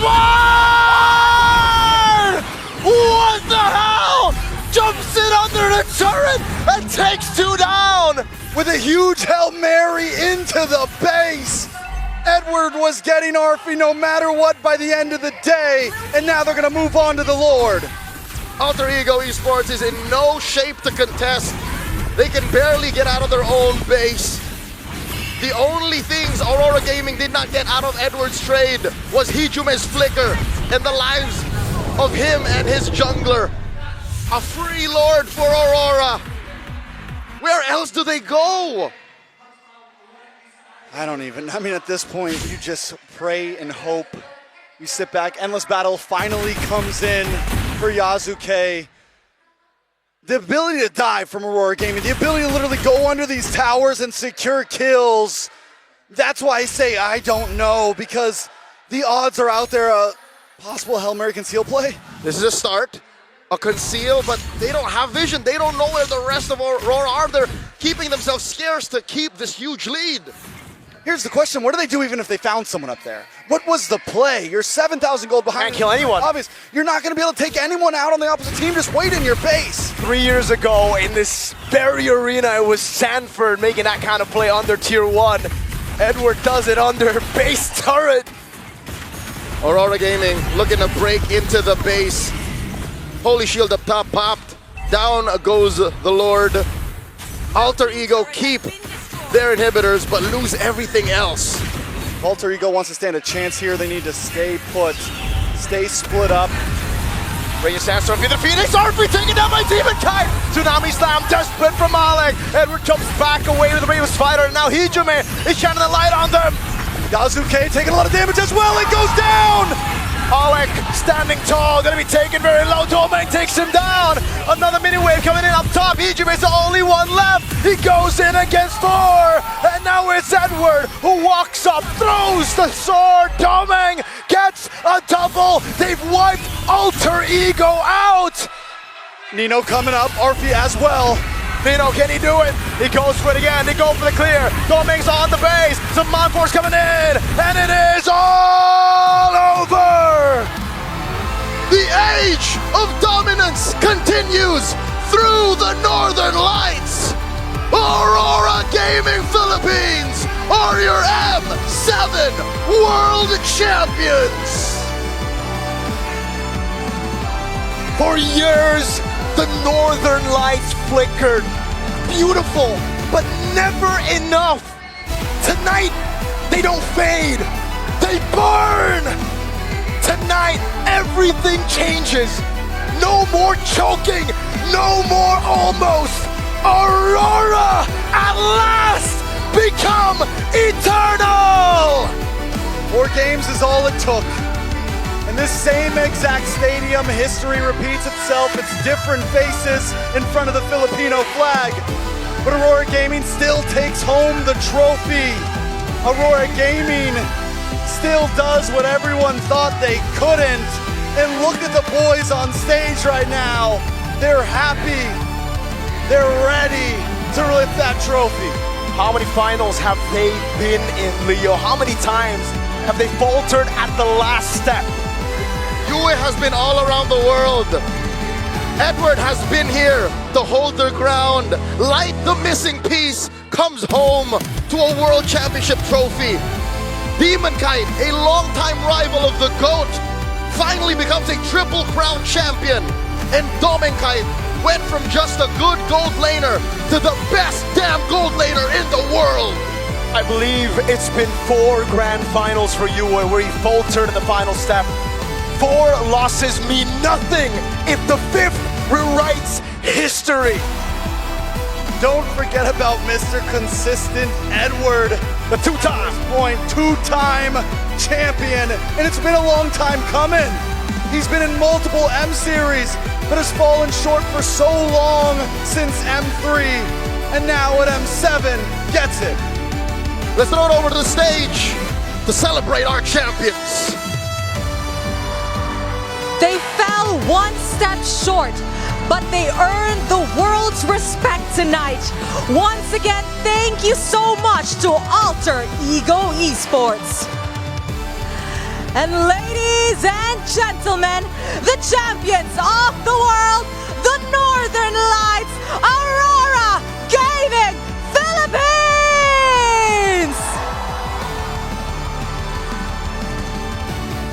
From last year's setbacks, the Auroras return to the world stage with lights shining brighter than ever. The world has seen you rise. Now let them see you claim what is yours. Boys, Aurora Gaming Philippines, you may lift your trophy in a count of 3. Gather around the trophy. In 3, 2, 1. Congratulations, Aurora Gaming Philippines!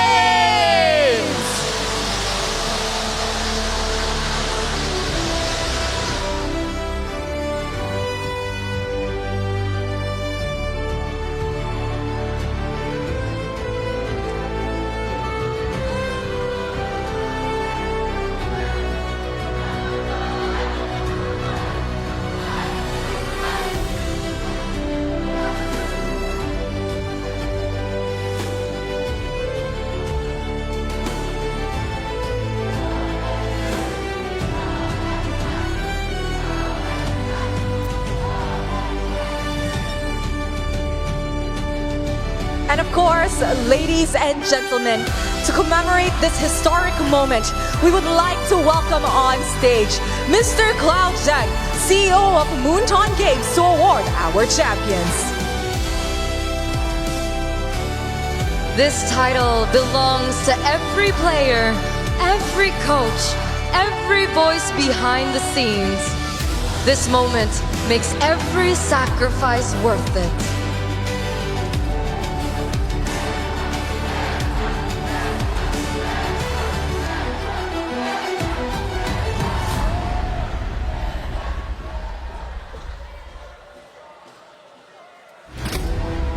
Country lead, Rada. Coach Master the Basics. Coach Dexter. Manager Matthew.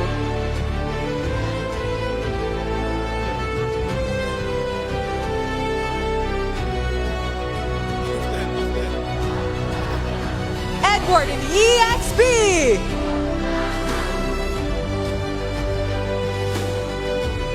Demon Kite in the jungle. Drumming Kite in the gold lane. Light as a roamer. And Yue in the mid lane.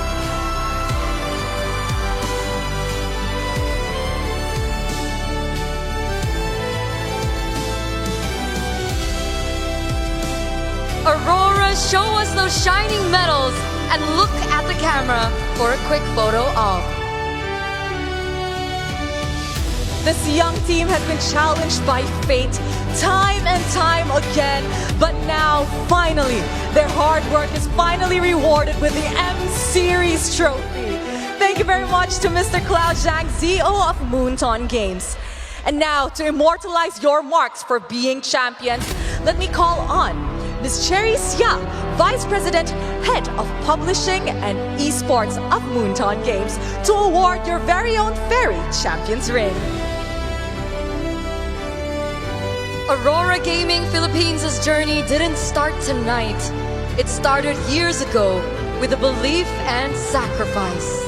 And of course, history has a way of remembering nights like this. And now their names have become part of the story. The M7 World Championship ring is made of solid 9-karat gold with a gold-plated silver 925 tribute ring, a base like the fans supporting their champion. This year, M7 World Championship rings are designed with the MLBB fans in mind, supporting their dreams too. Beside the teams, therefore, Fairy created this tribute ring to pay tribute to all MLBB fans around the world. This ring symbolizes dreams, that how it can be true with skill, hard work, and dedication.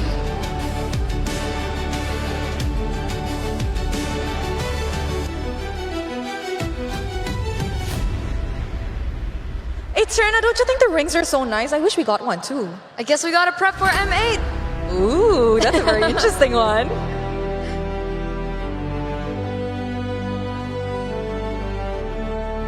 There we have it. It looks like the rings are all placed on the entirety of Aurora Gaming Philippines. So, please look at the cameras and flex those ring, boys. It's time for some quick snaps.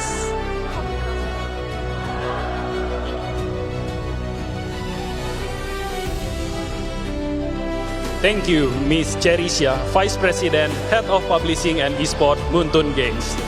Now, to present the check, let us welcome Dr. Benone Yesaya Lauhenapesi, Deputy 2 Executive Chairman of PBS.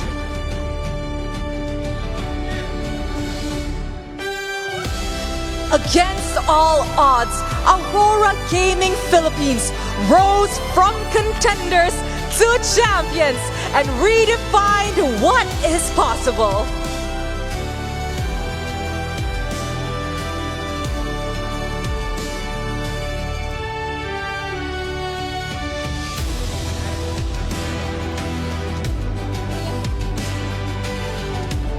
For the 6th straight time, a Filipino team is on top of the MLBB scene.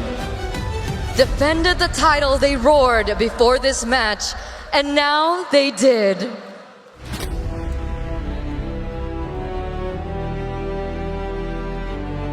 To the champions, you know what to do. Show us your best poses as we do a quick photo op.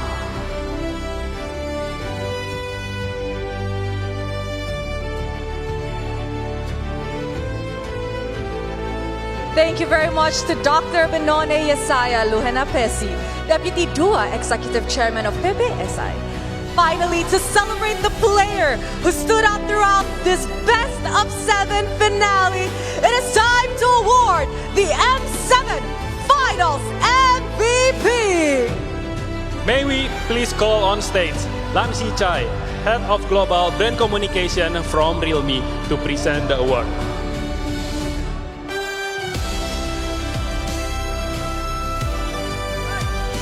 So, Tennis Indoor Stadium, who do you think is our M7 Finals MVP?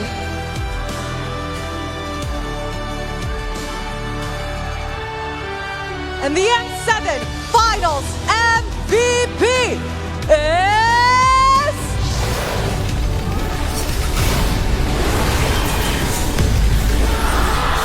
Light! The best player from the best team in the world.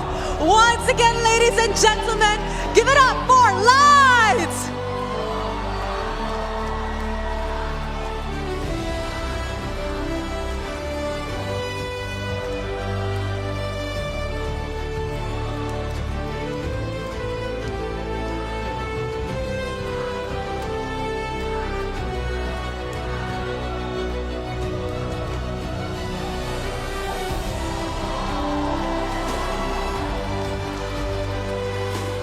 Tennis Indoor Stadium Senayan is frantic as they celebrate Light as the finals MVP. Now, Light, would you mind taking a picture once again to commemorate this moment? Clutch plays after clutch plays, the missing piece, the light bringer, the game changer. In his first season with the team, he led them to the top of the world. And of course, thank you very much to Ms. Lancy Chai, Head of Global Brand Communication from Realme. And now, ladies and gentlemen, it is time to hear it from our finals MVP. Light, standing at the very top of the world, where the world can clearly see you. What does this finals MVP mean to you after everything that your team has been through? It means a lot to me because all I have these past few days, only I can rest is when I get sleep. But when I'm awake, I'm doing all my best, reviewing all the enemy's game. And finally, I get the championship with these guys. They deserve it. We deserve it, all the hard work. And especially to my girlfriend that kept supporting me and being patient with me instead we don't have a time. He still pushed me to do my best. Wow.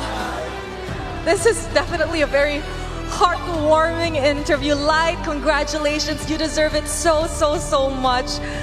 But Light, this victory puts you among the players with a complete trophy cabinet.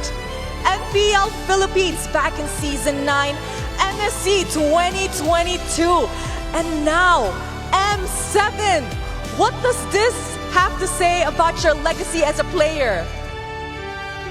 I still don't know, but now that I get the MSC and the World Championship, all I want to do is to get it once again and more. Wow!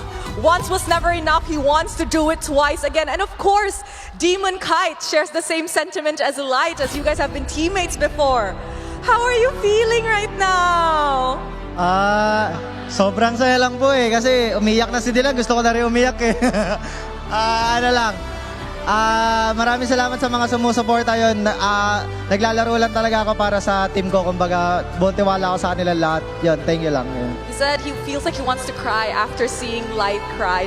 And of course, thank you to everybody who supported them in their journey. He's playing just for the sake of playing with him and his teammates, and he has full support and trust into them. That's wonderful. We're really seeing the emotions coming through from the players. And now to Yue. After 4 grand final appearances, you have finally secured your very own title, Yue. If you could talk to your former self right now, Yue, what would you say to your former self?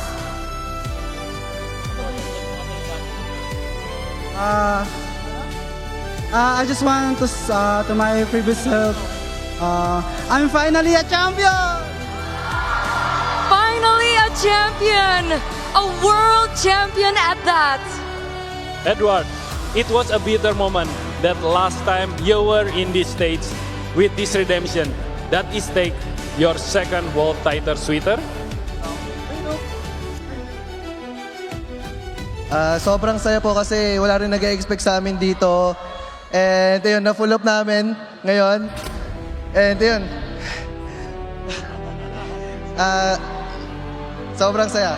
Kasi, ayun nga, ikalawang title na namin to and ikalawang title ko na to and walang nag-expect. He said that he's actually so happy to be here to get his second title because I'm pretty sure everybody knows a lot of people have doubted Aurora Gaming Philippines in their journey and nobody expected them to be at this position. He's just overwhelmed with joy right now. We can see it. We can see it. I think everyone is overwhelmed with joy. I think even the fans of the building are overwhelmed with joy. And of course, to Dome and Kite, rather. Hello, Dome and Kite. Hello. Throughout your journey, there have been doubts about what you could achieve. Now that you're finally a world champion here at M7, how do you want to be remembered?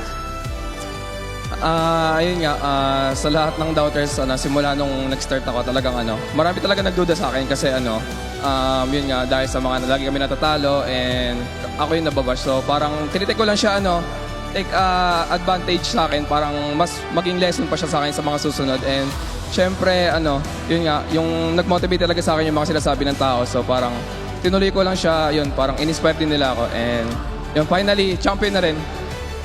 He said that in his journey, it's never easy.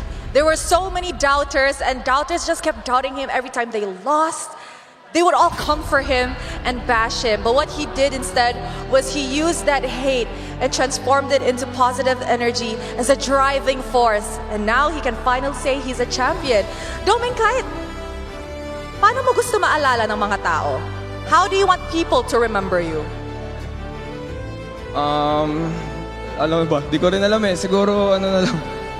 Wala. Kapag siguro, makikilala ka talaga kapag nag-champion ka eh. So, parang inano ko lang talaga, pinursue ko yung goal ko na mag-champion yun. Kahit naman hindi nila ako kilalanin, basta nag-champion ako, okay na ako eh. And more champion siguro. He said that the only way for people to truly know you is to be a champion. But you know what? Even if people don't really want to know him, it doesn't matter. He's already a champion. And everyone is witness towards it. Yes, Eterna. And of course, Coach Master the basics. Championships are never won alone, Coach. Is there anyone you and the rest of the team would like to thank? First, gusto ko munang mag-thank you sa lahat ng players and sa coaching staff and management namin na binigay talaga lahat nila para makarating kami dito. And sa buong boss, sa lahat ng mga boss ng Aurora na nagtiwala sa amin, nagtiwala sa sistemang binuo namin. Maraming salamat. And sa lahat ng fans na nandito and mga sumusuporta sa buong Pilipinas, maraming salamat, guys. And yan, thank you din and shoutout sa wife ko and sa baby ko si Sky. He said he would like to thank everybody for trusting the process. His players, the management, the Aurora Gaming family, that they trusted the process after last year and what they could do for the team. Of course, he'd like to thank all the supporter, the family back home, just everybody for being a part of their journey. Ladies and gentlemen, there you have it. The world has seen Aurora's bright light. May we please invite you to take your trophy once more as you will proceed with the champion wall. Come near your trophy, boys. M7, are you ready? In 3, 2, 1. A round of applause once more for your M7 World Champion, Aurora Gaming Philippines!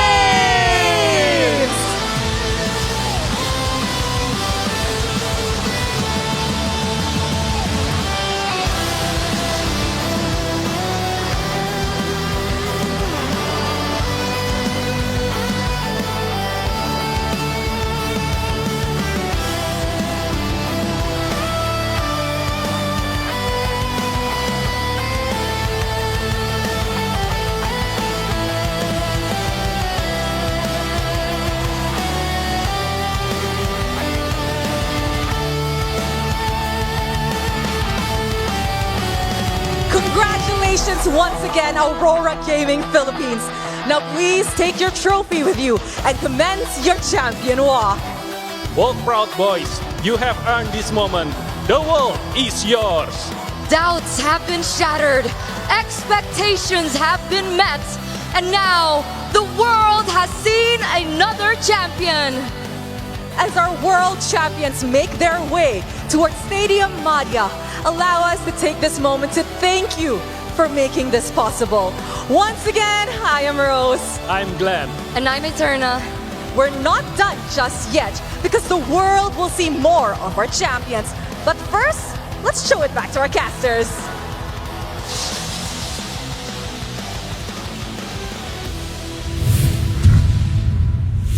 Thank you very much to our host, and of course, big congratulations to Aurora Gaming Philippines. And you can definitely see that Light is emotional with that win. Mirko, I heard you were saying something. He was from this one team before. I can't put my like. It sounds like kambing, like go. Yeah. That's it. That's it. Our BTR, by the way, my goat, Chen Young.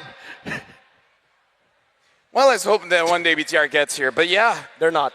That was an amazing game. And this is basically just a team that has a style that just could not be broken, Trex. Like, they just ran with it and it's like, yep, it's on you. What can you do? There was literally nothing Alter Ego could do, honestly. I mean, Aurora Gaming, from that point on, from that final series, it felt like they deserved to be champions from the very beginning. Why did anyone ever doubt them at this point? They felt immortal, 4-0.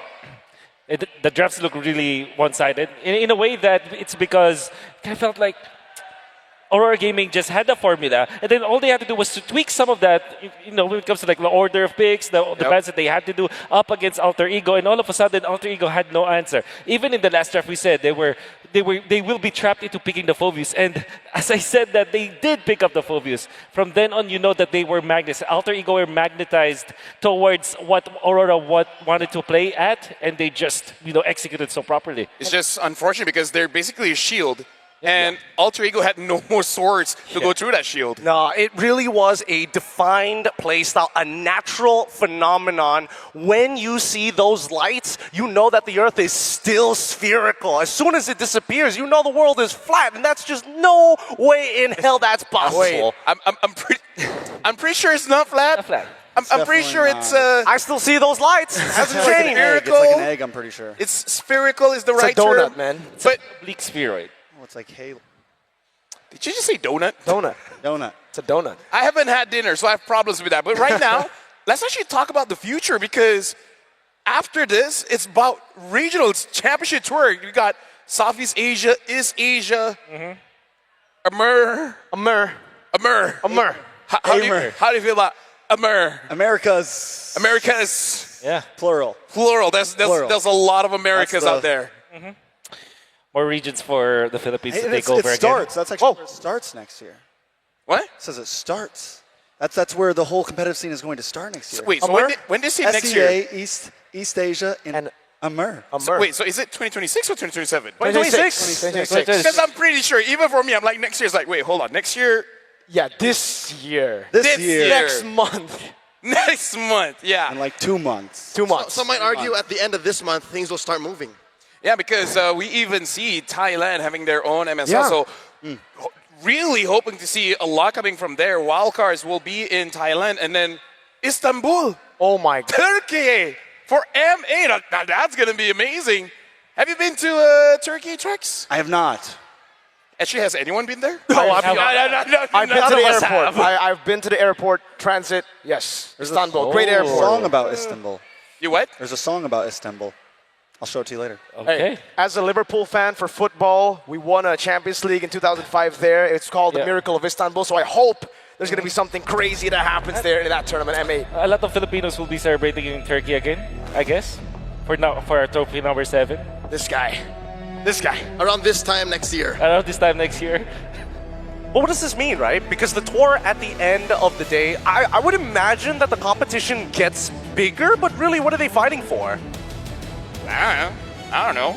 Probably for wildcard slots or maybe seeding, because a circuit will be a circuit of tournaments will be nice when you get like points for you to qualify, because that means that you are rewarded for competing all the time. Yeah, I'm glad to see that developing regions get a chance to fight for more chances to grow in MLBB esports. Like, that's the start of this new year. And I think we saw in the wild card of this event right here, M7 World Championship, that it got so close, it got so competitive. Heck, the two teams we thought had it in the bag lost in the final stage to Team Zone and to Boostgate. So I'm expecting even crazier stuff to happen as we get more regions into wild card. No, honestly, like at this point, we should talk about which region we're actually looking forward to see, because at this point, Amer. Southeast Asia, That's what I'm looking forward So to. you want to see more of Amer? I want to see more of Issa and Amar and Amer.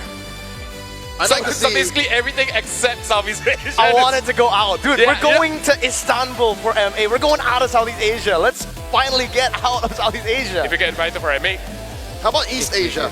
I think the Mekong regions definitely deserve more. Thailand getting an MSL is a start.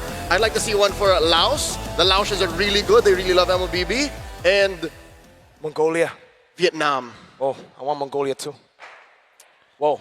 Not gonna lie, I don't know geography, so I don't know what you're talking about. Math is difficult, geography is difficult. He's only good at thing drafting. It's not good students. No, good at the drafting. thing is, I feel like for all of us, as we start our career, we're actually pretty good at maths.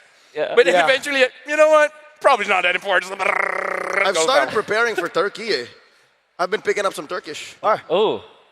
Turkiye kazanıyor. What does What does that mean? Turkey is winning. Oh.